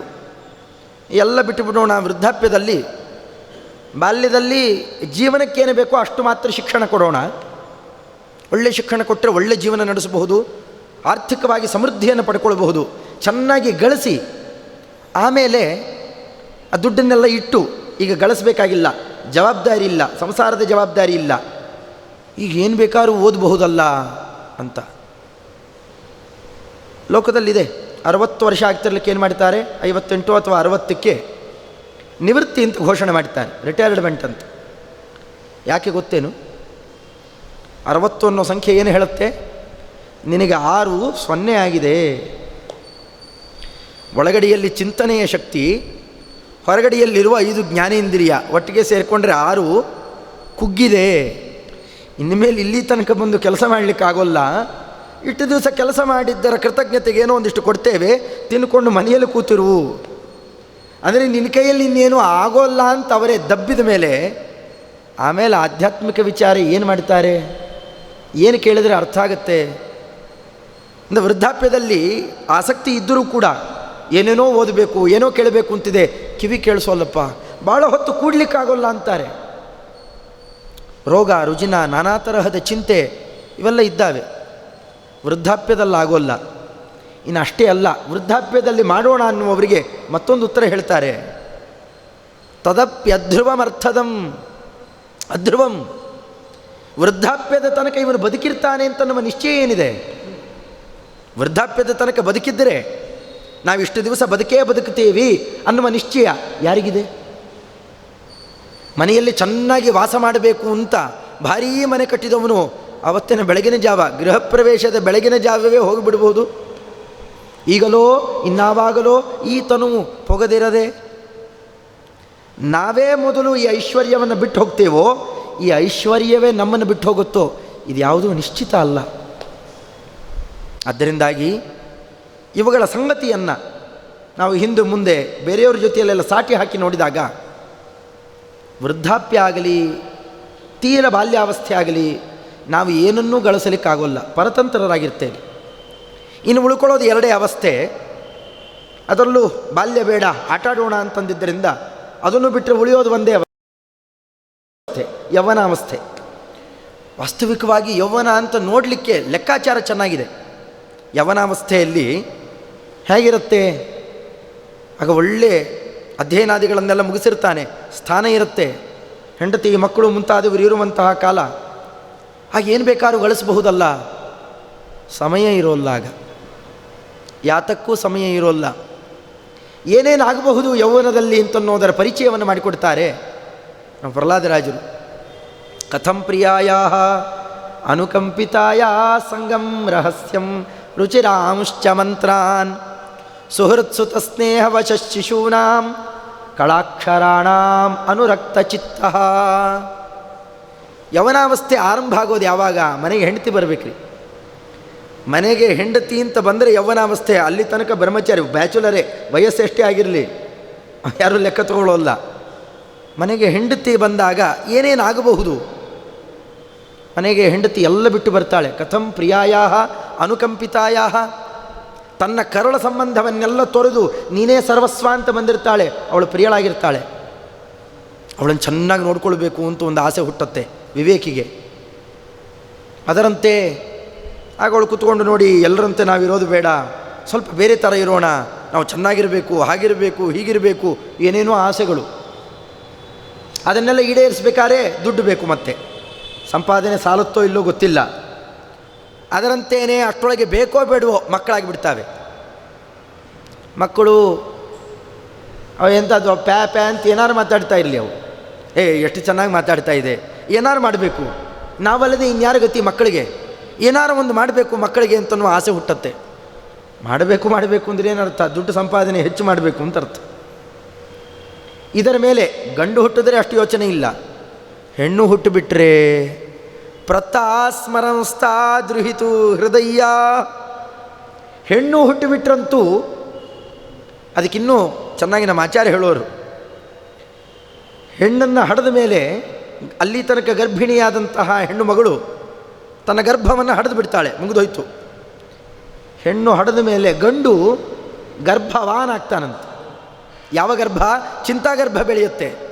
ಹೆಣ್ಣು ಹುಟ್ಟುಬಿಟ್ಟಿದೆ, ನಾಳೆ ಎಲ್ಲಿ ಕೊಡಲಿ, ಯಾರಿಗೆ ಕೊಡಲಿ, ಹೇಗೆ ಮದುವೆ ಮಾಡಲಿ, ಐಶ್ವರ್ಯ ಹೇಗೆ ಸಂಪಾದನೆ ಮಾಡಲಿ, ನಾ ಎಷ್ಟು ಕೊಟ್ಟ ಮೇಲೂ ಅಲ್ಲೇನಾರು ನನ್ನ ಮಗಳನ್ನು ತುಂಬ ಕೋಮಲ ನೋಡ್ಕೊಂಡಿದ್ದೆ, ಇಲ್ಲಿ ಅಲ್ಲಿ ಹೇಗೆ ನೋಡ್ಕೊಂಡ್ಬಿಡ್ತಾರೋ, ಹೊಡಿತಾರೋ ಬಡಿತಾರೋ ಏನು ಮಾಡ್ತಾರೋ ಗೊತ್ತಿಲ್ಲ. ನಾವು ಒಂದಿಷ್ಟು ಏನಾರು ಚೆನ್ನಾಗಿ ಕೊಟ್ಟು ಒಲಿಸ್ಕೊಂಡ್ಬಿಟ್ರೆ ಅಳಿಯನ್ನ ಬೀಗರನ್ನು ಅವಾಗೇನು ಮಾಡೋಲ್ಲ, ಮತ್ತು ಸಂಪಾದನೆಗೆ ಬಿತ್ತು. ಇಷ್ಟೊಳಗೆ ಪಿತರವು ಚದೀನವು, ನಮ್ಮನ್ನು ಹೆಗಲಲ್ಲಿ ಹೊತ್ತು ಸಾಕಿದಂತಹ ತಂದೆ ತಾಯಿ ವೃದ್ಧರಾಗುತ್ತಾರೆ, ರೋಗ ರುಜಿನಗಳಿಗೆ ಒಳಗಾಗ್ತಾರೆ. ಅವರನ್ನು ತಾನೇ ನೋಡ್ಕೊಳ್ಬೇಕಾದ ಜವಾಬ್ದಾರಿ. ಈಗಿನವ್ರಿಗೆ ಯೋಚನೆ ಇಲ್ಲ ಬಿಡ್ರಿ, ನಿಷ್ಕರುಣಿಗಳು ತೊಗೊಂಡು ಹೋಗಿ ಅವರನ್ನು ವೃದ್ಧಾಶ್ರಮಕ್ಕೆ ಒಗೆದು ಬಿಡ್ತಾರೆ. ನಾಚಿಕೆ ಇಲ್ಲದ ಜನ, ಅದು ಪಾಶ್ಚಾತ್ಯ ಸಂಸ್ಕೃತಿ, ನಮ್ಮ ಭಾರತೀಯ ಸಂಸ್ಕೃತಿ ಅಲ್ಲ. ಅಂಥವ್ರಿಗೇನು ಹೇಳೋಲ್ಲ ನಾವು. ಈ ಇಬ್ಬರು ಅಂಥವರೇ ಇದ್ದಾರೆ. ಬಾಲ್ಯದಲ್ಲಿ ತಂದೆ ತಾಯಿ ತೊಗೊಂಡು ಹೋಗಿ ಮಕ್ಕಳನ್ನು ಬೇಬಿ ಸಿಟ್ಟಿಂಗ್ ಹೋಗಿದ್ದಾರೆ, ಇವರು ಸ್ವಲ್ಪ ದೊಡ್ಡವರಾದ ಮೇಲೆ ವೃದ್ಧಾಶ್ರಮಕ್ಕೆ ಹೋಗಿದ್ದಾರೆ. ಇದು ಪಾಶ್ಚಾತ್ಯ ಸಂಸ್ಕೃತಿಯ ಪ್ರಭಾವ, ನಮ್ಮ ಸಂಸ್ಕೃತಿ ಅಲ್ಲೇ ಅಲ್ಲ. ನಮ್ಮ ಸಂಸ್ಕೃತಿಯ ಪ್ರಕಾರ ತಂದೆ ತಾಯಿಗಳನ್ನು ಪೋಷಣೆ ಮಾಡುವ ಜವಾಬ್ದಾರಿ ಬಿತ್ತು. ಅಷ್ಟರೊಳಗೆ ಅಕ್ಕನೋ ತಮ್ಮನೋ ತಂಗಿಯೋ ಯಾರೋ ಒಬ್ಬರು ಅವರದ್ದು ಜೀವನ ಏನಾರು ಕೆಟ್ಟು ಕೂತರೆ, ಅಂಗವಿಕಲರೋ ಏನು ಸಮಸ್ಯೆ ಇದೆಯೋ, ಪ್ರಾಯ ಒಬ್ಬರಲ್ಲ ಒಬ್ಬರಿಗಿದ್ದೇ ಇರುತ್ತೆ, ಅಧ್ಯಯನ ಕಮ್ಮಿಯಾಗಿದೆಯೋ ಏನೋ ಒಂದು, ಅಂಥವರು ಕೂಡ ತಮ್ಮ ಹೆಗಲಿಗೆ ಬೀಳ್ತಾರೆ. ಸ್ವಲ್ಪ ಮನೆ ದೊಡ್ಡದು ಮಾಡಿಬಿಡೋಣ, ಚೆನ್ನಾಗಿ ಒಂದು ಮನೆ ಮಾಡಿ ವ್ಯವಸ್ಥೆ ಮಾಡಿ ಅದನ್ನೆಲ್ಲ ಕಟ್ಟಿ ಆಮೇಲೆ ಕೆಲಸ ಮಾಡಿಕೊಳ್ಳೋಣ. ಮನೆ ಕಟ್ಟುವಾಗ ಒಂದು ಚಿಕ್ಕ ಲೆಕ್ಕಾಚಾರ ಇರುತ್ತೆ. ಅಷ್ಟರೊಳಗೆ ಸ್ನೇಹಿತರು ಬರ್ತಾರೆ, ಕಟ್ಟೋದು ಕಟ್ತಾ ಇದೆಯಾ, ಚೆನ್ನಾಗಿ ಕಟ್ಟು ಅಂತಾರೆ. ಚೆನ್ನಾಗಿ ಕಟ್ಟು ಅಂದರೆ ಏನರ್ಥ? ಇನ್ನೊಂದು ಸ್ವಲ್ಪ ಕ್ಷೌರ ಮಾಡಿಕೊ ಅಂತ ಅರ್ಥ. ಅಷ್ಟೇ ಇರೋದು. ಮಾತು ಎಲ್ಲಿಗೆ ಹೋಗುತ್ತದು? ಗೃಹಾನ್ ಮನೋಜ್ಞಾನ್ ರುಚಿರಚ್ಛದಾಂಶ್ಚ. ಒಂದು ಸತಿ ಕಟ್ಟೋದಪ್ಪ, ಗ್ರಾನಿಟ್ಟು ಗೀನಿಟ್ಟು ಅದು ಇದು ಎಲ್ಲ ಹಾಕಿ ಕಟ್ಟಿಬಿಡು. ಅದರಲ್ಲೂ ರುಚಿರಚ್ಛದ ಅಂತಂತಾರೆ. ಅಂದರೆ ಏನು? ಶೋಕೇಸು ಅಂತ ಅರ್ಥ. ಶೋಕೇಸ್ನಲ್ಲಿ ಯಾತಕ್ಕೆ ಬೇಕ್ರಿ ಶೋಕೇಸು? ನಿಜವಾಗಲೂ ವಿಚಾರ ಮಾಡಿ ನೋಡಲಿ, ಶೋಕೇಸ್ನಿಂದ ಏನು ಪ್ರಯೋಜನ ಇದೆ? ಅಚ್ಚಿನಿಗೊಂಬೆ ತಂದಿಟ್ಟು ಬಿಟ್ಟಿರ್ತಾರೆ, ಹೊಟ್ಟೆ ಬಿಟ್ಟುಕೊಂಡು ತಲೆ ಎಲ್ಲ ಆಡಿಸ್ತಾ ಇವನು ನೋಡಿ ಅದನ್ನಾಗ್ತಿರುತ್ತೆ, ಅವನು ನೋಡಿ ಇದನ್ನಾಗ್ತಾರೆ. ಇಷ್ಟೇ. ಏನು ಅರ್ಥ ಅದಕ್ಕೆ? ಇವನ ಕೇಸು ಶೋ ಅಂತ ಅಷ್ಟೇ. ಅದೇನು ಪ್ರಯೋಜನ ಇಲ್ಲ. ಆದರೂ ಕಟ್ಟೋದು ಎಲ್ಲರೂ ಕಟ್ಟಿದ್ದಾರೆ, ನೀನು ಕಟ್ಟು. ಕಟ್ಟಬೇಕು ಮತ್ತು ಸಂಪಾದನೆ ಹೆಚ್ಚಾಗಬೇಕು. ಹೀಗೆ ಬೆಳೀತಾ ಬೆಳೀತಾ ಬೆಳೀತಾ ವಿತ್ತೇಶು ನಿತ್ಯಾಭಿನಿವಿಷ್ಟಚೇತಾ. ಒಟ್ಟು ಏನು? ಎಲ್ಲದಕ್ಕೂ ದುಡ್ಡು ಗಳಿಸ್ತಾ ಕೊಡೋದು. ಕೋಶ ಭೃತ್ಯವರ್ಗ ಅವರು ಇವರು ದೊಡ್ಡ ಮನೆ ಕಟ್ಟದ ಮೇಲೆ ತನ್ನ ಹೆಂಡತಿ ಮಕ್ಕಳೇ ದುಡಿತಾ ಇದ್ದರೆ ಏನು ಚಂದ. ಅಲ್ಲಿ ದುಡಿತಾ ಇದ್ದಾಗ ಅವರೆಲ್ಲ ದುಡಿಬಾರ್ದು ಅಂತಂತಾರೆ. ಸಾಕು ಅವರು ಇವರು ಕೆಲಸದವರು ಅಂತ ಕರ್ಕೊಂಬರೋಣ, ಅವು ಕಳತನ ಪಳತನ ಮಾಡ್ತಾ ಇರೋಣ, ಅವರು ಹೊಟ್ಟೆ ತುಂಬಿಸೋಣ. ಅಲ್ಲಿಗೇನು ಇವನ ಸಂಪಾದನೆಯೆಲ್ಲ ಎಲ್ಲಿಗೆ ಹೋಯಿತು? ಕಡೆಗೆ ಒಂದು 10 ಗಾಯತ್ರಿ ಮಂತ್ರ ಜಪ ಮಾಡಲಿಕ್ಕೂ ಸ್ಥಿತಿ ಇಲ್ಲದೇನೆ ಬಿದ್ದಿರುವಂತಹ ಪರಾಧೀನ ಸ್ಥಿತಿ. ಇದರ ಮೇಲೆ ಯೌವನದಲ್ಲಿ ಕಾಮದ ವಿಕಾರ. ಕಪಿಲನಾಮಕ ಪರಮಾತ್ಮ ಅಂತಾನೆ, ಹೆಣ್ಣು ಅನ್ನುವ ಒಂದು ಮಾಯೆಯನ್ನು ಸೃಷ್ಟಿ ಮಾಡಿದ್ದೇನೆ, ಗೆದ್ದ ಗಂಡಸು ಯಾರಿದ್ದಾರೆ ಹೇಳಿ ನೋಡೋಣ ಅಂತ. ಹೆಣ್ಣಿಗೆ ಗಂಡು, ಗಂಡಿಗೆ ಹೆಣ್ಣು. ಕಾಮದ ವಿಕಾರದಲ್ಲಿ ತೊಳಲಿ ಬಳಲ್ತಾ ಅಪರಾಧಕ್ಕೆ ಸಿಲುಕಿಬಿಟ್ಟಾಗ ಒಂದೊಂದೇ ಚಿಕ್ಕ ಚಿಕ್ಕ ಅಪರಾಧ ಮಾಡ್ತಾ ಅದು ಬೆಳೀತಾ ಹೋದಾಗ ಸನ್ಮಾರ್ಗದಲ್ಲಿ ಪ್ರವೃತ್ತಿ ಹೇಗೆ ಬರುತ್ತೆ? ಇದು ಯೌವನಾವಸ್ಥೆಯಲ್ಲಿ ಪ್ರಾಯ ಎಲ್ಲರೂ ಅನುಭವಿಸುವಂತಹ ದುರಂತ ಸ್ಥಿತಿ. ಇಲ್ಲಿ ಏನನ್ನು ಗಳಿಸ್ತಾರೆ? ಯಾವುದಕ್ಕೆ ಸಮಯ ಇದೆ? ವೃದ್ಧಾಪ್ಯ ಆಗಲಿಲ್ಲ, ಶೈಶವಾವಸ್ಥೆಯಲ್ಲಿ ಆಗೋಲ್ಲ, ಯೌವನಾವಸ್ಥೆಯಲ್ಲಿ ಈ ತೊಂದರೆಗಳಿದ್ದಾವೆ. ಇನ್ನು ಯಾವಾಗ ನಮ್ಮ ಗುರಿಯನ್ನು ಮುಟ್ಟಬೇಕು? ಲೌಕಿಕವಾಗಿಯೇ ಒಂದು ಗುರಿ ಮುಟ್ಟಬೇಕು ಅಂತಂದರೆ ಯಾವ ಕಾಲ ಇದೆ? ಯಾವುದೇ ಆಗಲಿ, ದೊಡ್ಡ ದೊಡ್ಡ ಸಾಧನೆ ಮಾಡಿದವರನ್ನು ಕೇಳ್ರಿ, ಯಾವ ವಯಸ್ಸಿಗೆ ಅಭ್ಯಾಸ ಮಾಡಿದ್ದಾರೆ, ಆರಂಭ ಯಾವಾಗ ಮಾಡಿದರು? ಒಂದು ವಾದ್ಯನೋ ಸಂಗೀತನೋ ಕಲ್ತವ್ರನ್ನ ಯಾರನ್ನಾರು ಕೇಳ್ರಿ, 4-5 ವರ್ಷಕ್ಕೆ ಆರಂಭ ಆಗಿರುತ್ತೆ. ಅಷ್ಟೊಂದು ಬೇಗ ಬೇಡ. ಪ್ರಹ್ಲಾದರಾಜರು ಏನು ಹೇಳಿದರು ಅದಕ್ಕೆ? ಇಂಥದ್ದು ಬೇಡಪ್ಪ. ಕೌಮಾರಾಚರೇತ್ ಪ್ರಾಜ್ಞಃ ಧರ್ಮಾನ್ ಭಾಗವತಾನಿಹ. ಅದಕ್ಕೆ ಬೇರೆ ಅವಸ್ಥೆ ಬೇಡ, ಕೌಮಾರ ಅವಸ್ಥೆ ಇರಲಿ. ಕೌಮಾರ ಅಂತಂದರೆ ಏನು? 8ರಿಂದ 16. ಕಾಮಕ್ರೋಧದ ವಿಕಾರ ಇಲ್ಲ. ಯಾರು ಏನು ಹೇಳಿದ್ರು ಅದನ್ನು ಅವರು ಹೇಳಿದ್ದನ್ನೇ ಕೇಳಿಬಿಡ್ತೇವೆ ಅನ್ನೋಷ್ಟು ಪಾರತಂತ್ರ್ಯವೂ ಇಲ್ಲ. ಸ್ವಲ್ಪ ವೈಚಾರಿಕತೆ ಬೆಳೆದಿರುತ್ತೆ, ವಿಚಾರವಂತಿಕೆ ಇರುತ್ತೆ. ಇಂಥ ಅವಸ್ಥೆಯಲ್ಲಿ ಸರಿತಪ್ಪುಗಳನ್ನು ವಿಮರ್ಶೆ ಮಾಡಿ ದೊಡ್ಡವರು ಒಳ್ಳೆಯ ಮಾರ್ಗಕ್ಕೆ ಅವರನ್ನು ಹಾಕಿಬಿಟ್ರೆ, ಆಗೊಮ್ಮೆ ಸಾಧನೆ ಮಾಡಿಕೊಂಡ್ರೆ ಇನ್ನು ಮುಂದೆ ಏನೇ ಬರಲಿ ಒಂದು ಗುರಿಯನ್ನು ನಿರೂಪಣೆ ಮಾಡಿ ಅದಕ್ಕೆ ತಕ್ಕಂತೆ ಹೊರಟ ಅಂತಂದರೆ ಮುಂದೆ ಎಷ್ಟೇ ಆಪತ್ತು ಬರಲಿ ಅದನ್ನು ಪಾರು ಮಾಡ್ತಾನೆ ಅನ್ನೋದಕ್ಕೆ ಪೌರಾಣಿಕವಾಗಿ 2 ಕಥೆಗಳ ದೃಷ್ಟಾಂತ ಇದೆ. ಒಂದು ಮಾಧವ ಬ್ರಾಹ್ಮಣ, ಇನ್ನೊಂದು ಅಜಾಮಿಳ ಬ್ರಾಹ್ಮಣ. ಇಬ್ಬರೂ ತಮ್ಮ 18-20 ವರ್ಷಗಳ ತನಕ ಸಾಧನೆ ಮಾಡಿದ್ದವರೇ. ಆಮೇಲೆ ಬೆಕ್ಕಷ್ಟು ಅಡ್ಡದಾರಿಯನ್ನು ಹಿಡಿದು ಹಾಳಾಗುವ ಪ್ರಸಂಗ ಬಂದರೂ ತಾವು ಬಾಲ್ಯದಲ್ಲಿ ಮಾಡಿದಂತಹ ಸಾಧನೆ ತಮ್ಮನ್ನು ಎತ್ತು ಹಿಡಿತು. ಇದರಿಂದಾಗಿ ಇದರಂತೆ ಅನೇಕ ದೃಷ್ಟಾಂತಗಳಿದ್ದಾವೆ. ಅದರಿಂದ ಈ ಕೌಮಾರಾವಸ್ಥೆಯಲ್ಲಿ ಸಾಧನೆ ಮಾಡಿ ಗುರಿಯನ್ನು ನಿರೂಪಣೆ ಮಾಡಿಕೊಂಡಿದ್ದರೆ ಅವರಿಗೆ ಯಾವುದೇ ತರಹದ ಆಪತ್ತು ಬರಲಿಕ್ಕೆ ಅವಕಾಶ ಇಲ್ಲ. ಅದರಿಂದಾಗಿ ಕೌಮಾರಾವಸ್ಥೆಯಿಂದಲೇ ಶಿಕ್ಷಣವನ್ನು ದೊಡ್ಡವರಾದವರು ಕೊಡಿಸಬೇಕು. ಯಾಕೆ ಆ ಹುಡುಗರಿಗೆ ಎಷ್ಟರ ಮಟ್ಟಿಗೆ ಅಲ್ಲಿ ಅವಕಾಶ ಇರುತ್ತೋ ಇಲ್ಲೋ ಗೊತ್ತಿಲ್ಲ. ದೊಡ್ಡವರಾದವರು ಆ ರೀತಿಯಲ್ಲಿ ಅವರನ್ನ ಆಧ್ಯಾತ್ಮಿಕತೆಗೆ ಅವರನ್ನು ಸರಿಯಾದ ಕ್ರಮದಲ್ಲಿ ಬಿಟ್ಟು ಅದನ್ನು ಪೋಷಣೆ ಕೊಟ್ಟರೆ ಮಾತ್ರ ನಮ್ಮೀ ಭಾರತೀಯ ಸಂಸ್ಕೃತಿ, ವೇದವೈದಿಕ ಸಂಸ್ಕೃತಿ, ಭಾಗವತ ಧರ್ಮಗಳು ಉಳಿಲಿಕ್ಕೆ ಶಕ್ಯ. ಇಲ್ಲಾಂತಂದರೆ ಪಾಶ್ಚಾತ್ಯರ ಈ ಆಕ್ರಮಣದಲ್ಲಿ ನಮ್ಮ ಭಾರತೀಯ ಸಂಸ್ಕೃತಿ ಸಂಪೂರ್ಣ ನಾಶ ಆಗಿ ಹೋಗುತ್ತೆ. ಬಹಳ ಆಶ್ಚರ್ಯ ಅಂತಂದರೆ ಇಲ್ಲಿಯ ಭಾರತೀಯ ಸಂಸ್ಕೃತಿಯನ್ನು, ನೆಮ್ಮದಿ ತರುವ ಈ ಸಂಸ್ಕೃತಿಯನ್ನು ಬೇರೆಯವರು ಅಳವಡಿಸ್ಕೊಳ್ತಾ ಇದ್ದಾರೆ, ನಾವು ಮೂದಲಿಸಿ ಬಿಡ್ತಾ ಕೂತಿದ್ದೇವೆ. ನಾಳೆ ಅಲ್ಲೂ ಹೋಗಿ ಕಲ್ತ್ಕೊಂಡು ಬರಬೇಕಾದಂತಹ ದುರವಸ್ಥೆ ಬಹಳ ದೂರ ಏನಿಲ್ಲ. ಅದರಿಂದಾಗಿ ಅವಶ್ಯವಾಗಿ ಬಾಲ್ಯಾವಸ್ಥೆಯಲ್ಲೇ ಸಾಧನೆಯನ್ನು ಆರಂಭ ಮಾಡಬೇಕಾದದ್ದು ಅವಶ್ಯ ಕರ್ತವ್ಯ ಇದೆ. ಅದನ್ನು ಮಾಡಲಿಕ್ಕೇ ಬೇಕು. ಇದನ್ನು ವೇದಶಾಸ್ತ್ರಗಳನ್ನೆಲ್ಲ ವಿಮರ್ಶೆ ಮಾಡಿ ನೋಡಿದಾಗ ಅವಶ್ಯವಾಗಿ ಎಲ್ಲರಿಗೂ ಮನದಟ್ಟಾಗುವಂತಹ ವಿಚಾರವನ್ನು ಪ್ರಹ್ಲಾದರಾಜರು ನಿರೂಪಣೆ ಮಾಡಿ ಕೊಡ್ತಾರೆ. ಇನ್ನು ತಿಳುವಳಿಕೆ ಇದೆ ನಮಗೆ. ಬಾಲ್ಯದಲ್ಲಿ ಯೌವನಾವಸ್ಥೆಯಲ್ಲಾಗಲಿ ಚೆನ್ನಾಗಿ ತಿಳ್ಕೊಂಡ್ಬಿಡ್ತೇವೆ. ಇಂಥ ಕೆಲವು ಸಮಸ್ಯೆಗಳಿದ್ದಾವೆ, ಆ ಸಮಸ್ಯೆಗಳನ್ನು ನಮ್ಮ ಹತ್ತಿರ ತರೋದೇ ಇಲ್ಲ, ಅದನ್ನು ನಾವು ಬಿಡಿಸಿಕೊಂಡು ಬಿಡ್ತೇವೆ ಅಂತ ಆದರ್ಶದ ಮಾತಾಡಬಹುದಷ್ಟೇ, ಆಗೋಲ್ಲ. ಪ್ರಸಂಗ, ಒತ್ತಡ, ಸಾಂಸಾರಿಕದ ಈ ಜಂಜಾಟ ಅದಲ್ಲಿ ಎಳ್ಕೊಂಡು ಹೋಗುತ್ತೆ. ವಿದ್ವಾನಪೀಥಂ ಧನುಜಾಃ ಕುಟುಂಬಂ ಪುಷ್ಣನ ಸ್ವಲೋಕಾಯನ ಕಲ್ಪತೆ ವೈ.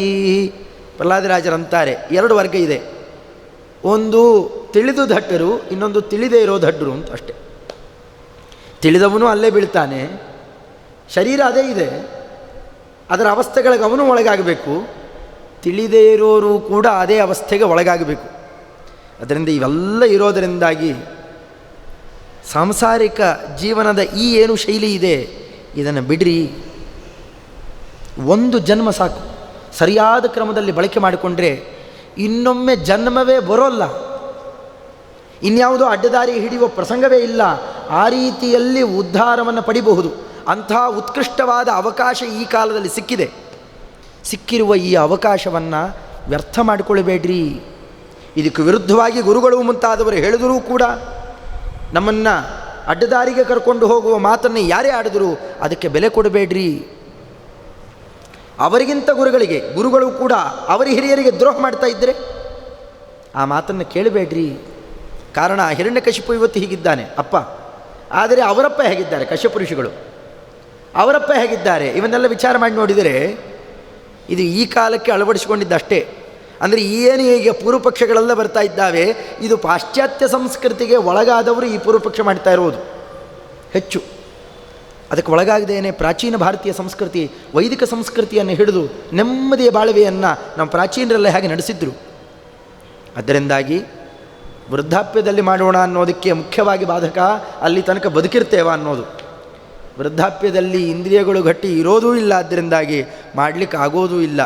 ಬಾಲ್ಯಾವಸ್ಥೆಯಿಂದಲೇ ನಮ್ಮ ಸಾಧನೆಯನ್ನು, ನಮ್ಮ ಗುರಿಯನ್ನು ತಲುಪಲಿಕ್ಕೆ ಪ್ರಯತ್ನ ಮಾಡಲಿಕ್ಕೇ ಬೇಕು ಅನ್ನೋದನ್ನು ಶಾಸ್ತ್ರ ವ್ಯವಸ್ಥಿತವಾಗಿ ಇದನ್ನು ತೋರಿಸಿಕೊಡುತ್ತೆ ಅನ್ನೋದು ನಮ್ಮ ಅಭಿಪ್ರಾಯ.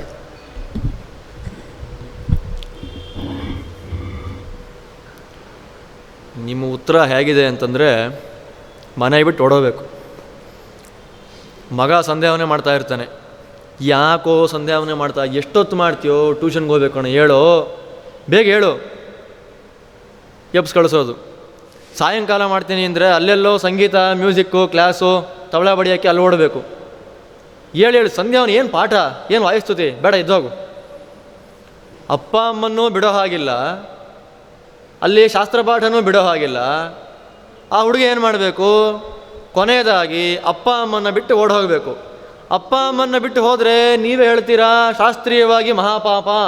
ತಂದೆ ತಾಯಿಗಳನ್ನು ಬಿಟ್ಟು ಹೋಗೋದು, ತಂದೆ ತಾಯಿಗಳನ್ನು ಸರಿಯಾಗಿ ಆದರಣೆ ಮಾಡದೇ ಇರೋದು, ವಯಸ್ಸಾದ ಕಾಲಕ್ಕೆ ಅವ್ರನ್ನ ಸಾಕದೇ ಇರೋದು ಅಂದರೆ ಮಹಾಪಾಪ ಅಂತ ನೀವೇ ಹೇಳ್ತೀರಾ. ಈಗ ನೋಡಿದ್ರೆ ತಂದೆ ತಾಯಿಗಳು ವಿರೋಧ ಮಾಡಿದ್ರೆ ಅದನ್ನು ಮೀರಿ ಸಾಂಸಾರಿಕ ಈಗಿನ ಕ್ಲೇಶಗಳಿದೆ, ಅದನ್ನು ಮೀರಿ ನಮ್ಮ ಜೀವನ ಪದ್ಧತಿಯನ್ನು ಮಾಡ್ಕೊಂಡು ಬರೋಣ ಅಂತ ಹೇಳ್ತೀರಾ. ಆ ಹುಡುಗ ಅಪ್ಪ ಅಮ್ಮನ ಮಾತು ಕೇಳಬೇಕು, ಗುರುಗಳ ಮಾತು ಕೇಳಬೇಕು. ಗುರುಗಳ ಮಾತು ಕೇಳಿದ್ರೆ ಅಪ್ಪ ಅಮ್ಮನಿಗೆ ಬೇಜಾರು, ಅಪ್ಪ ಅಮ್ಮನ ಮಾತು ಕೇಳಿದ್ರೆ ಗುರುಗಳಿಗೆ ಬೇಜಾರಂತಲ್ಲ, ವೈಯಕ್ತಿಕ ಅವನಿಗೆ ಮನಸ್ಸಿಗೆ ಬೇಜಾರು. ನಾನು ಏನು ಮಾಡಬೇಕು ಇವಾಗ, ಅಪ್ಪ ಅಮ್ಮನ ಮಾತು ಬಿಡೋ ಹಾಗಿಲ್ಲ, ಹಾಗಂತೇಳಿ ಶಾಸ್ತ್ರಾಧ್ಯಯನ ಮಾಡದೆ ಕೂತ್ಕೊಳ್ಳೋ ಹಾಗಿಲ್ಲ. ಶಾಸ್ತ್ರಾಧ್ಯಯನ ಮಾಡದೆ ಕೂತ್ಕೊಂಡ್ಬಿಟ್ರೆ ಇಲ್ಲಿ ಪ್ರಾಬ್ಲಮ್ ಆಗುತ್ತೆ, ಸಾಧನೆ ಆಗೋದಿಲ್ಲ. ಹಾಗಂತ ಹೇಳಿ ಬರೀ ಶಾಸ್ತ್ರಾಧ್ಯಯನ ಮಾಡ್ತಾ ಕೂತ್ಕೊಂಡ್ರೆ ಅಪ್ಪ ಅಮ್ಮ ನೋಡ್ಕೊಳ್ಳೋರು ಯಾರು? ಈ ಪ್ರಶ್ನೆಯಲ್ಲಿ ನಿಮ್ಮ ಸಮಾಧಾನ ಎಲ್ಲಿ ಬರ್ತಾ ಇದೆ ಈಗ ಅಂದರೆ, ಅಪ್ಪ ಅಮ್ಮನ ದೂರ ಮಾಡಿಕೊಂಡ್ರೂ ಪರವಾಗಿಲ್ಲ, ಹೆಂಡತಿಯ ಮಕ್ಕಳ ವಿರೋಧ ಮಾಡಿಕೊಂಡ್ರೂ ಪರವಾಗಿಲ್ಲ, ಶಾಸ್ತ್ರ ಓದಬೇಕು. ಒಟ್ಟಿನಲ್ಲಿ ಶಾಸ್ತ್ರ ಓದಿದರೆ ಆಗುವಂಥ ಒಂದು ದೊಡ್ಡ ಪ್ರಯೋಜನ ಏನಪ್ಪ ಅಂದರೆ ಕುಟುಂಬದವರಿಂದ ತಿರಸ್ಕಾರ ಮತ್ತು ಬಹಿಷ್ಕಾರ. ಆದ್ದರಿಂದ ಎರಡಕ್ಕೆ ಒಳಗಾಗಿ ಆ ವ್ಯಕ್ತಿ ಶಾಸ್ತ್ರ ನಾವು ನೋಡ್ತಾ ಇದ್ದೀವಲ್ಲ ಇವತ್ತು. ಎಷ್ಟೊತ್ತು ದೇವ್ರ ಪೂಜೆ ಮಾಡ್ತೀರಿ, ಬೇಗ ಮುಗಿಸ್ರಿ. ಎಷ್ಟೊತ್ತು ನೈವೇದ್ಯ ಮಡಿಗಿಡಿ ಅಂದ್ಕೊಂಡು ಬೇಗ ಬೇಗ ಕಾಫಿ ಕುಡಿಬೇಕು, ಬೇಗ ಹೇಳಿ. ನಮ್ಮ ಮನೆಗಳಲ್ಲೇ ನಮ್ಮ ಮನೆಯವರು ಒಳ್ಳೆ ಅಪ್ಪ ಅಮ್ಮ ಹೆಂಡತಿ ಮಕ್ಕಳ ಮಾತು ಹೇಳ್ತಾ ಇದ್ದಾರೆ ಇವತ್ತು. ದೂರದ ಮಾತಲ್ಲ, ನಮ್ಮ ಮನೆಯಲ್ಲಿ ಯಾರು ಶಾಸ್ತ್ರಾಧ್ಯಯನ ಮಾಡ್ಕೊಂಡಿದ್ದಾರೋ, ಪಾಠ ಪ್ರವಚನ ಮಾಡ್ತಾ ಇದ್ದ ಅಂಥ ವ್ಯಕ್ತಿಗಳ ಮನೆಯಲ್ಲೇ ಕಾಣುವಂಥ ಸಾಮಾನ್ಯ ಆಚಾರಗಳಿದೆಲ್ಲ. ಎಷ್ಟೊತ್ತು ನೀವು ಬೇಗ ರೆಡಿಯಾಗಬೇಕು ನೀವು, ಹಾಗೆಲ್ಲ ಹೇಳಿ ಮನೆಯವ್ರ ಮಾತಿಗೆ ಕಟ್ಟು ಬಿದ್ದು ನಾವೇನಾಗಬೇಕು, ನಮ್ಮ ಆಚಾರವನ್ನೆಲ್ಲ ಸಂಕೋಚ ಮಾಡ್ತಾ ಮಾಡ್ತಾ ಮಾಡ್ತಾ ಕೊನೆಯದಾಗಿ ಇಲ್ಲ ಅನ್ನುವ ಸ್ಥಿತಿಗೆ ಬರಬೇಕು. ಅದನ್ನೂ ಮಾಡಲಿಕ್ಕಾಗೋದಿಲ್ಲ, ಅಪ್ಪ ಅಮ್ಮನ್ನು ಬಿಡಲಿಕ್ಕಾಗೋದಿಲ್ಲ. ಈಗ ಏನಾಗ್ಬಿಟ್ಟಿದೆ ಅಂದರೆ ನೀವು ಹೇಳಿದ್ದು ಒಪ್ಲಿಕ್ಕೆ ಸಾಧ್ಯ ಇಲ್ಲ. ಕಾರಣ ಏನು, ಅಪ್ಪ ಅಮ್ಮನ್ನ ಬಿಡಲಿಕ್ಕೆ ಕುಟುಂಬದವರಿಂದ ನಾವು ತಿರಸ್ಕೃತಲಾಗಲಿಕ್ಕೆ ಬಹಿಷ್ಕೃತಲಾಗಲಿಕ್ಕೆ ನಾವು ಒಪ್ಪೋದಿಲ್ಲ. ಶಾಸ್ತ್ರವನ್ನು ಬೇಕಾದ್ರೆ ಬಿಡ್ತೇವೆ, ಆದರೆ ಕುಟುಂಬದವರನ್ನು ಬಿಡೋದಿಲ್ಲ. ನೀವು ಹೇಳಿದ ತಪ್ಪು.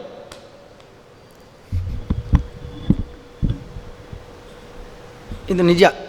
ಎಷ್ಟೋ ಮನೆಗಳಲ್ಲಿ ಈ ಸಮಸ್ಯೆ ಇದೆ. ಆಚರಣೆಯನ್ನು ಮಾಡ್ತೇವೆ ಅಂತಂದಾಗ ಕುಟುಂಬವನ್ನು ಎದುರು ಹಾಕ್ಕೊಳ್ಬೇಕಾಗತ್ತೆ ಅನ್ನೋದು. ತಂದೆ ತಾಯಿ ಮಾಡ್ತಾನೇ ಇರೋಲ್ಲ ಆಚರಣೆ, ಅವರ ಎದುರುಗಡೆಯಲ್ಲಿ ನಾವು ಮಾಡ್ತೀವಿ ಅಂತಾದರೆ ಅವ್ರಿಗೊಂದು ರೀತಿಯಲ್ಲಿ ಅವಮಾನ ಆದ ಹಾಗೆ. ನೀವು ಮಾಡ್ತಾ ಇಲ್ಲ, ನಾ ಮಾಡ್ತಾ ಇದ್ದೇನೆ, ಅವ್ರಿಗೆ ಅಪಮಾನ ಮಾಡಿದ ಹಾಗಾಗತ್ತೆ. ತಂದೆ ಶಾಸ್ತ್ರ ಓದಿಲ್ಲ, ಮಗ ಓದ್ಕೊಂಡು ಬಂದರೆ ಅವನಿಗೆ ನಾಳೆ ಎಲ್ಲರೂ ಗೌರವ ಕೊಡ್ತಾರೆ. ತಂದೆಯ ಸ್ಥಿತಿ ಏನು? ಇನ್ನು ಇದರಂತೆ ಇನ್ನು ಮೃತ್ತಿಕಾ ಶೌಚಾದಿಗಳನ್ನೆಲ್ಲ ಮಾಡಬೇಕು ಅಂತ ಪಾಪ ಉಪನ್ಯಾಸಾದಿಗಳಲ್ಲೆಲ್ಲ ಕೇಳಿರ್ತಾರೆ. ಮೃತ್ತಿಕಾ ಶೌಚ ಮಾಡಿಕೊಂಡ್ರೆ ಚೆನ್ನ, ಬಚ್ಚಲು ಕಟ್ಟಿಸ್ಬಿಟ್ರೆ ಇಂಥ ತೊಂದರೆಗಳು. ಇದು ಒಂದು ದೃಷ್ಟಾಂತಕ್ಕೆ ಹೇಳಿದ್ದು. ಇಂತಹ ಕೆಲಸ ಎಲ್ಲ ಆಗುತ್ತೆ. ಅದೆಲ್ಲ ನಿಮ್ಮ ಉಪದೇಶಕರ ಈ ಪ್ರಭಾವದಿಂದಾಗಿ ನೀವು ಆಧ್ಯಾತ್ಮಿಕತೆಯನ್ನು ತಿಳಿಸಿಕೊಡ್ತಾ ಇರೋದರಿಂದ ಸಂಸಾರದಲ್ಲಿ ಒಡಕುಂಟಾಗ್ತಾ ಇದೆ.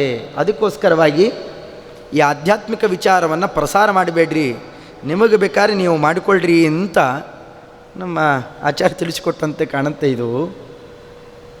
ಆದರೆ ವಿವೇಕಿಯಾಗಿರ್ತಕ್ಕಂತಹ ವ್ಯಕ್ತಿ ಪ್ರಹ್ಲಾದರಾಜರು ಇದಕ್ಕೆ ಉತ್ತರ ಕೊಟ್ಟಿದ್ದಾರೆ.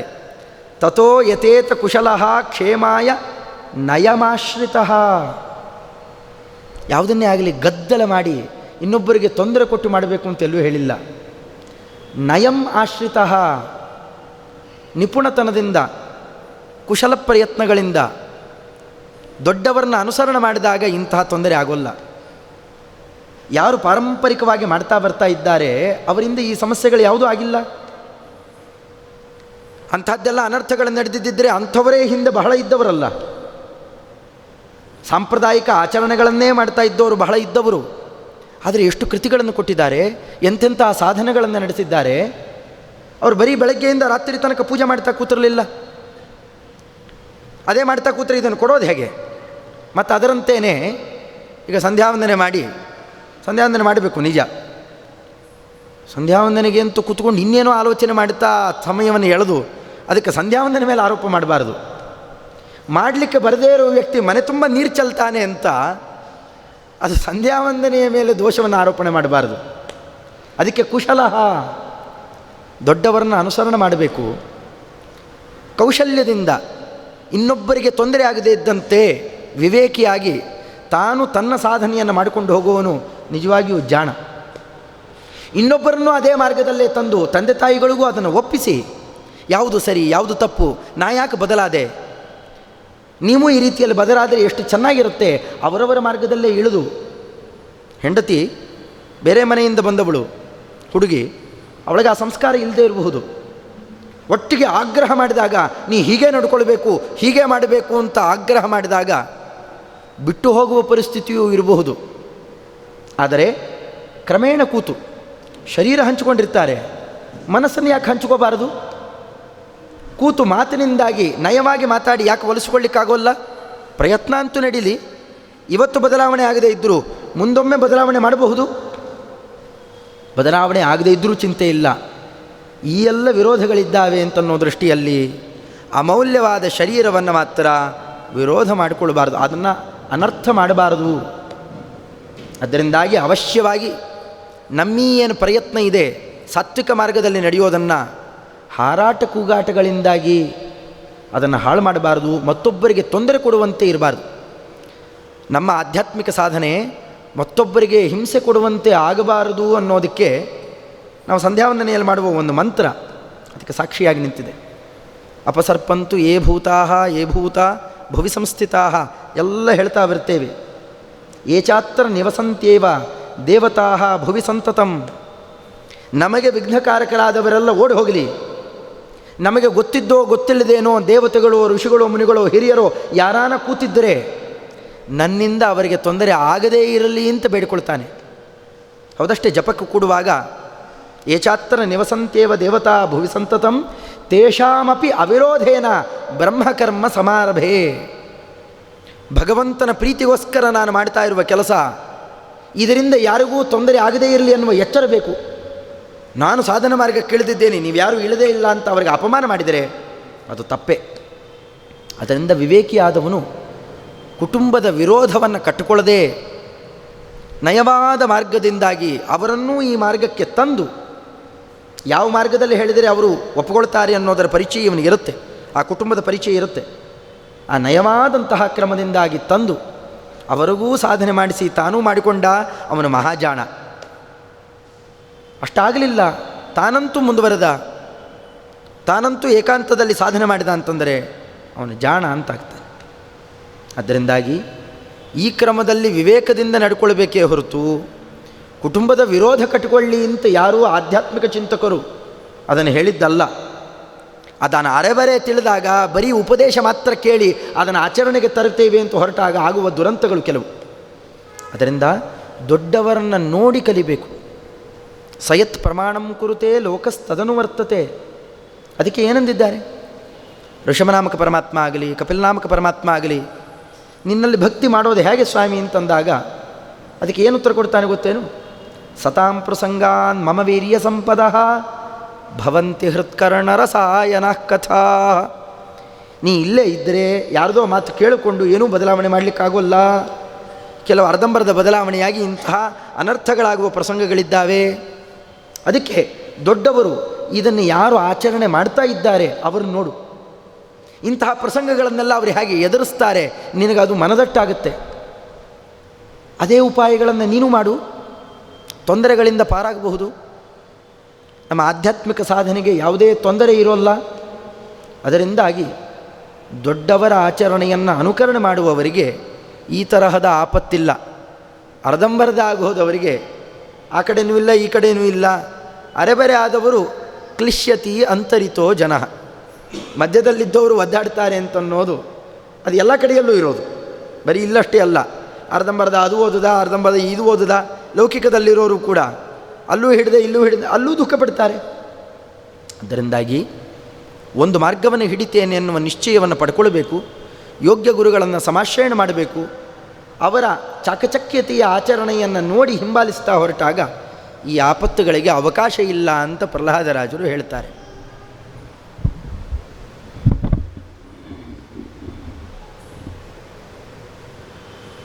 ಇಷ್ಟೆಲ್ಲ ಧರ್ಮ ಆಚರಣೆ ಮಾಡಬೇಕಾ ಕಷ್ಟಪಟ್ಟು? ಅವ್ರನ್ನ ಫಾಲೋ ಮಾಡ್ಕೊಂಡು ಹೋಗೋದಂತೆ, ಅವ್ರನ್ನ ನೋಡೋದಂತೆ, ಅದನ್ನು ನೋಡಿ ಅವ್ರು ಏನೋ ಒಂದು ಮಾಡ್ತಾರೆ, ನಮಗೇನೋ ಒಂದು ಅರ್ಥ ಆಗೋಯ್ತು. ನೀವು ಹೇಳಿದ್ದೇನೀಗ ಗುರುಗಳು ಏನು ಮಾಡ್ತಾರೋ ಅದನ್ನು ನೋಡಿ ಚಾಕಚಕ್ಯತೆಯಿಂದ ತಿಳ್ಕೊಂಡು ಫಾಲೋ ಮಾಡಿ ಅಂತ ಹೇಳಿದ್ರಿ. ಅವರು ಸಮಯ ಸಂದರ್ಭಾನುಸಾರವಾಗಿ ಯಾವುದೋ ಮಾಡಿದ್ರು, ನಾನು ಅದನ್ನೇ ಮಾಡಿಬಿಟ್ಟೆ. ತಪ್ಪು ಮಾಡಿದೆ ಕಣೋ ನೀನು ನಾಳೆ ಹೇಳಿದ್ರು. ನಾನು ಮತ್ತೆ ಪ್ರಶ್ನೆ ಅಲ್ಲ ಸ್ವಾಮಿ ನೀವು ನೆನ್ನೆ ಅದು ಮಾಡಿದ್ರಲ್ಲ ಅಂತಂದರೆ ನಾ ಪ್ರಶ್ನೆ ಮಾಡೋ ಹಾಗಿಲ್ಲ ಅವ್ರನ್ನ. ಗುರುಗಳು ಏನು ಮಾಡಬೇಕು? ಸರಿ, ಅದೊಂದು ಸಾಧನೆ ಮಾಡಬೇಕು, ದೇವ್ರ ಪೂಜೆ ಮಾಡಬೇಕು, ಭಗವಂತರನ್ನು ಒಲಿಸ್ಕೊಳ್ಬೇಕು ಅಂತ. ಇಲ್ಲಿ ನೋಡಿದ್ರೆ 52 ದಾರಿ ಇದೆ. ಒಂದೇ ಗಾಡು ಒಂದೇ ರಿಲಿಜನ್ ಅಲ್ಲ ನಮ್ಮದಿಲ್ಲಿ, 25 ಗಾಡಿ ದಾರಿ ಇಲ್ಲಿ. ಸೋಮವಾರಕ್ಕೊಂದು, ಮಂಗಳವಾರಕ್ಕೊಂದು, ಭಾನುವಾರದ ತನಕ ಒಂದೊಂದು ಗುಡಿಗಳಿದೆ. ಯಾವ ದಾರಿಗೆ ಹೋಗಬೇಕು, ಏನು ಮಾಡಬೇಕು, ಇಷ್ಟೆಲ್ಲ ಮಾಡಿದ್ರೂ ಕೂಡ ನಾವು ಮಾಡಿದ ಪೂಜೆ ಪುನಸ್ಕಾರ ವ್ರತ ಇತ್ಯಾದಿಗಳೆಲ್ಲವೂ ಕೂಡ ಭಗವಂತನ ಪ್ರೀತಿ ಕಾರಣ ಆಗತ್ತಾ?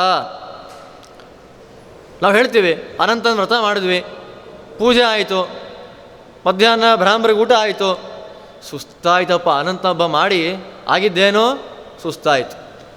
ಗೌರಿ ವ್ರತ ಮಾಡಿದ್ವಿ, ಸುಸ್ತಾಗೋಯ್ತಪ್ಪ, ನಾಳೆ ಆಫೀಸ್ಗೆ ಹೋಗೋದು ಬೇಡ, ರಜೆ ಹಾಕೋಣ, ಎಣ್ಣೆ ಸ್ನಾನ ಮಾಡಿ ಮಲ್ಕೊಂಡ್ಬಿಡೋಣ.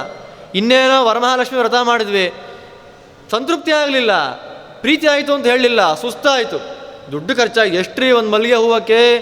200 ರೂಪಾಯಿ ಒಂದು ಮಾರು, ಒಂದು ಮೊಳ 100 ರೂಪಾಯಿ.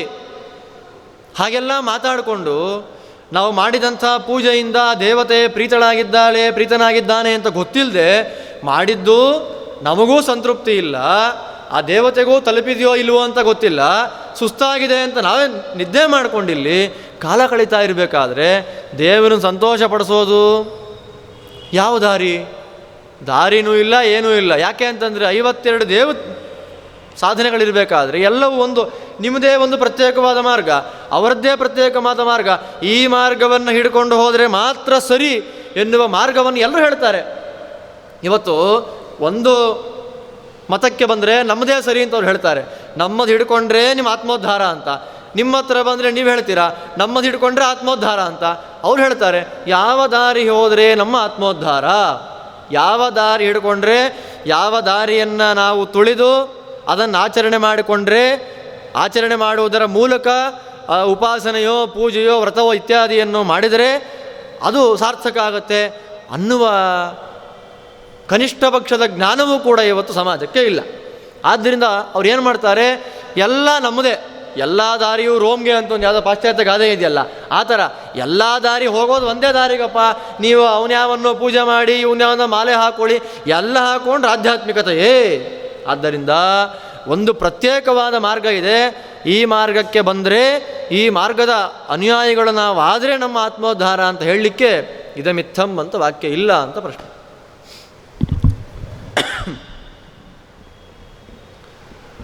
ಅವರವ ಮತದಲ್ಲಿ ಅವರವರದ್ದೇ ನಂಬಿಕೆ ಇದೆ, 10 ಮಾರ್ಗ ಇದೆ.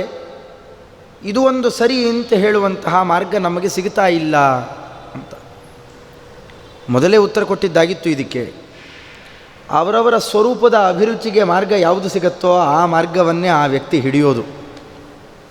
ಅಂಥ ಮಾರ್ಗಗಳು ಇವತ್ತಲ್ಲ, ಹಿಂದಲ್ಲ, ಮುಂದಲ್ಲ, ಎಲ್ಲ ಕಾಲಕ್ಕೂ ಇದ್ದೇ ಇರುತ್ತೆ. ಪ್ರವಾಹತಃ ಅನಾದಿಯಾಗಿ ಎಲ್ಲ ಸಿದ್ಧಾಂತಗಳು ಇದ್ದೇ ಇರ್ತಾವೆ ಅಂತನ್ನೋದು ಇದು ಸತ್ಯಾಂಶ. ಅದರಿಂದ ಅವರವರಿಗೆ ಯಾವ್ಯಾವ ರುಚಿಯೋ ಆ ಮಾರ್ಗದಲ್ಲಿ ಹೋಗ್ತಾರೆ. ಎಲ್ಲರನ್ನೂ ಬದಲಾಯಿಸಬೇಕು ಅಂತೇನಿಲ್ಲ. ವಿವೇಕಿ ಆದವನಿಗೆ ನಾನು ಯಾವ ಮಾರ್ಗವನ್ನು ಹಿಡಿಬೇಕು ಅನ್ನುವ ಪ್ರಶ್ನೆ ಬಂದಾಗ ಅದಕ್ಕೆ ಆದ ಕ್ರಮಗಳಿದ್ದಾವೆ, ಪರೀಕ್ಷೆಯ ರೀತಿಗಳಿದ್ದಾವೆ. ಅದನ್ನು ಅನುಸರಣೆ ಮಾಡಿದರೆ ಸುಲಭ ಇದೆ. ಅದನ್ನು ಅವರವರದ್ದೇ ಆದ ವಿಚಾರಗಳನ್ನು ಇಟ್ಕೊಳ್ಳೋಣ, ಸ್ಥೂಲವಾಗಿ ವಿಚಾರ ಮಾಡೋಣ, ಏನೂ ಬೇಡ.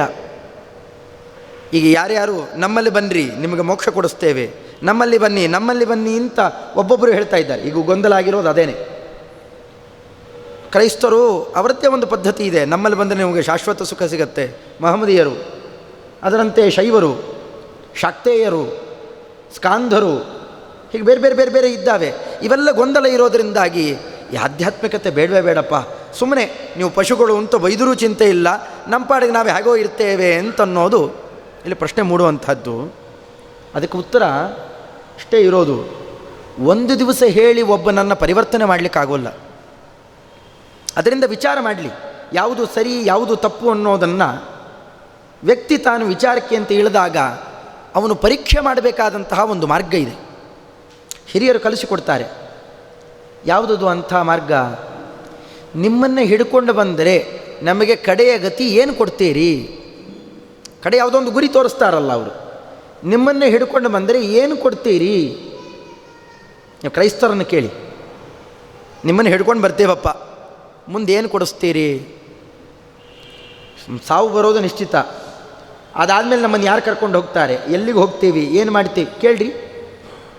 ಮಹಮ್ಮದೀಯರನ್ನು, ಶೈವರನ್ನು ಎಲ್ಲರನ್ನೂ ಕೇಳ್ರಿ ಇದೇ ರೀತಿಯಲ್ಲೇ. ಅವರು ಏನು ಹೇಳ್ತಾರೆ? ಒಂದು ಅಂದರೆ ಕಡೆಯ ಫಲ ಮೋಕ್ಷದ ಬಗ್ಗೆ ಪ್ರಶ್ನೆ ಮಾಡೋದು ಒಂದು ಪರೀಕ್ಷೆ ಇದೆ. ನಾ ಮೊದಲೇ ಹೇಳಿದಂತೆ ಒಂದೇ ಮಾತಿನಿಂದ ಇದನ್ನು ಬಗೆಹರಿಸಲಿಕ್ಕಾಗೋಲ್ಲ. ಆತ್ಮೋದ್ಧಾರದ ದೃಷ್ಟಿ ವ್ಯಕ್ತಿಗಿರುವವನಿಗೆ ಪರೀಕ್ಷೆ ಮಾಡುವ ಒಂದು ಬಗೆ ಇದೆ. ಇನ್ನೊಂದು, ಅವರವರಲ್ಲಿ ಅವರವರೇ ಶ್ರೇಷ್ಠ. ನಮ್ಮ ಮತ ಯಾಕೆ ನಂಬಬೇಕು ಅಂತಂದರೆ ಅದಕ್ಕೇನು ಹೇಳ್ತಾರೆ? ನಮ್ಮ ಹಿರಿಯರು ಹೇಳಿದ್ದಾರೆ ಅದಕ್ಕೆ ನಂಬಬೇಕು ಅಂತ. ಇದು ಎಲ್ರಿಗೂ ಜಗಳ ಬರೋದೆ. ಮಾತು ಯಾವಾಗ ಪ್ರಮಾಣ ಆಗುತ್ತೆ, ಸತ್ಯಾಂಶವನ್ನು ಹೇಳುತ್ತೆ ಅಂತ ಸ್ವಲ್ಪ ವಿವೇಕ ಮಾಡಿ ನೋಡಿದರೆ ಈ ಗೊಂದಲ ಬಗೆಹರಿದು ಹೋಗುತ್ತೆ. ಮಾತು ಒಂದೇ ಮಾತನ್ನೇ ಒಬ್ಬ ಮೋಸಗಾರ ಆಡಿದರೆ ಅದು ಸುಳ್ಳಾಗುತ್ತೆ, ಅಪ್ರಮಾಣ ಆಗುತ್ತೆ. ಒಬ್ಬ ಒಳ್ಳೆಯ ವ್ಯಕ್ತಿ ಆಡಿದಾಗ ಅದು ಪ್ರಮಾಣ ಅಂತಾಗುತ್ತೆ. ಅಂದರೆ ಮಾತಿಗೆ ಬೆಲೆ ಆ ಪುರುಷನ ದೃಷ್ಟಿಯಿಂದ. ಆ ಪುರುಷ ಯೋಗ್ಯನೋ ಅಯೋಗ್ಯನೋ ಗುರುತಿಸದೇ ಇದ್ದಾಗ ಮಾತನ್ನು ವಿಶ್ವಾಸ ಮಾಡಲಿಕ್ಕೆ ಬರೋಲ್ಲ. ಹೀಗಾಗಿ ಒಬ್ಬರು ನಿರ್ಮಾಣ ಮಾಡಿಕೊಟ್ಟಿದ್ದಾರೆ, ಜೈನ ಸಾಹಿತ್ಯ ಆಗಲಿ ಬೌದ್ಧ ಸಾಹಿತ್ಯ ಆಗಲಿ, ಯಾವುದಾನ ಒಂದು ಸಾಹಿತ್ಯವನ್ನು ಹಿಡ್ಕೊಂಡ್ರೆ ಈ ಗೊಂದಲ ಇದ್ದದ್ದೇ. ಹೀಗಾಗಿ ಯಾರೂ ನಿರ್ಮಾಣ ಮಾಡದೇ ಇರುವಂತಹ ಒಂದು ಗ್ರಂಥರಾಶಿ ಇದ್ದರೆ ಅದು ನ್ಯೂಟ್ರಲ್ಲು. ಅದಕ್ಕೆ ಅಪೌರುಷೇಯ ವಾಂಗ್ಮಯವನ್ನು ಜ್ಞಾನಿಗಳು, ಅತ್ಯಂತ ವಿವೇಕಗಳು ಅದನ್ನೇ ಹಿಡಿತಾ ಬಂದರು, ದೊಡ್ಡ ದೊಡ್ಡ ದಾರ್ಶನಿಕರು. ಹೀಗಾಗಿ ಅಪೌರುಷೇಯ ವಾಂಗ್ಮಯದಲ್ಲಿ ಏನು ಹೇಳಿದೆ ಅದರ ಅರ್ಥ ಚಿಂತನೆಗೆ ಅಂತ ತಿಳಿತಾರೆ. ಅಲ್ಲೂ ವಿವಾದ ಇದೆ. ಹೀಗಾಗಿ ಆ ವಿವಾದಗಳಲ್ಲಿ ತೊಡಗಿ ಯಾವುದು ಸರಿ ಯಾವುದು ತಪ್ಪು ಅನ್ನೋದನ್ನು ಆ ರೀತಿಯನ್ನು ಅಭ್ಯಾಸ ಮಾಡಿ ಅದಕ್ಕೆ ತಕ್ಕಂತೆ ನಾವು ತೊಡಗಿದಾಗ ನಮಗೆ ಯಾವುದು ತಪ್ಪು ಯಾವುದು ಸರಿ ಅಂತ ಅನ್ನೋದನ್ನು ವಿವೇಚನೆ ಮಾಡಲಿಕ್ಕೆ ಒಳ್ಳೆ ದಾರಿ ಇದೆ. ಅದರಿಂದ ದಾರಿ ಇಲ್ಲೇ ಇಲ್ಲ ಅಂತಲ್ಲ, ಯಾವುದೇ ಒಂದನ್ನು ಕೂಡ ಅತ್ಯಂತ ಸುಲಭ ಮಾರ್ಗದಲ್ಲಿ ಪಡೀಲಿಕ್ಕಾಗೋಲ್ಲ. ಇಲ್ಲಿಂದ ನಾವು ಕಾಶಿಗೆ ಹೋಗಬೇಕು ಅಂತಂದ್ರೂ ಅಲ್ಲಿ ತನಕ ಪ್ರಯಾಣ ಮಾಡಬೇಕು. ಏನು ಬೇಡ, ಹೊಟ್ಟೆ ತುಂಬಬೇಕಾಗಿದ್ದರೆ ಊಟ ಮಾಡಬೇಕು, ಅಲ್ಲೂ ಒಂದಷ್ಟು ಆಯಾಸ ಇದೆ. ಅದರಿಂದಾಗಿ ಆಯಾಸವೇ ಇಲ್ಲದೆ ಏನನ್ನೂ ಪಡ್ಕೊಳ್ಳಿಕ್ಕಾಗೋಲ್ಲ. ಹೀಗಾಗಿಯೇ ಈ ಎಲ್ಲ ತಾತ್ವಿಕ ವಿಚಾರಗಳನ್ನು ನಾವು ನಡೆಸಬೇಕಾಗಿದ್ದರೆ ಅದಕ್ಕೆ ಕಾಲಾವಕಾಶ ಬೇಕು, ಅದಕ್ಕೆ ತಕ್ಕಂತೆ ನಾನಾ ತರಹದ ಅಧ್ಯಯನ ಅಧ್ಯಾಪನಗಳು ಬೇಕು. ಅದಕ್ಕೆ ಕೌಮಾರಾವಸ್ಥೆಯಿಂದಲೇ ಶುರು ಮಾಡಬೇಕು ಅಂತ ಹೇಳಿದ್ದು. ಅದರಿಂದ ಅವರವರು ನಮ್ಮದು ಸರಿ ಅಂತ ಹೇಳಿದ ಮಾತ್ರಕ್ಕೆ ಗೊಂದಲಕ್ಕೊಳಗಾಗಿ ಆಧ್ಯಾತ್ಮಿಕ ಚಿಂತನೆ ಈ ಮಾರ್ಗವೇ ಬೇಡ ಅಂತ ಅನ್ನುವಂತಿಲ್ಲ. ಇನ್ನು ಮತ್ತೊಂದು ಕೇಳಿದ್ರು, ಏನು ದೇವ್ರ ಪೂಜೆ ಅದು ಮಾಡ್ತೀವಿ, ಈ ಪೂಜೆ ಮಾಡ್ತೀವಿ, ಆ ಪೂಜೆ ಮಾಡ್ತೀವಿ, 50 ದೈವ 10 ದೈವ ಅಂತ ಹೀಗೆಲ್ಲ ಇಲ್ಲ. ಇದನ್ನು ವಿವೇಕಿ ಅದನ್ನು ವಿಚಾರ ಮಾಡಿದರೆ ಅವನಿಗೆ ಒಂದೇ ದೈವ ಅಂತ ನಿಶ್ಚಯ ಆಗುತ್ತೆ. ಒಂದು, ಆ ದೈವವನ್ನು ಹಿಡಿದಂತಹ ವ್ಯಕ್ತಿ ಆ ದೈವದ ಪ್ರೀತಿಗೋಸ್ಕರವಾಗಿ ಆಚರಣೆ ಮಾಡಿ ಏನು ಹೇಳಿದ್ದಾನೋ. ಈಗ ನಮ್ಮಲ್ಲಿ ಶ್ರೀಹರಿ ಪರಮಾತ್ಮ ಸರ್ವೋತ್ತಮ, ಅವನ ಮಾರ್ಗದಲ್ಲಿ ನಡೆಯತಕ್ಕಂಥವ್ರು ವೈಷ್ಣವ ಧರ್ಮವನ್ನೇನು ಅನುಷ್ಠಾನ ಮಾಡುತ್ತಾರೆ. ಇಂತಿಂಥ ವ್ರತಗಳಲ್ಲಿ ತಾರತಮ್ಯ ಕ್ರಮದಲ್ಲಿ ಬಂದ ಇಂತಿಂಥ ದೇವತೆಗಳನ್ನು ಆರಾಧನೆ ಮಾಡಿರಿ, ಈ ಕ್ರಮದಲ್ಲಿ ಮಾಡಿರಿ, ಅದಕ್ಕೊಂದು ವಿಹಿತ ವೃತ್ತಿ ಇದೆ. ಜೊತೆಯಲ್ಲಿ ಆ ವೃತ್ತಿಯಂತೇನೆ ಭಕ್ತಿಯಿಂದ ಅರ್ಚನೆ ಮಾಡಿರಿ. ನಾವು ಮಾಡಿದ್ದರಲ್ಲಿ ಕ್ರಿಯಾಲೋಪಾದಿಗಳು ಎಷ್ಟೇ ಇರಬಹುದು, ಆದರೆ ನಾವು ಎಷ್ಟು ಭಕ್ತಿ ತೋರಿಸ್ತೇವೆ ಅದರಿಂದ ಒಲಿದೇ ಒಲಿತಾನೆ. ಯಾರ ದೈವ ಆರಾಧ್ಯನೋ ಆ ದೈವ ಒಲಿಯತ್ತೆ ಅನ್ನೋದನ್ನು ನಾವು ಕಾಣ್ತಾ ಇದ್ದೇವೆ. ಅದನ್ನೇ ಇತಿಹಾಸ ಪುರಾಣಗಳಲ್ಲಿ ಮಾಡಿದ್ದು ಅಲ್ಪ ಆದರೂ ಕೂಡ ದೇವರು ಒಲಿದಿದ್ದು ಅಪಾರ. ಪ್ರಹ್ಲಾದರಾಜರು, ಧ್ರುವರಾಜರು ಇವರದೆಲ್ಲ ಪ್ರಕರಣ ನೋಡಿದಾಗ ಧ್ರುವರಾಜರು ಮಾಡಿದ್ದು ಸಾಧನೆ ಎಷ್ಟು? 6 ತಿಂಗಳು. ಆದರೆ ಭಗವಂತ ಕೊಟ್ಟಿದ್ದು ಎಷ್ಟು? 36,000 ವರ್ಷ ಸಾಮ್ರಾಜ್ಯದ ಉಪಭೋಗ, ಧ್ರುವ ಪದವಿಯನ್ನು ಕೊಡ್ತಾನೆ. ಅದರಿಂದಾಗಿ ಭಕ್ತಿಯಿಂದ ಶ್ರದ್ಧೆಯಿಂದ ನಾವು ಮಾಡಿದ್ವಿ ಅಂದರೆ ಭಗವಂತ ಒಲಿದೇ ಒಲಿತಾನೆ. ಆ ನಿಶ್ಚಯದಿಂದಲೇ ಮಾಡಬೇಕು, ಒಲಿದನೋ ಇಲ್ವೋ ಹೀಗೆ ಅನ್ನೋದಲ್ಲ. ಈ ಸಾತ್ವಿಕ ಶ್ರದ್ಧೆಯಿಂದ ನಡೆದಾಗ ಆಗುವ ಆಯಾಸವು ಆನಂದವನ್ನೇ ಕೊಡುತ್ತೆ.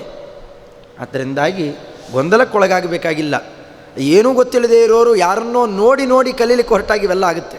ಆದರೆ ಒಬ್ಬರನ್ನು ಅನುಸರಣೆ ಮಾಡುತ್ತಾ ಯಾವುದು ಸರಿ ಯಾವುದು ತಪ್ಪು ಅಂತನ್ನೋದನ್ನು ದುರಾಗ್ರಹ ಇಲ್ಲದೆ ವಿಚಾರ ಮಾಡುವವರಿಗೆ ಇದೆಲ್ಲ ಮಾರ್ಗ ಸುಲಭ ಇದೆ ಅಂತನ್ನೋದನ್ನು ಶಾಸ್ತ್ರ ಸ್ಪಷ್ಟಪಡಿಸಿಕೊಡುತ್ತೆ.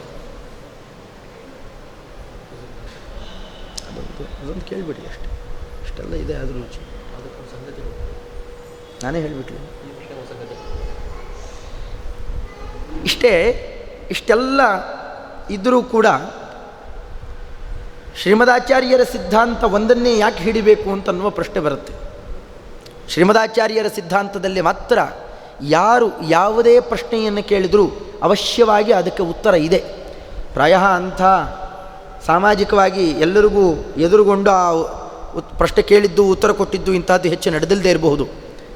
ಆದರೆ ಯಾವುದೇ ಪ್ರಶ್ನೆ ಇದ್ದರೂ ಎಲ್ಲದಕ್ಕೂ ಕೂಡ ಸಮರ್ಥವಾಗಿ ಎದುರಿಸಿ ಉತ್ತರ ಕೊಟ್ಟಂತಹ ಸಿದ್ಧಾಂತ ಏಕೈಕ ಸಿದ್ಧಾಂತ ಅದು ಮಧ್ವ ಸಿದ್ಧಾಂತ ಒಂದೇ ಅನ್ನೋದನ್ನು ಸುಸ್ಪಷ್ಟವಾಗಿ ನಾವು ಅದನ್ನು ಒಪ್ಪಬಹುದು.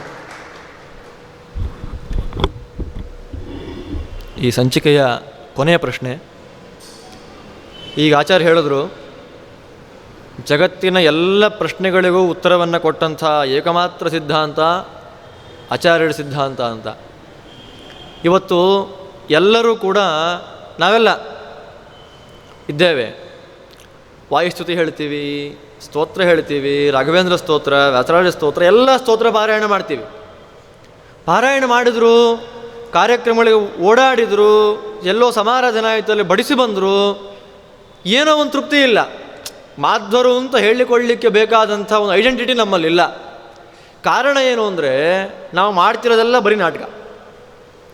ಶ್ರೀಮದಾಚಾರ್ಯರ ಸಿದ್ಧಾಂತದಲ್ಲಿ ನಮಗೆ ನಿಜವಾದ ರುಚಿ ಹುಟ್ಟುತ್ತಾ ಇಲ್ಲ, ರುಚಿನೇ ಇಲ್ಲ. ಅದು ನಮ್ಗೆ ಏನಾಗ್ಬಿಟ್ಟಿದೆ ಅಂದರೆ ಬರೀ ತಿಳಿ ಮಾತ್ರ ಕಾಣ್ತಾ ಇದೆ. ಏನಪ್ಪ ಮಧ್ವಮತ, ಮಾಧ್ವರು ಅಂತಂದರೆ ಸಮಾಜಕ್ಕೆ ಇವತ್ತು ಗೊತ್ತಿರೋದು ಏನಪ್ಪ ಅಂದರೆ 24 ಗಂಟೆ ಉಪವಾಸ ಮಾಡೋರು ಅಂತ. ಅದು ಫ್ಯಾಕ್ಟ್ ಅಲ್ವಾ? ಅದು ನಿಜವಾದ ಸಿದ್ಧಾಂತ ಏನು ಅಂತ ಗೊತ್ತಾಗ್ತಾ ಇಲ್ಲ ಯಾರಿಗೂ, ರುಚಿ ಹುಟ್ಟುತ್ತಾ ಇಲ್ಲ. ಕಾರಣ ಏನು? ಇದು ಪ್ರಶ್ನೆ. ಮಾಧ್ವರು ಅಂದರೆ ಇವತ್ತು ಸಾಮಾಜಿಕವಾದ ಅಭಿಪ್ರಾಯ ಏನಿದೆ ಅಂತಂದರೆ ಮಡಿ ಮಾಡುವವರು, ಬೇರೆಯವರು ಡಿಸ್ಕ್ರಿಮಿನೇಟ್ ಮಾಡತಕ್ಕ ವ್ಯಕ್ತಿಗಳು, ಮತ್ತು ಇವರು ಉಪವಾಸಾದಿಗಳನ್ನು ಮಾಡ್ತಾ ದೇಹ ಕೃಶವನ್ನು ಮಾಡಿಕೊಳ್ಳತಕ್ಕ ವ್ಯಕ್ತಿಗಳು. ಅಂದರೆ ಅನಾರೋಗ್ಯ ಪೀಡಿತರಾಗಲಿಕ್ಕೆ ಇರತಕ್ಕ ಒಂದು ಜನಾಂಗ ಅಂದರೆ ಮಾಧ್ವ ಜನಾಂಗ ಅಂತ. ನೋಡಿ ನೀವು ಈ ಥರ ಎಲ್ಲ ಮಾತಾಡ್ತಾರೆ. ನಿಜವಾದಂಥ ಮಧ್ವಾಚಾರ್ಯರ ಶ್ರೀಮದ್ ಆಚಾರ್ಯರ ಸತ್ಸಿದ್ಧಾಂತದ ತಿರುಳು ಗೊತ್ತಾಗ್ತಾ ಇಲ್ಲ. ವಾಯುಸ್ತುತಿ ಹೇಳ್ತಾರೆ, 20 ವರ್ಷದಿಂದ ವಾಯುಸ್ತುತಿ ಹೇಳ್ತಾ ಇರ್ತಾರೆ. ಅರ್ಥ ಹೇಳಿ ಅನ್ನಿ. ವಾಯುಸ್ತುತಿ ಮಾತ್ರ ಗೊತ್ತಪ್ಪ, ತಿಳಿಬೇಕು ಅನ್ನೋ ಆಸೆ ಇಲ್ಲ. ವಾಯುಸ್ತುತಿ ಹೇಳಬೇಕು ಅಂತ ಇದೆ. ವಾಯುಸ್ತುತಿಯನ್ನು ಪಾರಾಯಣ ಮಾಡುವುದರಿಂದ, ಇಂತಿಂಥ ಸ್ತೋತ್ರಾದಿಗಳನ್ನು ಪಾರಾಯಣ ಮಾಡುವುದರಿಂದ ಇಂಥ ಫಲ ಇದೆ ಅಂತ ಗೊತ್ತಿದೆ. ಆದರೂ ಕೂಡ ಅವನು ಮೆಕ್ಯಾನಿಕಲ್ ಆಗಿ ಮಾತ್ರ ಪಾರಾಯಣವನ್ನು ಮಾಡ್ತಾ ಇದ್ದಾನೆ ಅಷ್ಟೇ ಹೊರತು ಮನಃಪೂರ್ವಕ ಪಾರಾಯಣ ಮಾಡ್ತಾ ಇಲ್ಲ. ಕಾರಣ ಏನು ಅಂತಂದರೆ ಒಳಗೆ ಪಾಠ ಪ್ರವಚನ ಅರ್ಥ ಅಂತ ಒಳಗೆ ಇಳಿದುಬಿಟ್ರೆ ತಲೆ ಗೊಂದಲ ಆಗಿಬಿಡುತ್ತೆ. ಎಲ್ಲ ಮಾಡಬೇಕು ಅಂತ ಆಸೆ, ಆದರೆ ಒಳಗೆ ಇಳಿದ್ರೆ ಏನಾಗುತ್ತೋ ಅಂತ ಭಯ, ರುಚಿ ಇಲ್ಲ. ಮಧ್ವ ಸಿದ್ಧಾಂತದಲ್ಲಿ ಅಭಿರುಚಿಯೇ ಹುಟ್ಟುತ್ತಾ ಇಲ್ಲ. ಯಾಕೆ ಅನ್ನೋದು ಪ್ರಶ್ನೆ.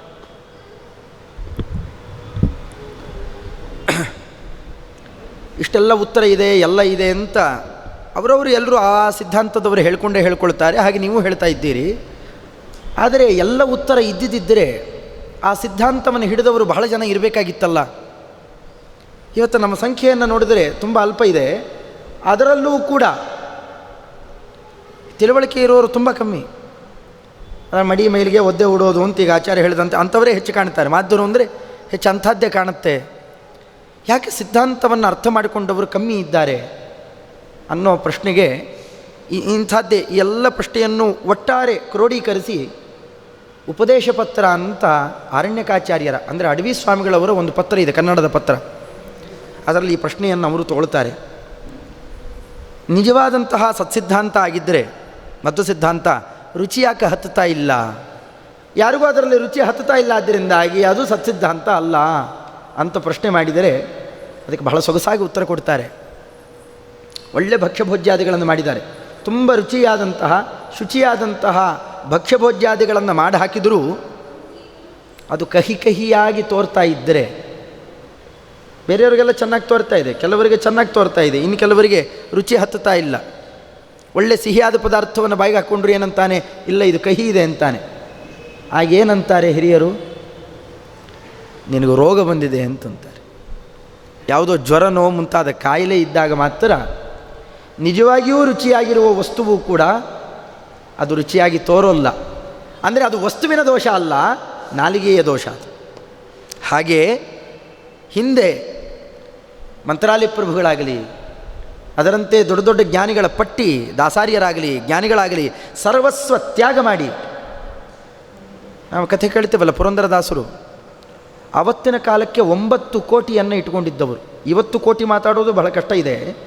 ಅಂಥದ್ದು 9 ಕೋಟಿ ಅದಕ್ಕೆ ಒಡೆತನದಲ್ಲಿದ್ದಂತಹ ಮಹಾನುಭಾವರು ಇದರ ರುಚಿಯನ್ನು ಕಾಣ್ತಿರ್ಲಿಕ್ಕೆ, ಇದೇ ಮಧ್ವ ಸಿದ್ಧಾಂತದ ರುಚಿಯನ್ನು ಕಾಣ್ತಿರ್ಲಿಕ್ಕೆ, ಕಾಣೋ ತನಕ ಹಾಗಿದ್ದರು. ಕಂಡ ದಿವಸ ಸರ್ವಸ್ವ ತ್ಯಾಗ ಮಾಡಿ ವ್ಯಾಸರಾಜರ ಪಾದಕ್ಕೆ ಶರಣಾಗ್ತಾರೆ. ಅಂದರೆ ಏನರ್ಥ? ಅದರಲ್ಲಿ ನಿಜವಾದಂತಹ ಸ್ವಾಸ್ಥ್ಯ ಇದೆ, ಅದು ನಮಗೆ ರುಚಿ ಹತ್ತಿಲ್ಲ ಅಷ್ಟೇ. ಯಾಕೆ? ನಮಗೆ ರೋಗ ಇದೆ. ಯಾವುದು ರೋಗ? ನಮಗೆ ರೋಗ ಏನಿದೆ ಅಂತಲೂ ಗೊತ್ತಿಲ್ಲ. ಡಾಕ್ಟರ್ ಹತ್ರ ಹೋಗಿರ್ತಾನೆ, ತಲೆನೋವು ಅಂತಾನೆ, ಅದು ಇದು ಏನೇನೋ ಹೇಳ್ತಿರ್ತಾನೆ. ಅವನಿಗೆ ಏನು ರೋಗ ಇದೆ ಅಂತಲೇ ಗೊತ್ತಿರೋಲ್ಲ. ವೈದ್ಯರಾದವರು ಗುರುತಿಸ್ತಾರೆ. ಹಾಗೆ ನಮಗೆ ರೋಗ ಏನಿದೆ? ಅರಣ್ಯಕಾಚಾರ್ಯ ಗುರುತಿಸಿದ್ರು, ಕಲಿಬಾಧೆ ಎನ್ನುವ ರೋಗ ಇದೆ. ಕಲಿಯ ಆಕರ್ಷಣೆ, ಕೆಟ್ಟ ಕೆಟ್ಟ ಕುಣಿತ ಮೆರೆತ, ಅಲ್ಲಿ ಇಲ್ಲಿ. ಈಗ ಒಳ್ಳೆ ಅಡುಗೆ ಮಾಡಿ ಮನೆಯಲ್ಲಿ ಹಾಕಿದ್ರು ಕೂಡ ಅಲ್ಲಿ ಫಾಸ್ಟ್ ಫುಡ್ಡು ಅಂತ ಅದು ಇದು ಅಂತೇನೋ ತಿನ್ಲಿಕ್ಕೆ ಹೋಗ್ತಾರಲ್ಲ. ಯಾಕೆ? ಅದರಿಂದ ರೋಗ ಇದೆ, ಅದು ಚೆನ್ನಾಗಿ ಗೊತ್ತು. ಅದರಂತೇನೆ ಮದ್ಯಪಾನದಲ್ಲಿ ಮತ್ತು ಅದರಂತೇನೆ ಧೂಮಪಾನಾದಿಗಳಲ್ಲಿ ಆಸಕ್ತಿ ಯಾಕೆ? ಅದರಲ್ಲೊಂದು ತಾತ್ಕಾಲಿಕವಾದ ಆಕರ್ಷಣೆ ಇದೆ. ಈ ಆಕರ್ಷಣೆಗೆ, ಹೊರಗಿನ ಬಾಹ್ಯದ ರಂಗಿಗೆ ಯಾರು ಬಿದ್ದಿರ್ತಾರೋ ಅಂಥವರಿಗೆ ನಿಜವಾದ ಒಳ್ಳೆಯ ರುಚಿ ಹತ್ತೋಲ್ಲ. ಅದು ಆರೋಗ್ಯಕರವಾದ ಪದಾರ್ಥಗಳು ರುಚಿ ಹತ್ತೋಲ್ಲ. ಅದು ರುಚಿ ಹತ್ತಲಿಲ್ಲ ಅಂದ ಮಾತ್ರಕ್ಕೆ, ರೋಗಿಗಳಿಗೆ ರುಚಿ ಹತ್ತಲಿಲ್ಲ ಅಂದ ಮಾತ್ರಕ್ಕೆ ವಸ್ತುವಿನಲ್ಲಿ ನಿಜವಾದ ರುಚಿ ಇಲ್ಲ ಅಂತ ಅರ್ಥ ಅಲ್ಲ. ಅವಶ್ಯವಾಗಿ ಅಲ್ಲಿ ರುಚಿ ಇದ್ದೇ ಇದೆ. ಅದನ್ನು ವಿಮರ್ಶೆ ಮಾಡಿ ನೋಡಿದಾಗ ಗೊತ್ತಾಗುತ್ತೆ. ಹಾಗಾದರೆ ನಮಗೆ ರೋಗ ಇದೆ ಅಂತಂತೀರಾ? ರೋಗದ ನಿವಾರಣೆಗೆ ನಾವೇನು ಮಾಡಬೇಕು ಅಂತ ಆಗಿನ ಕಾಲದ ಆ ಶಿಷ್ಯರೆಲ್ಲ ಕೇಳಿದಾಗ ಅರಣ್ಯಕಾಚಾರ್ಯರು ನಿಮಗೆ 2 ಔಷಧ ಕಳಿಸ್ತೇನೆ ಅಂತಂದಿದ್ದಾರೆ. ಅವರು ಉಪದೇಶ ಪತ್ರದ ಕಡೆಯ ಭಾಗದಲ್ಲಿ ಅವರಿಗೆ ಇನ್ನು ಹೇಳಿ ಉಪಸಂಹಾರ ಮಾಡುತ್ತಾರೆ. ಇದೇ ಪ್ರಹ್ಲಾದರಾಜರು ಉಪದೇಶವನ್ನೆಲ್ಲ ಸ್ವೀಕಾರ ಮಾಡಿಕೊಂಡಿದ್ದಾರಲ್ಲಿ. ಕನ್ನಡದ ಪತ್ರ ಬರೆಯುವಾಗ ಕಡೆಗೆ ಅವರಾಡುವ ಮಾತು, ನಾನು ನಿಮಗೆ ಔಷಧಿ ಕಳಿಸ್ತೇನೆ. ಔಷಧಿ 2 ಪ್ರಕಾರ ಇದೆ, ಒಂದು ಗುಳಿಗೆ, ಇನ್ನೊಂದು ರಸಾಯನ. ಇದು ಪ್ರಾಚೀನ ವೈದ್ಯಕೀಯದಲ್ಲಿದ್ದ ಕ್ರಮ. ಅಂದರೆ ಇವತ್ತಿನ ರೀತಿಯಲ್ಲಿ ಹೇಳೋದಾದರೆ ಒಂದು ಪಿಲ್ಸು, ಇನ್ನೊಂದು ಟಾನಿಕ್ಕು, ಎರಡೂ ಕೊಡ್ತೇವೆ ಅಂತಾರೆ. ಅದನ್ನು ಪ್ರತಿನಿತ್ಯ ನೀವು ತಗೊಳ್ತಾ ಇದ್ದರೆ ಈ ರೋಗ ದೂರ ಆಗುತ್ತೆ. ಯಾವುದು? ಗುಳಿಗೆ. ಪ್ರತಿನಿತ್ಯ ಒಂದೊಂದು ಗುಳಿಗೆ ತೊಗೊಂಡಂತೆ. ಸಾಧಾರಣ ಶುಗರು ಬಿ ಪಿ ಇದ್ದವರು ಪ್ರತಿನಿತ್ಯ ತೊಗೊಂಡಾರಲ್ಲ. ಹಾಗಿದ್ದ ಹಾಗೆ ಇದನ್ನು ಪ್ರತಿನಿತ್ಯ ನೀವು ಒಂದೊಂದು ಗುಳಿಗೆಯನ್ನು ಬಾಯಿಗೆ ಹಾಕ್ಕೋತಾ ಇದ್ದರೆ ನಿಮಗೆ ರೋಗ ನಿವಾರಣೆ ಆಗುತ್ತೆ. ಯಾವುದು? ಭಾಗವತ ಸಾರೋದ್ಧಾರ. ಭಾಗವತ ಸಾರೋದ್ಧಾರವನ್ನು ನೀವು ಏನೇ ಪ್ರಶ್ನೆ ಕೇಳಿ ಅಲ್ಲೊಂದರಲ್ಲಿ ಉತ್ತರ ಇದೆ. ಅದರಂತೆ ಗೀತೆ ಇವುಗಳೇನಿದ್ದಾವೆ, ದಿವಸಕ್ಕೊಂದು ಪದ್ಯ. ಗೀತಾ ಸಾರೋದ್ಧಾರ, ಭಾಗವತ ಸಾರೋದ್ಧಾರ ಅಂತ ಕೊಟ್ಟಿದ್ದಾರೆ. ದಿವಸಕ್ಕೊಂದು ಪದ್ಯವನ್ನು ದೊಡ್ಡವರಿಂದ ಕೇಳ್ತಾ ಇದ್ದರೆ ನಿಮಗೆ ಏನೇ ಹೊರಗಡೆಯಲ್ಲಿ ಆಕರ್ಷಣೆ ಇದ್ದರೂ ಇದು ಬಾಹ್ಯನೋಟದ ರಂಗಷ್ಟೇ. ವಾಸ್ತವಿಕವಾಗಿ ಇಲ್ಲಿಲ್ಲ ಆಕರ್ಷಣೆ. ನಿಜವಾದ ಆಕರ್ಷಣೆ ಮಧ್ವ ಸಿದ್ಧಾಂತದಲ್ಲೇ ಇದೆ ಅನ್ನೋದರ ಮನವರಿಕೆ ಆಗುತ್ತೆ. ಅದರಂತೇನೆ ಇದು ಗುಳಿಗೆ ಆದರೆ ರಸಾಯನ. ಯಾವುದು? ಆಧ್ಯಾತ್ಮಿಕ ರಸರಂಜಿನಿ, ಷೋಡಶಿ, ಚತುರ್ದಶಿ ಇವುಗಳನ್ನು ಇಷ್ಟರಲ್ಲೇ ನಿಮಗೆ ಕೊಟ್ಟು ಕಳಿಸ್ತೇವೆ ಅಂತ ತಮ್ಮ ಶಿಷ್ಯರಿಗೆ ಅಲ್ಲಿ ಕಂಸದಲ್ಲಿ ಹಾಕಿ ಬರೀತಾರೆ. ಗೋಕಾವಿ ಅನಂತಾದ್ರಿ ಭೀಮಾಚಾರ್ಯರಿಗೆ ಅಂತ ಕಳಿಸಿಕೊಟ್ಟಿದ್ದಾರೆ. ಆ ಪತ್ರದಲ್ಲಿ ಈ ಮಾತನ್ನು ಹಾಕ್ತಾರೆ.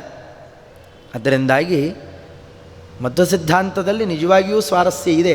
ಅದು ನಮಗೆ ಹತ್ತಬೇಕಾಗಿದ್ದರೆ ನಮಗಿರುವ ರೋಗವನ್ನು ಕಳ್ಕೊಂಡು ನಾವು ನೋಡಿದಾಗ ಅದು ಅತ್ಯಂತ ಸುಂದರವಾಗಿ ಕಾಣುತ್ತೆ. ಅದನ್ನು ಕಂಡಿರುವಂತಹ ಮಂತ್ರಾಲಯ ಪ್ರಭುಗಳೇ ಮೊದಲಾದವರು ಇವತ್ತು ನಾಮೋಚ್ಚಾರಣ ಮಾತ್ರದಿಂದಾಗಿ ನಮಗೆ ಬೇಕಾದನ್ನು ಕೊಟ್ಟು ಉದ್ಧಾರ ಮಾಡ್ತಾ ಇರೋದೇನೆ ಅದಕ್ಕೆ ಅತ್ಯಂತ ದೊಡ್ಡ ಸಾಕ್ಷಿ ಅದು. ಅದರಿಂದಾಗಿ ಎಲ್ಲರಿಗಿಂತಲೂ ಕೂಡ ವಿವೇಕಿಯಾದವನು ವಿಮರ್ಶೆ ಮಾಡ್ತಾ ಹೊರಟಾಗ ಅವನಿಗೆ ಎಲ್ಲ ಸತ್ಯಾಂಶಗಳು ಬರ್ತಾವಾದ್ದರಿಂದಾಗಿ ಈ ವೈಚಾರಿಕತೆಗೋಸ್ಕರವಾಗಿ ನಾವೇನು ಈ ಸಂವಾದಾದಿ ಕಾರ್ಯಕ್ರಮ ನಡೆಸ್ತಾ ಇದ್ದೇವೆ ಅತ್ಯಂತ ಯೋಗ್ಯ. ವಿಚಾರವಂತರು, ವಿಚಾರ ಬೇಕು ಅಂತನ್ನುವವರು ಇದರ ಸದುಪಯೋಗವನ್ನು ಅವಶ್ಯವಾಗಿ ಬಳಕೆ ಮಾಡಿಕೊಳ್ಳಿ ಅಂತನ್ನೋ ಕ್ರಮದಿಂದಾಗಿ ಅದರ ಸೂಚನೆಯನ್ನು ಕೊಡ್ತಾ, ಇನ್ನೊಂದು ಇವತ್ತು ಎಲ್ಲಿ ನಿಂತು ಇಷ್ಟೆಲ್ಲ ಪ್ರಹ್ಲಾದರಾಜರ ಉಪದೇಶವನ್ನು ಈಗಾಗಲೇ ನಾವು ಹೇಳೋದು ಕೇಳೋದು ನಡೆಸ್ತಾ ಇದ್ದೇವೆ. ಆಚಾರ್ಯ ಮೊದಲೇ ಹೇಳಿದಂತೆ ಅದೇ ಪ್ರಹ್ಲಾದರಾಜರೇ ಯಾರು? ವ್ಯಾಸರಾಜರು. ಅವರ ಜೀವನದ ಪ್ರತಿ ಹಂತಗಳೂ ಕೂಡ ದಾಖಲೆಯನ್ನು ಬರೆದಂತಹದ್ದು. ಅವರು ಹುಟ್ಟಿದ್ದೇ ವಿಚಿತ್ರ, ಇನ್ಯಾರ್ದು ಅಂಥ ದಾಖಲೆ ಇಲ್ಲ. ತಮ್ಮ ತಂದೆ ಮೃತರಾಗಿರ್ತಾರೆ, ಬ್ರಹ್ಮಣ್ಯ ತೀರ್ಥರ ಪರಮಾನುಗ್ರಹದಿಂದಾಗಿ ಬದುಕಿ ವ್ಯಾಸರಾಜರಿಗೆ ಜನ್ಮ ಕೊಡ್ತಾರೆ. ಅಷ್ಟೇ ಅಲ್ಲ, ಇದರವರೆಗೂ ಅಂಥದ್ದೊಂದು ಜನ್ಮ ನಡೆದಿಲ್ಲ. ಅವರು ಹುಟ್ಟೋ ಹೊತ್ತಿಗೆ ಸಂಸ್ಥಾನದಿಂದ ಬಂಗಾರದ ತಟ್ಟೆ ಬರುತ್ತೆ. ಅಂದರೆ ಮಠ ಆವತ್ತು ಎಷ್ಟು ಶ್ರೀಮಂತ ಇತ್ತು ಅಂತಲೂ ಗುರುತಿಸಬಹುದು. ಇಷ್ಟೆಲ್ಲ ಕಥೆ ಕೇಳಿದ ಮೇಲೂ ಪ್ರಾಯ ಯಾರೂ ಪ್ರಯತ್ನ ಮಾಡಿಲ್ಲ ಅಂತ ಅಂದ್ಕೊಳ್ತೇನೆ. ಬಂಗಾರದ ತಟ್ಟೆಯಲ್ಲಿ ಹುಟ್ಟಿದ ಶ್ರೀಮಂತ ಯಾರಿದ್ದಾನ್ರಿ? ಭಾಗ್ಯವಂತ. ತುಂಬ ಶ್ರೀಮಂತ ಅಂತಂದರೆ Born with A silver spoon ಅಂತಾರೆ ಅಷ್ಟೇ. ಆದರೆ ಬಂಗಾರದ ತಟ್ಟೆಯಲ್ಲಿ ಹುಟ್ಟಿದ ಮಹಾನುಭಾವ ಯಾರಿದ್ದಾರೆ?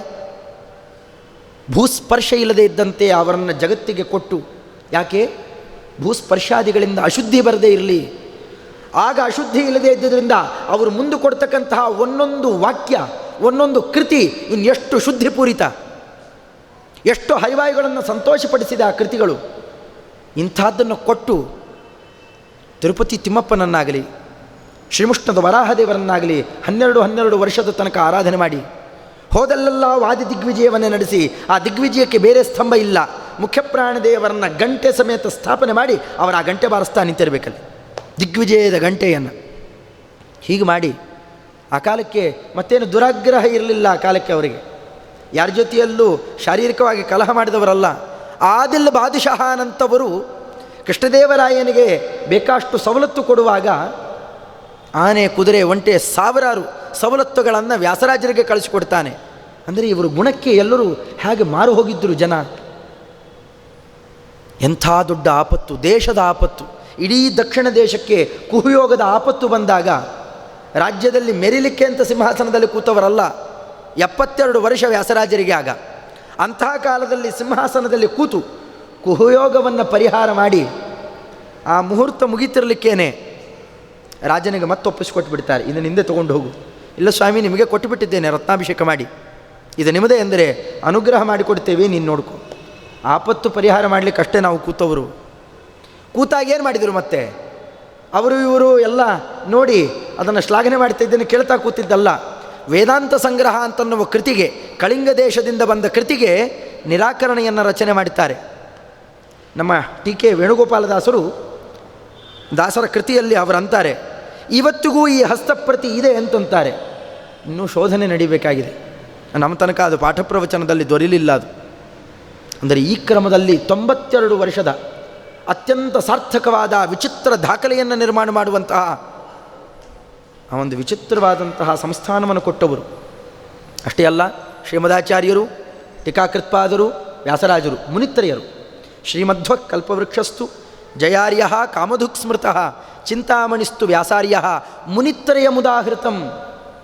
ಅಂದರೆ ಪಾರಂಪರಿಕವಾದಂತಹ ವಿದ್ಯಾಪ್ರಪಂಚವನ್ನು ಇಡೀ ಸಾಮ್ರಾಜ್ಯಕ್ಕೆ ಒದಗಿಸಿ ವರ್ಣಾಶ್ರಮ ಧರ್ಮವನ್ನು ಕಾಪಾಡಿ ಎಲ್ಲ ವರ್ಗಕ್ಕೂ ತತ್ವಜ್ಞಾನ ಮುಟ್ಟಬೇಕು ಹಾಗೆ ತಿಳಿಯಾದ ಕನ್ನಡದ ಪದ್ಯಗಳಲ್ಲಿ ಅದನ್ನು ಎಲ್ಲರಿಗೂ, ಅದನ್ನು ಬರೀ ಹಾಗೆ ಅಲ್ಲ, ಸಂಗೀತ ಸಾಮ್ರಾಜ್ಯವನ್ನೇ ವ್ಯವಸ್ಥೆ ಮಾಡಿಕೊಟ್ಟರು ವ್ಯಾಸರಾಜರು ಪುರಂದರದಾಸರ ಮೂಲಕವಾಗಿ. ತಾವು ಎಂಥೆಂಥ ಕೃತಿಗಳನ್ನು ಕೊಟ್ಟಿದ್ದಾರೆ.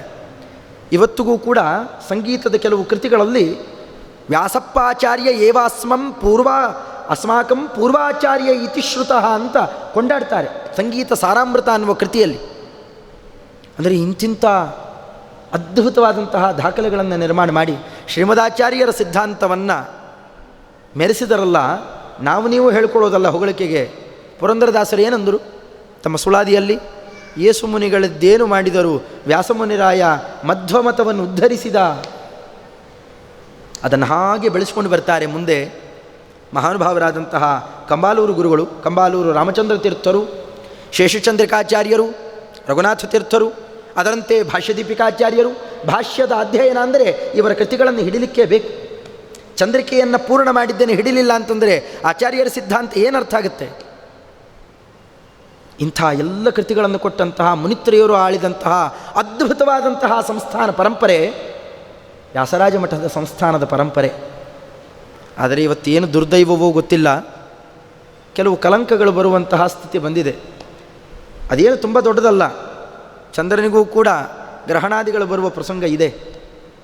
ಆದರೆ ತಾನಾಗ ತಾನೇ ನಿವಾರಣೆ ಆಗಲಿ ಅಂತ ಕಾಯ್ತಾ ಕೊಡೋದಾಗಲಿ, ಅಥವಾ ಎಲ್ಲೋ ಕೂತ್ಕೊಂಡು ಮಠದ ಪರಿಚಯವೇ ಇಲ್ಲದೆ ಇರೋರು ಬೈತಾ ಕೂಡೋದಾಗಲಿ, ಸಾಮಾಜಿಕ ಜಾಲತಾಣಗಳನ್ನು ನೋಡಿದರೆ ತುಂಬ ದುಃಖ ಆಗುತ್ತೆ. ಏನೂ ಪರಿಚಯ ಇಲ್ಲ ಮಠದ ಬಗ್ಗೆ. ಮಠದಲ್ಲಿರುವ ಬಂದಿರುವ ಜ್ಞಾನಿಗಳ ಪರಂಪರೆ ನಮ್ಮ ಪ್ರಸನ್ನ ತೀರ್ಥರಾಗಲಿ, ಪಯೋನಿಧಿ ತೀರ್ಥರಾಗಲಿ, ಅದರಂತೆ ವಾರಿಧಿ ತೀರ್ಥರಾಗಲಿ, ರತ್ನಾಕರ ಯೋಗೀಶ್ವರರಾಗಲಿ, 4 ಆವರ್ತಿ ನಾಮಗಿರಿ ನರಸಿಂಹದೇವರ ಸಾಕ್ಷಾತ್ಕಾರ ಪಡೆದ ದೊಡ್ಡ ದೊರೆಗಳು, ಇವರುಗಳ ಬಗ್ಗೆ ಪರಿಚಯ ಇಲ್ಲ. ಅಪ್ಪ ಅಮ್ಮನನ್ನು ಕೇಳಿಲ್ಲ. ಆದರೂ ಮಠದ ಬಗ್ಗೆ ವಿಚಾರ ಬಂದಾಗ ತಾವು ಒಂದು ಬೈಯೋದು, ಹುಚ್ಚಾಪಟ್ಟೆ ಮಾತಾಡೋದು, ಇಂಥದ್ದೆಲ್ಲ ಪರಂಪರೆ ಬೆಳೀತಾ ಇದೆ. ದಯವಿಟ್ಟು ಅಂಥ ಕೆಲಸಕ್ಕೆ ಇಳಿಬೇಡ್ರಿ. ಆ ರೀತಿಯಲ್ಲಿ ಇಳಿಯೋದರಿಂದಾಗಿ ನಾನಾ ತರಹದ ಮನೆತನಕ್ಕೆ ಅನರ್ಥ ಆದೀತು. ಯಾಕೆ? ಅಷ್ಟು ಜ್ಞಾನಿಗಳ ಪರಂಪರೆಯಲ್ಲಿ ಬಂದಂತಹ ದೊಡ್ಡ ಪೀಠ ಯಾವುದೋ ಒಂದು ಪ್ರಸಂಗದಿಂದಾಗಿ ಪ್ರಸಂಗದ ಬಾಧೆಗೆ ಒಳಗಾಗಿರಬಹುದು. ಆದರೆ ಶಿಷ್ಯರಾದವರು ನಾವೇನು ಮಾಡಿದ್ದೇವೆ? ಮಠದ ಶಿಷ್ಯರು ಸ್ವಾಮಿಗಳನ್ನೋ ಅಲ್ಲಿರುವ ಆಡಳಿತಾಧಿಕಾರಿಗಳನ್ನೋ ಪ್ರಶ್ನೆ ಮಾಡುವವರು ಶಿಷ್ಯರ ಕರ್ತವ್ಯ ನಾವೇನು ಮಾಡಿದ್ದೇವೆ ವಿಮರ್ಶೆ ಮಾಡಬೇಕಾದದ್ದು ಇದೆಯಷ್ಟೇ. ಅದರಿಂದ ಎಲ್ಲರಿಗೂ ಹೇಳೋದಲ್ಲ ಇದನ್ನು. ಇಲ್ಲೂ ಸಾತ್ವಿಕ ಶಿಷ್ಯರೆಲ್ಲರೂ ಕೂಡ ಒಂದಾಗಬೇಕು. ಅವರೆಲ್ಲ ಒಂದಾಗಿ ಮಾಡಬೇಕಾದದ್ದೇನು? ಬಹಳ ಮುಖ್ಯವಾಗಿ ಎಲ್ಲರಲ್ಲೂ ಸವಿನೀಯದಿಂದಾಗಿ ನಾ ಕೇಳಿಕೊಳ್ಳೋದು ಇಷ್ಟೇ, ಯಂತ್ರೋದ್ಧಾರಕ ಪ್ರಾಣದೇವರನ್ನು 3 ಕೋಟಿ ಬೀಜಾಕ್ಷರ ಮಂತ್ರಗಳನ್ನು ಜಪ ಮಾಡಿ ವ್ಯಾಸರಾಜರು ಅಲ್ಲಿ ಕೂಡಿಸ್ತಾರೆ. ಅಂಗಾರದಲ್ಲಿ ರೇಖೆಯನ್ನು ತೆಗೆದಿದ್ದಷ್ಟೇ. ಇವತ್ತು ಅದ್ಭುತವಾಗಿ ಉಬ್ಬಿ ಬಂದಿದೆ ಪ್ರತೀಕ. ಎಲ್ಲೆಲ್ಲಿಂದಲೋ ಯಾರ್ಯಾರೋ, ಬರೀ ಬ್ರಾಹ್ಮಣ ವರ್ಗ ಅಷ್ಟೇ ಅಲ್ಲ, ಈ ಎಲ್ಲ ವರ್ಗದವರು ಬಂದು ಅನೇಕ ಪ್ರಯೋಜನ ಪಡ್ಕೊಳ್ತಾ ಹೋಗ್ತಾ ಇದ್ದಾರಲ್ಲಿ. ವ್ಯಾಸರಾಜರಲ್ಲಿ ದೀಕ್ಷೆ ಇದ್ದರೆ, ಆ ಮಠದಲ್ಲಿ ದೀಕ್ಷೆ ಇದ್ದವರು ಪ್ರತಿನಿತ್ಯ ಒಮ್ಮೆ ಅಲ್ಲಿ ದರ್ಶನ ಮಾಡಿಕೊಂಡು ಬನ್ನಿರಿ. ಅದರಂತೆ ಪ್ರತಿನಿತ್ಯ 3 ಆವರ್ತಿ ವ್ಯಾಸರಾಜರೇ ಆದೇಶ ಕೊಟ್ಟಂತೆ ಅವರೇ ನಿರ್ಮಾಣ ಮಾಡಿದಂತಹ ಯಂತ್ರೋದ್ಧಾರಕ ಪ್ರಾಣದೇವರ ಸ್ತೋತ್ರ ಏನಿದೆ, ಅತ್ಯಮೌಲ್ಯ ಸ್ತೋತ್ರ, ಉಪನಿಷತ್ತುಗಳ ಸಾರಾಂಶ ನೋಡಬೇಕದನ್ನು. ಅಂಥದ್ದನ್ನು ಕೊಟ್ಟಿದ್ದಾರೆ. ನೋಡಲಿಕ್ಕೆ 8 ಪದ್ಯ, ಆದರೆ ಅಮೌಲ್ಯಾಂಶಗಳೆಲ್ಲ ಇದ್ದಾವೆ. ಅದಕ್ಕೆ ಎದೆತಟ್ಟೆ ಹೇಳ್ತಾರೆ ವ್ಯಾಸರಾಜರು, ಸರ್ವಥಾ ಮಾಸ್ತು ಸಂದೇಹೋ ಹರಿಸ್ಸಾಕ್ಷಿ ಜಗತ್ಪತಿ, ಇನ್ನೂ ಮೀರಿ ಸಂದೇಹ ಪಟ್ಟರೆ ಸಯಾತಿ ನರಕಂ ಧ್ರುವಂ. ಆ ಸ್ತೋತ್ರವನ್ನು ಪಾರಾಯಣ ಮಾಡಿ. ನಮ್ಮ ಪರಂಪರೆ, ನಮ್ಮ ಹಿರಿಯರು ಏನು ಯಾವ ಕ್ರಮದಲ್ಲಿ ನಮಗೆ ಮಾರ್ಗದರ್ಶಕರಾಗಿದ್ದರು, ನಮ್ಮ ಹಿರಿಯರೆಲ್ಲ ಅದನ್ನು ಅನುಸರಣೆ ಮಾಡಿ ಬಂದಿದ್ದಾರೆ. ಇವತ್ತು ನಾವು ಅದಕ್ಕೆ ದ್ರೋಹ ಮಾಡಬಾರದು, ಅದಕ್ಕೆ ವಿರುದ್ಧ ನಡ್ಕೊಳ್ಬಾರ್ದು. ಅದರಿಂದ ಈ ಪ್ರಾರ್ಥನೆಯನ್ನು ಸಲ್ಲಿಸ್ತಾ ಸಾತ್ವಿಕ ಶಿಷ್ಯವರ್ಗ ಪ್ರಾರ್ಥನೆ ಮಾಡಿ ಕೇಳಿಕೊಳ್ಳ್ರಿ. ಅಷ್ಟೇ ಅಲ್ಲ, ನಮ್ಮ ಮಠದ ಪರಂಪರೆಯ ಗುರುಗಳು ಉತ್ಕೃಷ್ಟ ಸಾಧನೆಯನ್ನು ನಡೆಸಿದವರು ಅವರ ಭೌತಿಕ ಶರೀರವನ್ನು ಎಲ್ಲಿಟ್ಟಿದ್ದಾರೋ ಅದ್ಯಾಪಿ ತೇಜೋಮಯದಿಂದಾಗಿ ತಾವು ಎಲ್ಲಿ ತಪಸ್ಸು ಮಾಡ್ತಾ ಕೂತಿದ್ದಾರೋ ಅಂತಹ ಮೂಲ ವೃಂದಾವನ ಸ್ಥಳಗಳನ್ನು ಒಮ್ಮೆ ಯಾರೂ ಭೇಟಿ ಮಾಡಿದ್ದೇವಾ? ಅವಶ್ಯ ಭೇಟಿ ಮಾಡಬೇಕಾದ ಕರ್ತವ್ಯ ಇದೆ. ಆ ಗುರುಗಳ ಚರಿತ್ರೆಯನ್ನು, ಅವರೇನಾರು ಕೃತಿಗಳನ್ನು ಕೊಟ್ಟಿದ್ದರೆ ಅವುಗಳನ್ನು ಪರಿಶೀಲನೆ ಮಾಡುವಂತಹ ದೊಡ್ಡ ಜವಾಬ್ದಾರಿ ನಮಗಿದೆ. ನಾವು ಈ ಕೆಲವು ಮಠದ ಶಿಷ್ಯರು ಅಂತ ಹೇಳಿಕೊಳ್ಳಲಿಕ್ಕೆ ಬೇಕಾದ ಉನ್ನತ ಕಾರ್ಯಗಳನ್ನು ನಾವು ನಡೆಸಿದ್ದರೆ, ನಮಗೆ ಆ ಹಂಬಲಿಕೆ ಇದ್ದರೆ ಯಾಕೆ ಗುರುಗಳು ಒಲಿಯೋಲ್ಲ? ಒಲಿತಾರೆ. ನಮಗೆ ಬೇಕು ಅಂತ ನಾವೆಲ್ಲ ನಿಂತರೆ ಶಿಷ್ಯರು, ಮಠದ ಪರಿಸ್ಥಿತಿ ಸರಿ ಹೋಗಿ ನಾವು ಹಿಂದೇನು ವೈಭವವನ್ನು ಕೇಳ್ತಿದ್ವಿ, ಅದ್ಯಾಪಿ ಆ ವೈಭವವನ್ನು ಮತ್ತೆ ಕಾಣಲಿಕ್ಕೆ ಶಕ್ಯ ಇದೆಯೇ? ಅದೇನು ದೂರ ಅಲ್ಲ, ಅಸಂಭಾವಿತ ಅಲ್ಲ. ಅದರಿಂದಾಗಿ ನಾವೆಲ್ಲ ಒಟ್ಟಾಗಿ ನಿಂತು ಆ ಕೆಲಸಗಳನ್ನು ಮಾಡಲಿಕ್ಕೇ ಬೇಕು. ಅದಕ್ಕೆ ದೊಡ್ಡವರು ಕೊಟ್ಟಂತಹ ಯಂತ್ರೋದ್ಧಾರಕ ಪ್ರಾಣದೇವರ ಸ್ತುತಿ. ಮತ್ತು ನಮ್ಮ ಪರಂಪರೆಯಲ್ಲಿ ಯಾರ್ಯಾರು ಬಂದಿದ್ದಾರೆ, ನಮ್ಮ ಪೀಠಾಧಿಪತಿಗಳ ಹೆಸರೇ ಗೊತ್ತಿಲ್ಲದೆ ಇದ್ದರೆ, ಅತ್ಯಮೂಲ್ಯವಾದಂತಹ ಮಂಗಳಾಷ್ಟಕ ಇದೆ ನಮ್ಮಲ್ಲಿ. ನಮ್ಮ ರತ್ನಾಕರ ಗುರುಗಳು ಮಾಡಿಕೊಡ್ತಕ್ಕಂತಹ ಹರಿಗುರು ಮಂಗಳಾಷ್ಟಕ ಅಂತಿದೆ. ಅದ್ಭುತವಾದ ಸ್ತೋತ್ರ. ಮದುವೆ ಮುಂಜಿ ಮುಂತಾದವುಗಳಲ್ಲಿ ಹೇಳಬೇಕಾದಂತಹ ನಮ್ಮ ಹಿರಿಯರೆಲ್ಲ ನಮಗೆ ಅನುಗ್ರಹ ಮಾಡಲಿ. ಕುರಿಯಾದ್ ಗುರುರ್ ಮಂಗಳಂ, ಇವರೆಲ್ಲರೂ ಕೂಡ ಕುರುವಂತು ಸನ್ಮಂಗಳಂ. ಹೀಗೆ ಮಠದಲ್ಲಿ ಬಂದಂತಹ ಯಾವ ಅಮೌಲ್ಯ ಪ್ರತೀಕಗಳು, ದೇವತಾ ಸನ್ನಿಧಾನ ಪಾತ್ರವಾದ ಪ್ರತೀಕಗಳು ಮತ್ತು ಗುರುಗಳ ಪರಂಪರೆ, ಇವರೆಲ್ಲ ನಮಗೆ ಪ್ರತಿನಿತ್ಯ ಒಲಿಲಿ. ಈ ಪ್ರಾರ್ಥನೆಯನ್ನು ಎಲ್ಲರೂ ಸಲ್ಲಿಸೋಣ. ಯಾಕೆ ಅಮಂಗಳ ಆದೀತು? ಅದರಿಂದಾಗಿ ಹರಿಗುರು ಮಂಗಳಾಷ್ಟಕವನ್ನು, ಯಂತ್ರೋದ್ಧಾರಕ ಪ್ರಾಣದೇವರ ಸ್ತೋತ್ರವನ್ನು, ಇವುಗಳನ್ನು ಹೇಳ್ತಾ ಹರಿವಾಯು ಗುರುಗಳಲ್ಲಿ ಪ್ರಾರ್ಥನೆಯನ್ನು ಸಲ್ಲಿಸ್ತಾ ಮಠದ ಏಳಿಗೆಯನ್ನು, ನಿಷ್ಕಳಂಕ ಪ್ರವೃತ್ತಿಯನ್ನು ಪ್ರಾರ್ಥಿಸೋಣ ಅಂತ ಈ ಕ್ರಮದಲ್ಲಿ ಕೇಳಿಕೊಳ್ತಾ, ಈ ಬಾರಿಯನ್ನು ನಡೆಸಿರ್ತಕ್ಕಂಥದ್ದಿದೆ ಈ ಕಾರ್ಯಾಲಯ. ವರ್ಕ್ಶಾಪ್ ಅಂತ ಅದೇನು ಆಂಗ್ಲದ ಶಬ್ದ, ಕಾರ್ಯಾಲಯ. ನಾವೇನು ಸಾಧನೆಗೆ ಬೇಕಾದಂತಹ ಕ್ರಮದಲ್ಲಿ ಹರಿವಾಯುಗಳಲ್ಲಿ ದೀಕ್ಷೆಯನ್ನು ತೊಡಲೇಬೇಕು ಅಂತನ್ನೋದರ ಬಗ್ಗೆ ಎಷ್ಟಾಯಿತೋ ಅಷ್ಟು ಸಂವಾದವನ್ನು ನಡೆಸೋ ಪ್ರಯತ್ನ ಮಾಡಿದ್ದೇವೆ. ಅದರ ಮುಂದಿನ ಬಾರಿಯಿಂದಾಗಿ ಒಂದೊಂದೇ ಆಚರಣೆಯನ್ನು ತಗೊಂಡು ಚಿಕ್ಕ ಚಿಕ್ಕ ಒಂದು ಸಂಧ್ಯಾವಂದನೆಯಿಂದ ಹಿಡಿದು ದೇವತಾ ಪೂಜೆ ಆಗಲಿ, ಪ್ರತಿನಿತ್ಯದ ಆಚರಣೆ, ಪೌರೋಹಿತ್ಯ, ಜ್ಯೋತಿಷ್ಯ ಇವುಗಳ ತನಕವೂ ಕೂಡ ಒಂದೊಂದು ವಿಚಾರವನ್ನು ಮೊದಲೇ ಸೂಚನೆ ಮಾಡಿ ಅದಕ್ಕೆ ತಕ್ಕಂತೆ ಏನೇನಿದ್ದಾವೆ, ಅದಕ್ಕೆ ಯಾರಿಗೇ ಪ್ರಶ್ನೆ ಇರಬಹುದು, ಅವಶ್ಯವಾಗಿ ಎಲ್ಲರೂ ಕೇಳಬಹುದು. ನಾನು ಮೊದಲೇ ಹೇಳಿದಂತೆ ಚೋದ್ಯಕ್ಕೆ ಎಲ್ಲರಿಗೂ ಅವಕಾಶ ಇದೆ, ಕುಚೋದ್ಯಕ್ಕೆ ಅವಕಾಶ ಇಲ್ಲ, ಅಷ್ಟೇ. ಆ ಕ್ರಮದಲ್ಲಿ ಅದನ್ನು ನಡೆಸ್ತಾ ಎಲ್ಲರ ತನಕವೂ ಕೂಡ ಜನಸಾಮಾನ್ಯರ ತನಕ ಮಧ್ವ ಸಿದ್ಧಾಂತದ ರಹಸ್ಯ ಏನಿದೆ ಅನ್ನೋದನ್ನು ನಾವು ತಿಳಿಯೋ ಪ್ರಯತ್ನ ಮಾಡೋಣ ಅಂತನ್ನೋ ಕ್ರಮದಲ್ಲಿ ಇದನ್ನು ತಿಳಿಸಿಕೊಡ್ತಾ, ಇವನ್ನೆಲ್ಲ ಈ ಮಾರ್ಗದಲ್ಲಿ ನಮಗೆ ಪ್ರವೃತ್ತಿಯನ್ನು ಕೊಟ್ಟಂತಹ, ಆ ದೀಕ್ಷೆಯನ್ನು ಧೈರ್ಯವನ್ನು ಕೊಟ್ಟಿರತಕ್ಕಂತಹ ನಮ್ಮ ಆಚಾರ್ಯರನ್ನು, ಬಳಗಾರಾಚಾರ್ಯರು ಅವರ ಪಾದಸ್ಮರಣೆಯನ್ನು ಮಾಡ್ತಾ, ನಾವು ಮರುದಾಚಾರ್ಯರು ನಾವು ಯಾವುದೋ ಒಂದು ಹೊಸದಾದ ಪ್ರಯತ್ನವನ್ನು ಮಾಡಬೇಕು ಅಂತನ್ನುವ ಒಂದೇನು ಉತ್ಸಾಹದಲ್ಲಿದ್ದೇವೆ. ಇದಕ್ಕೆ ಹರಿವಾಯು ಗುರುಗಳು ಮತ್ತಷ್ಟು ಅನುಗ್ರಹ ವಿಶೇಷವನ್ನು ಮಾಡಲಿ ಅಂತನ್ನೋ ಪ್ರಾರ್ಥನೆಯನ್ನು ಮಾಡಿಕೊಳ್ತಾ, ಇದನ್ನೆಲ್ಲ ಆಯೋಜನೆ ಮಾಡಿ ಬಹಳ ಕಷ್ಟದಿಂದಾಗಿ ನಮ್ಮ ಗುರಾಜ್ ಮತ್ತು ವಿಜಯೇಂದ್ರ ಮುಂತಾದವರೆಲ್ಲ ಸೇರಿ ಇದನ್ನೆಲ್ಲ ಏನು ನಡೆಸ್ತಾ ಇದ್ದಾರೆ. ಅದರಂತೆ ಶ್ರೋತೃವರ್ಗದವರು ಕೂಡ ಪ್ರೋತ್ಸಾಹದಾಯಿಯಾಗಿ ನೀವೆಲ್ಲ ಏನು ಸೇರಿದ್ದೀರಿ, ಹರಿವಾಯುಗಳು ಪರಮಾನುಗ್ರಹವನ್ನು ಮಾಡಿ ಇತೋಪ್ಯತಿಶಯವಾಗಿ ಈ ಕಾರ್ಯಕ್ರಮಗಳನ್ನು ಬೆಳೆಸಿರಿ ಇಂತಿ ಕ್ರಮದಲ್ಲಿ ದೇವರಲ್ಲಿ ಪ್ರಾರ್ಥನಾ ವಿಶೇಷವನ್ನು ಸಲ್ಲಿಸ್ತಾ ಈ ಕಾರ್ಯಕ್ರಮವನ್ನು ವೆಂಕಟೇಶ ದೇವರ ಪಾದಾರವಿಂದಕ್ಕೆ ಒಪ್ಪಿಸ್ತಾ ಇದ್ದೇನೆ. ಶ್ರೀಕೃಷ್ಣಾರ್ಪಣಮಸ್ತು. ಹರಯೇ ನಮಃ.